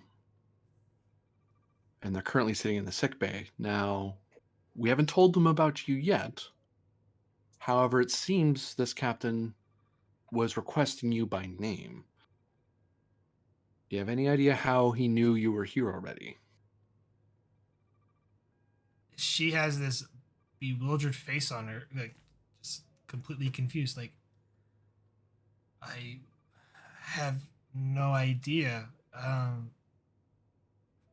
For all intentions, Captain, I was considered to be dead for 300 years. Very well. I don't know what his intentions are yet, but he seems to be part of. He identified as being part of some alliance, but we know very little since we weren't able to access the ship. I would advise you wait out here for now. Once we're sure of his intentions, if you wish, I would like to ask you to speak with him. Of course. What did he say? What alliance he's from? I've never heard of an alliance. The distress. We know very little. We know the transmission, the distress signal, which was very brief, and mentioned something else. He mentioned, well, he's called for a Lady Kali, according to the translator. I don't know how common that name is, but I'm beginning to think he was trying to call out for you in particular. Now that he's called for you aboard my ship. So usually, when the host con refer to someone as a lady, it's usually a sign of nobility. Person of importance. I am not such of a person. Even when I was living on my homeworld, I was a colonel, I was a soldier. Well, some of us rise to, in the times of chaos, heroes are born. And what more heroic than getting a wanted criminal away from your homeworld? You may be celebrated even in your passing. What puzzles me is not that you've been elevated. That makes sense to me. What puzzles me is that he knows you're here, because we didn't say anything. So that's why I think you should wait out here for now, and then we can verify that he has friendly intentions, and then we can ask if you wish to speak with him afterward. Actually, he goes over to a pad and grabs one and patches it into the doctor's office, because captain's code.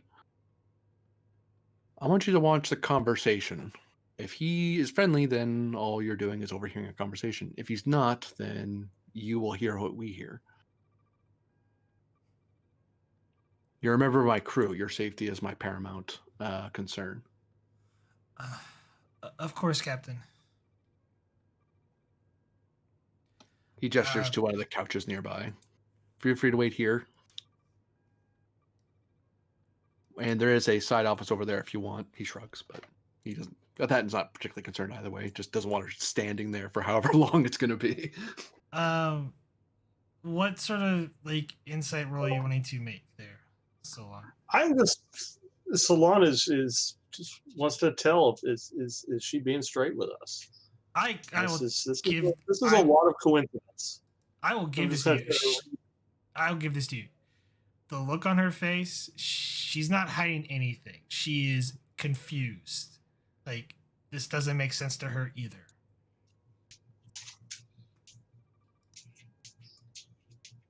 Okay. It's like any sociopath can fake anything. True. I mean, but know your opinion of our guest. She's not. I mean, you've dealt with her for several weeks now, over a month. Paranoid Vulcan. I did tell him to be watchful, so I'm not going to fault him for being a little jumpy. You've kind of got used to her. I will give it to you. We've just taken her at her word ever since we found her. Yeah, we're Federation. That's what we do. And your security officers inside it. Yeah, no, Like it's my we job to do. we generally believe someone until we walk into the trap they set, and then we don't believe them. That's how the Star Trek episodes go. Until we can say otherwise. Yeah. I'm sorry. I stepped into bed. I stepped into my Warhammer persona again. Well, I it's Warhammer. You just trust everybody. The Vulcan way is to mistrust is illogical. You're so as a Vulcan, you're allowed to not believe them, but the only reaction you can have is to lift an eyebrow. You can't actually do an honest reaction It's until always the eyebrow. It's Maybe always the occasional. Scene change, by the way, because that was actually supposed to be Aye. a little while ago. So you're at one momentum. as the captain enters, I'd like to stop him. Captain, I Mm-hmm. have a pretty strong belief that he's a scion, and that he is psionically aware of her presence, and that he regards her as a religious figure. I think it would be. I think we are in danger of tipping our hand that she is alive. If there was some way to, put her at a distance from him, or shield her in some way, we may be.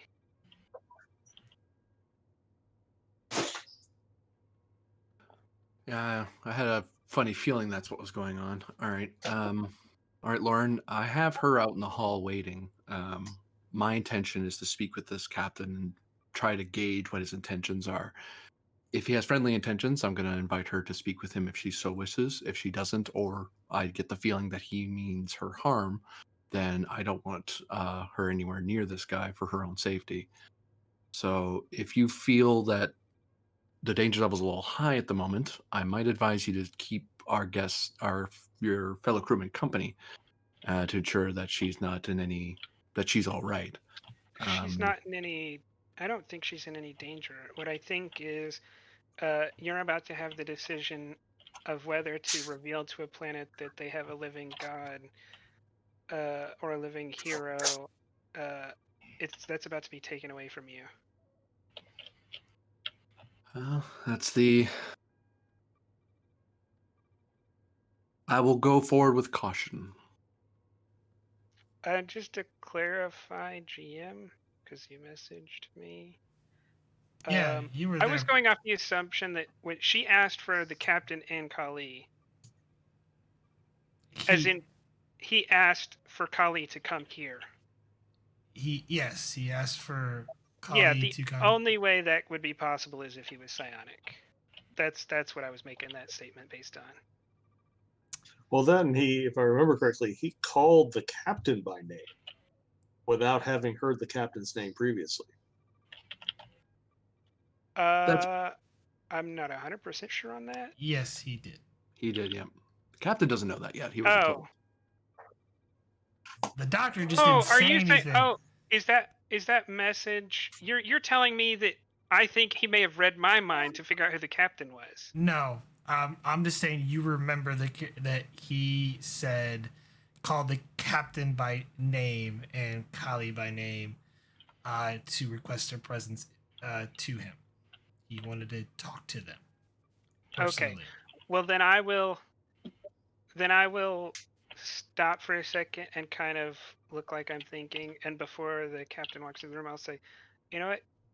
I'm actually certain, like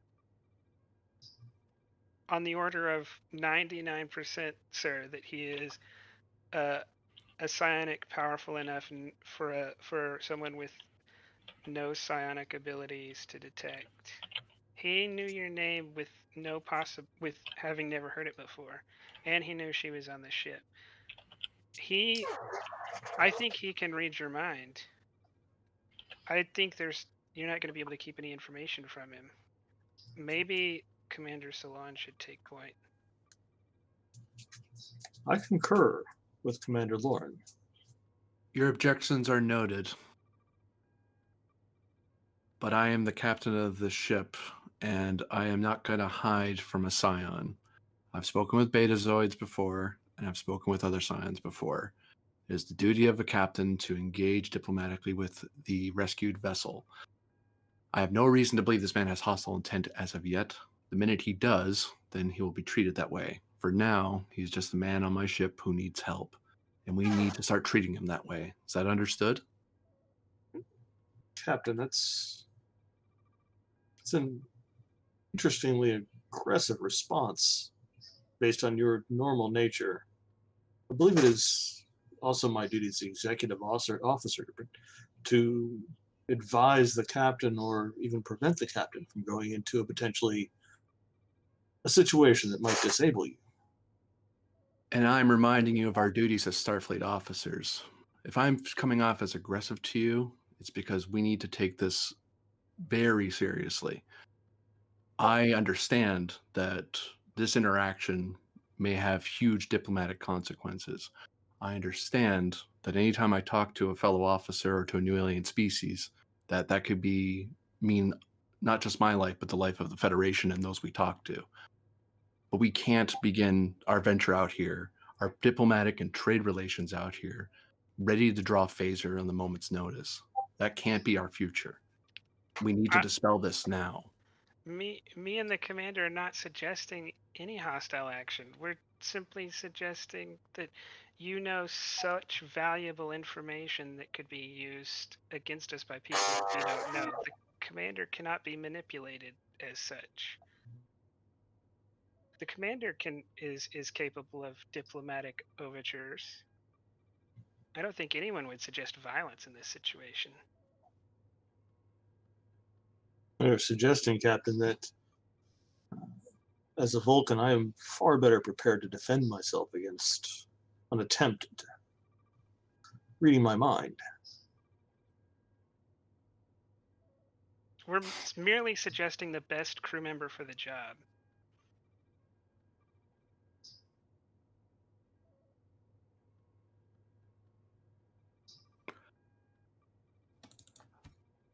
Lauren, could you get the doctor in the office, please? He kind of steps over. I guess. The door's still open. He's just kind of standing there like he's thinking. I'll walk through the door. Doctor, could you see me in your office about another patient?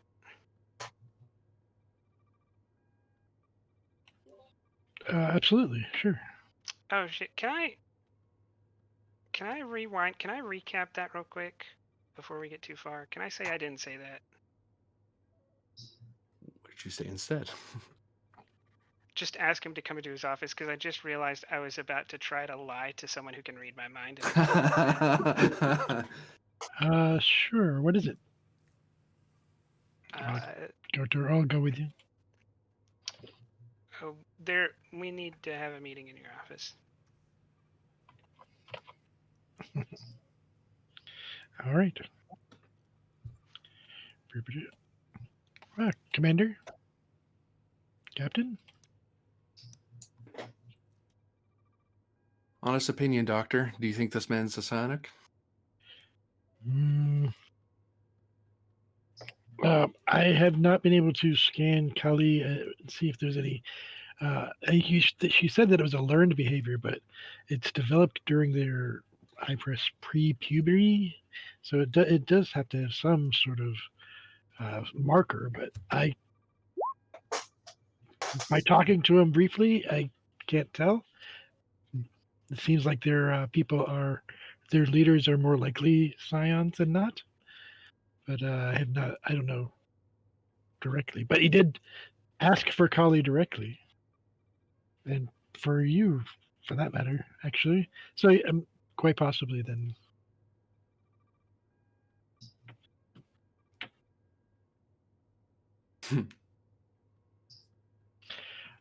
Caution, we know what they are capable of doing if they get upset, but he does not seem to be that way at this moment.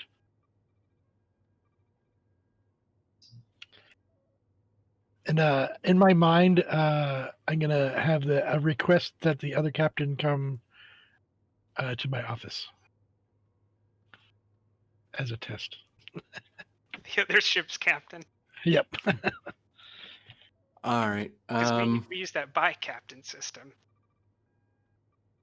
Commanders, with this information, does your recommendation stand? He's looking to Lauren and Solon when he says that. Yes, Captain. Which recommendation? We're recommending that Solon handle diplomatic talks at the moment as protection against psionic activity. I think if the two of you were there, I believe if there was a situation, Commander Solon would be capable with his trained mental abilities to perhaps withstand an attack. I'm not afraid of an attack or violence. The Or, captain knows our prefix codes and can't tell if his mind has been read. We don't even know what distance they're reading. They could have done that already. Mm-hmm. Well, but at least the commander has command codes too. We at least a distance of a few feet. Yeah. And I don't suggest that the captain never meet him, just that the opening steps are made by a telepath who can more gauge the situation. I think it would be more indicative of a clear conversation without them necessarily knowing what they may be speaking of. But we don't know that either. But I would say that would be a good initial start. But they did request the captain, so they might be taken as an affront. Well, we can stand on ceremony in this case. Customarily, in the older days, the second officer would be first officer would be the one that engages first. It's somewhat distant for my liking, but in this case, I have the recommendations of two senior officers that I may be imperiling information. So, at the present, I have 2-1. So for now, Doctor, please keep an eye out on the commander. Make sure he's fine. You may want to use the other, one of your other wards. Other wards? He gestures that way, or that way, like your other medical areas. Since he'll be meeting in here, I'd rather he spoke away from his men and have the opportunity for meeting at a desk. Sure. Or whatever you decide on. Mm-hmm. I'll gather them. We could wait in the... Oh, did the captain just leave? He stepped out into the hall, but you can still talk to him. He's about to walk away. We could just wait in the hall, Captain. Commander Solon may decide that there's no risk, and you may be able to talk to him in a few minutes. I will stay with you, Commander, if that would be sufficient. I believe if the captain agrees that I will meet with him alone to begin with and advise it. They're not familiar with Starfleet protocol. It is customary in the Federation for telepaths to not invade the privacy of others without their permission. Perhaps that is not so in their culture. Possibly. Commander, be careful. Be very careful making assumptions about their culture. If you said that to a Betazoid, they'd be deeply offended. Some of them, anyway. Just one step at a time, then, I guess. Captain? Indeed. I will grab our guest. He nods and will step out and go out to the hall.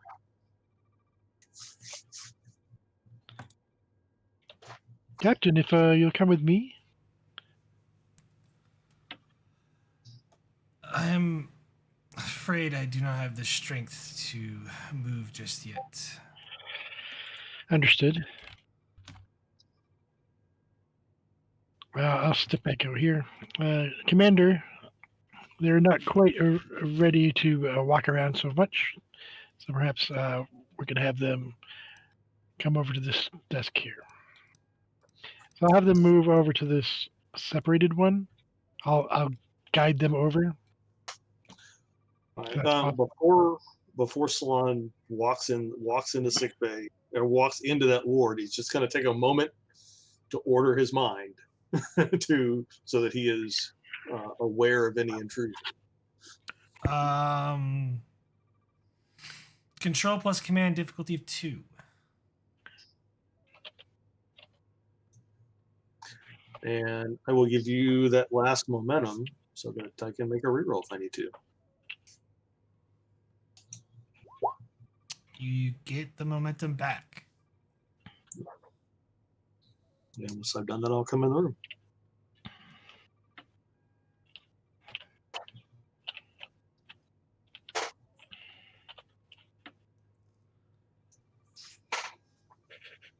Are you Captain Thatton? Where is Lady Kali? I am Commander Salon. I am Captain Althatton's executive officer. How is your health? What do you feel? I am tired and weak and have little patience, Commander Solon. I wish to speak with your captain and Lady Kali. It is of the utmost importance. I understand, Captain. I have a few questions. As executive officer on the ship. Only talk to Captain Thatton and Lady Kali. Please bring them. It is for them that I must speak to, not you. Again, I ask, why, Captain? It's a reasonable question. Because you have your orders and I have mine. And for the sake of my people, I humbly ask of you to please let me speak with your Captain Thatton and Lady Kali at once. That could be permissible. I have a single question before I can permit that. How did you know the name of the ship's captain? Because it was foretold by the Oracle. Please, now, can you bring them to me? Explain the Oracle, sir. You said one question. I answered your question, Commander. Please bring your captain immediately. Let's calm down a little bit. It's okay.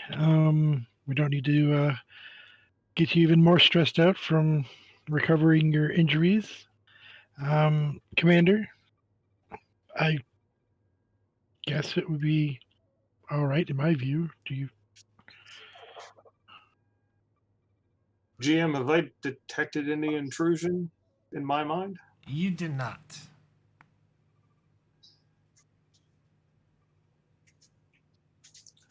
I will speak to my captain.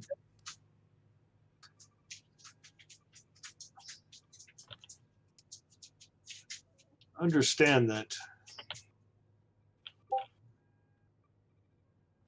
I will speak to my captain. With a little information to take him. I cannot guarantee his response. We have more that you could tell me to convince him to meet with you.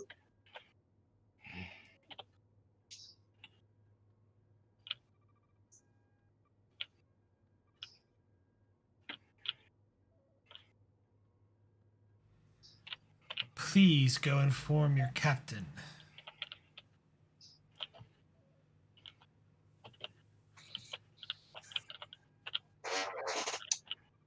I will tell him. I cannot guarantee that he will come.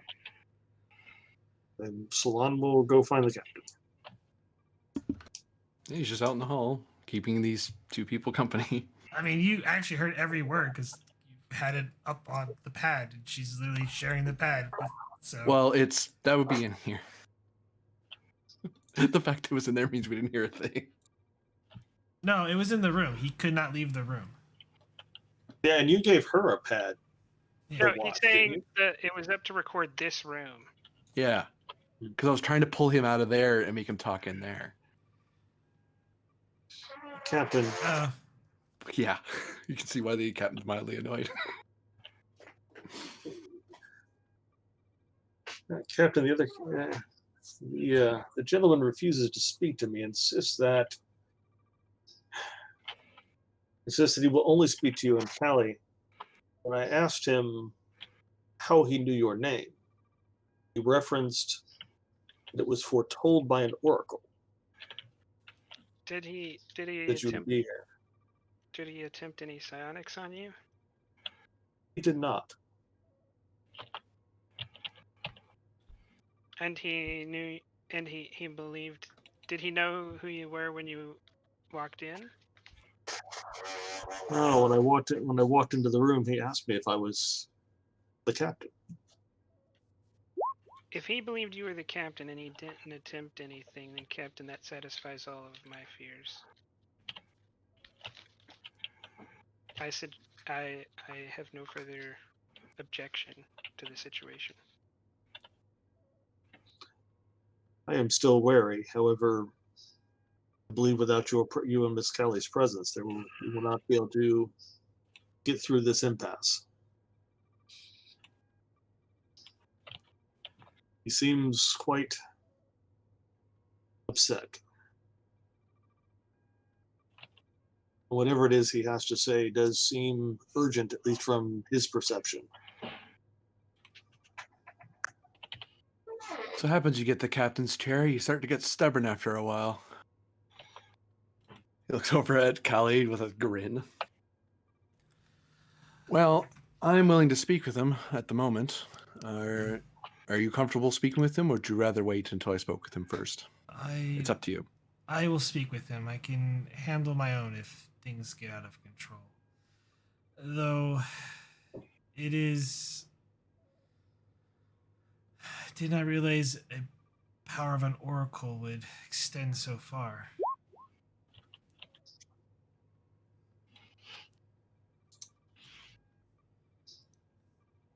Are oracles able to see the future or perceive persons at great distance?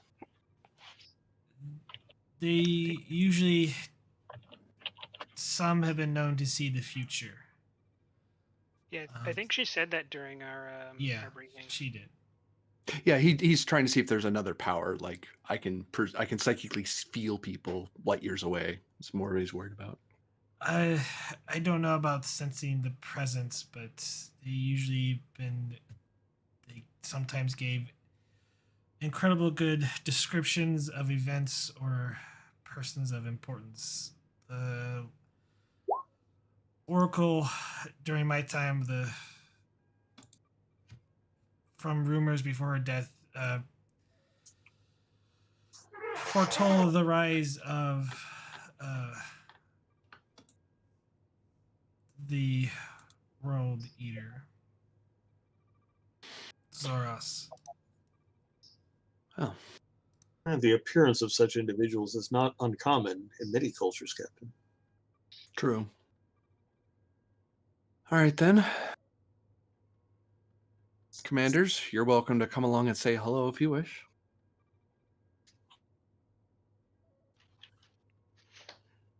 He begins walking in. Not in any great rush because he's expecting people to follow after him.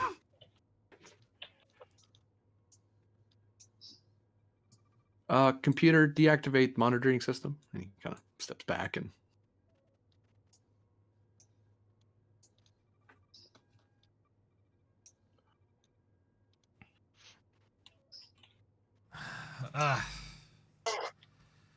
The Oracle description does you justice, Captain.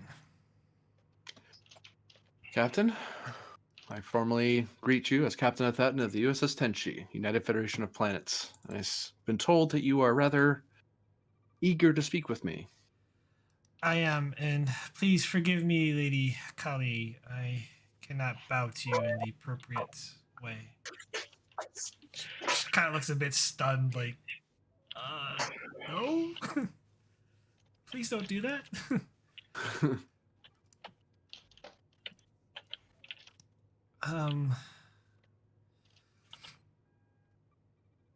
It is urgent that he kind of looks to Kelly, that you return immediately.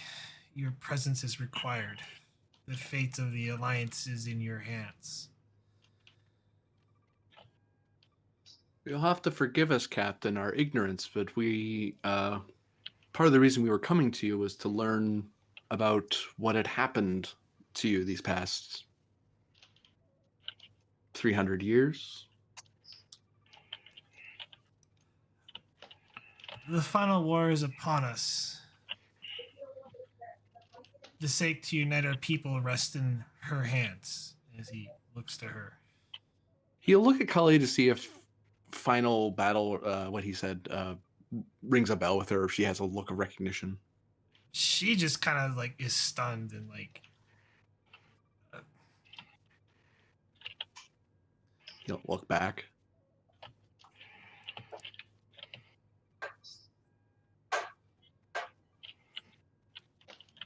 What sort of trouble are you in exactly?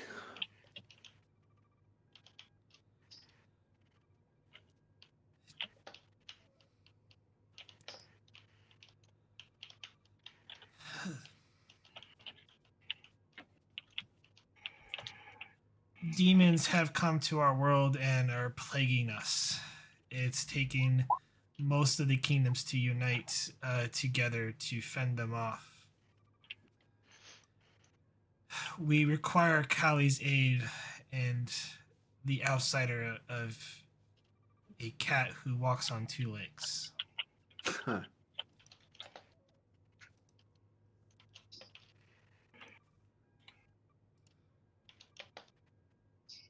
Right. Could you describe these demons to us? Do you know what they look like? What form they take? They look like us. It's a metaphor, Captain. Apologies, our translator can be a little poetic at times.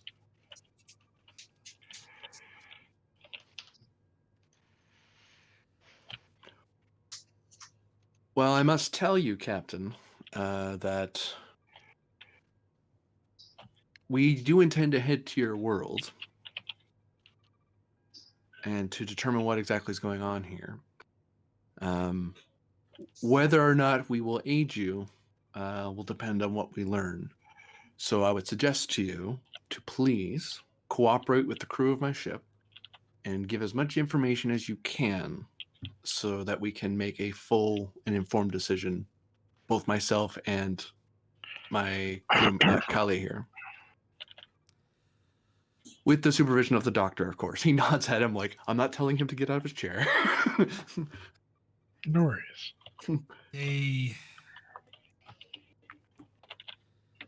Their ships appear from nowhere. They lay siege to our planet. Their soldiers do battle in suits of great power that can even overcome some of the greatest scions that we have. Our weapons are no match for them. We're fighting with whatever we can.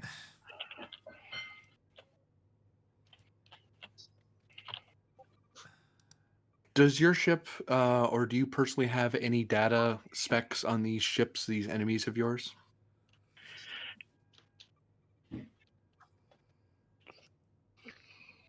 Very little. Any ship that's caught engaging with one of theirs is destroyed. They appear from nowhere, they hunt and take our people. Have you seen one? I have not. Have you heard of a description of one? All I know is they look like us, but they come from the shadows. Like old demons in the night. Wearing suits of armor that are impervious to nearly all forms of weapons. Captain, Have you seen them out of their armor? I have not. As I said, I have not seen one. But I've known friends who have died because of them, defending loved ones. How do you know they look like you then? From those that survive. And security footage. of one who took off their helmet. Well, that Do you have elates any my. security footage of their ships? As I said, very little. Only what they look like. Any ship engagements we've ever had with them have ended in disaster. Do you know of any facility to repair your ship other than over your homeworld? Our shipyards were destroyed Oh, there goes that idea. from all the other kingdoms and empires. You were saying, Lieutenant Lauren? I had been afraid it might be the Borg, but if one of them removed their helmets, then that's not the case. Hmm. Do you know their fleet strength, their numbers? They come and go as they please. I have no idea. Do you usually encounter one ship or groups of ships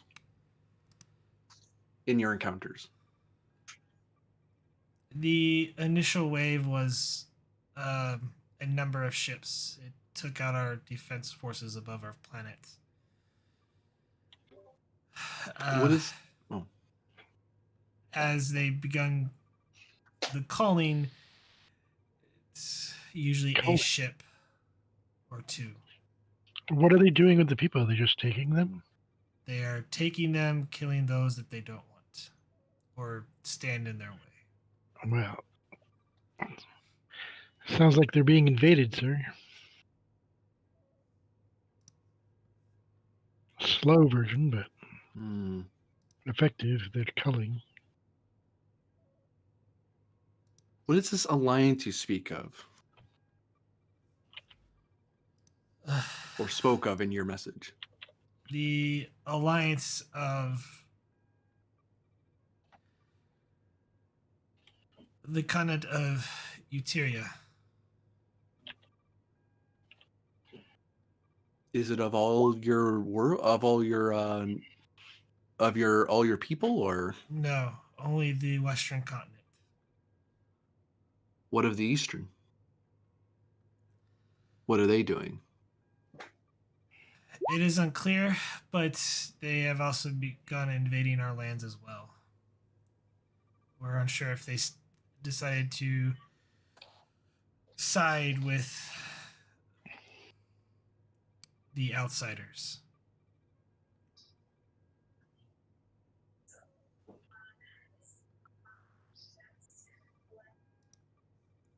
Well then, Captain, with your permission, I would like to begin salvaging what we can from your ship. We were able to get it out, but I've been told that we're looking at days of repair. And a shipyard was what we'd require to get it back into service. He looks at Lauren. The captain was most helpful. I think we can start some of the major efforts now. All right. We're going to try to repair your ship as much as we can, but I'd like your permission to pull as much data as we can so we can learn more about this force that you've encountered. Of course. Very well. I'd like you... He takes a pad and hands it to the doctor. Okay. I'd like you to, using this device here, to type in as much information as you can about the while you're feeling well, about what you believe the strategic situation is. I have to consult with my officers to determine what the best course of action for the ship is, and frankly, to see if we're even in a position to help you.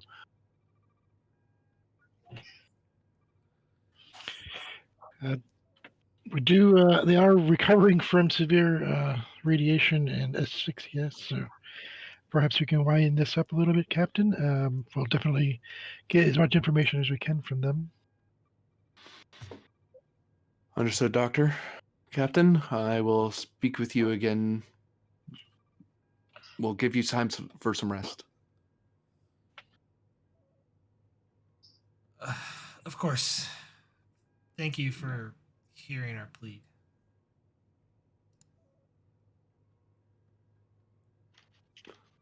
All right, let's give the man some space. Thank you, Captain, for coming down. Thank you, Doctor. Kali, Lauren. Doctor. He makes a gesture to Kali to kind of leave, like he's waiting for her to leave before he leaves.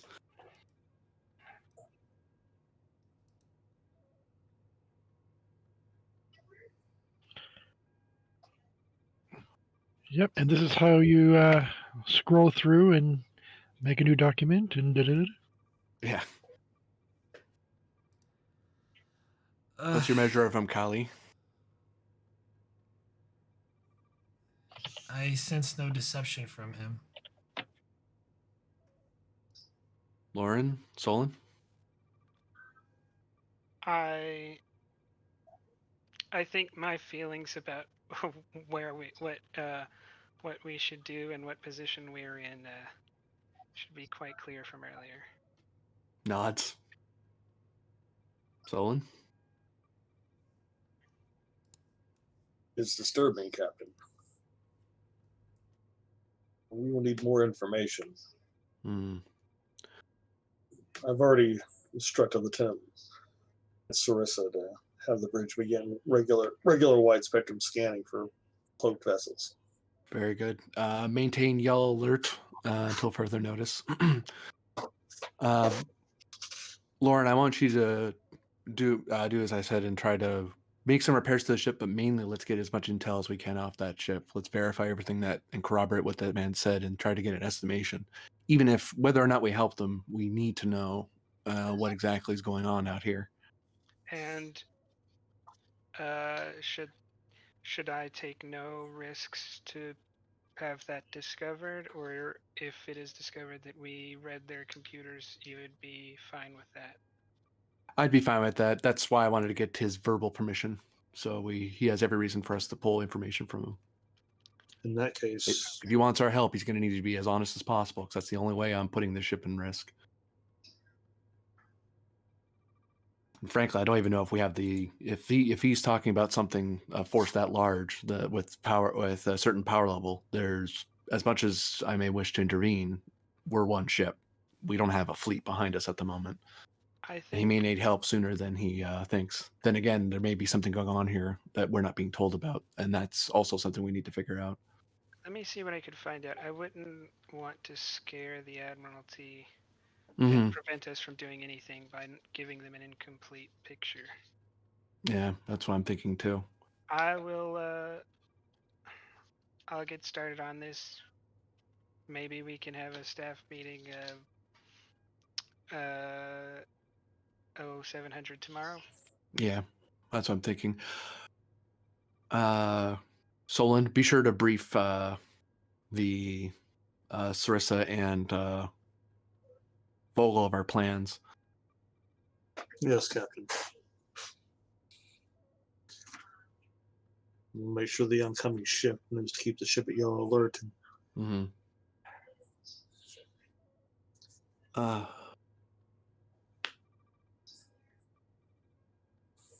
Kali, I'm going to want you to cooperate with Commander Solon here. Any information we get, we're probably going to need some cultural touchstone that's to corroborate what he's saying, to make sure we understand what exactly we're looking at.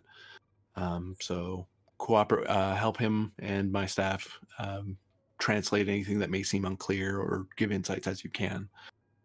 I'll talk with him to get a better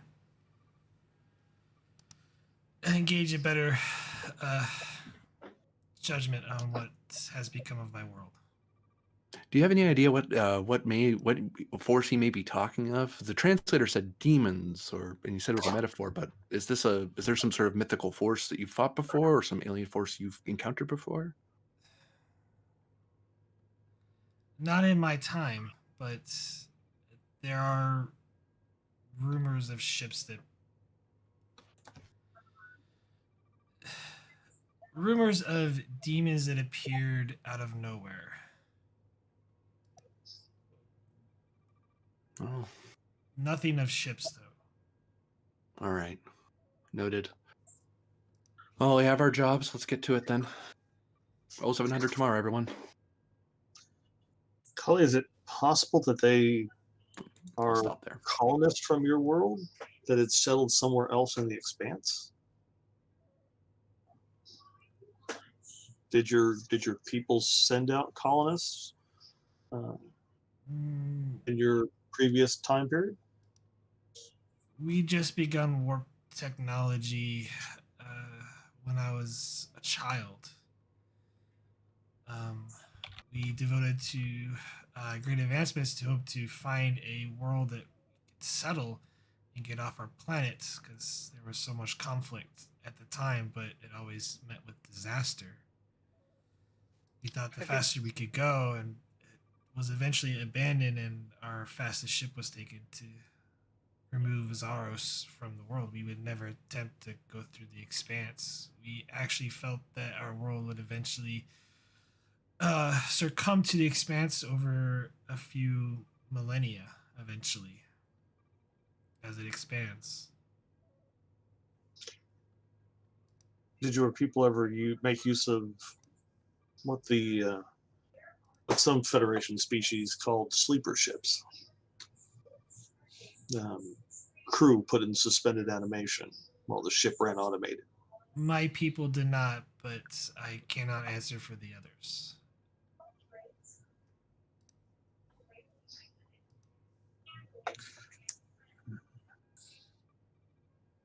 It would be beneficial to determine if these invaders to your world are coming from somewhere else on your world or from another planet, another system in the expanse.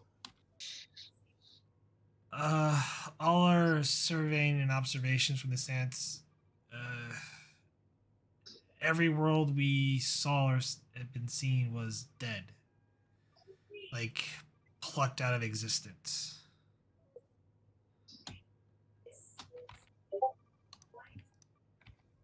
Explain what you mean by plucked out of existence.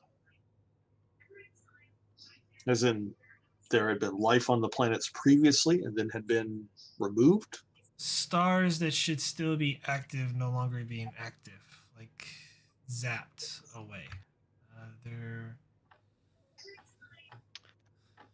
I'm not a scientist. I'm a military commander. With all due respect, but from my briefing on the Expanse was it's a hostile area. Stars don't last as long as they should there.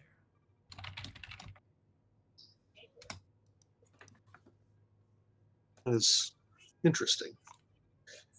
Well, I appreciate the information. I believe Lieutenant Lauren, Commander Lauren, will be able to get some information from the other ship's computer core. Give us more information to work with. Till then, we will endeavor to learn what we can. I guess we all leave the conversation in the hallway.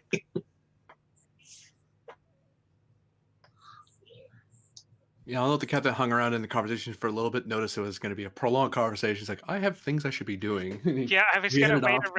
I was waiting to ask if I could borrow Vogel, and I was just like, "This is gonna take too long. I'm just gonna ask myself." All right. However, so I'm going to end the session here tonight. Yep. So this will be to be continued. Vogels,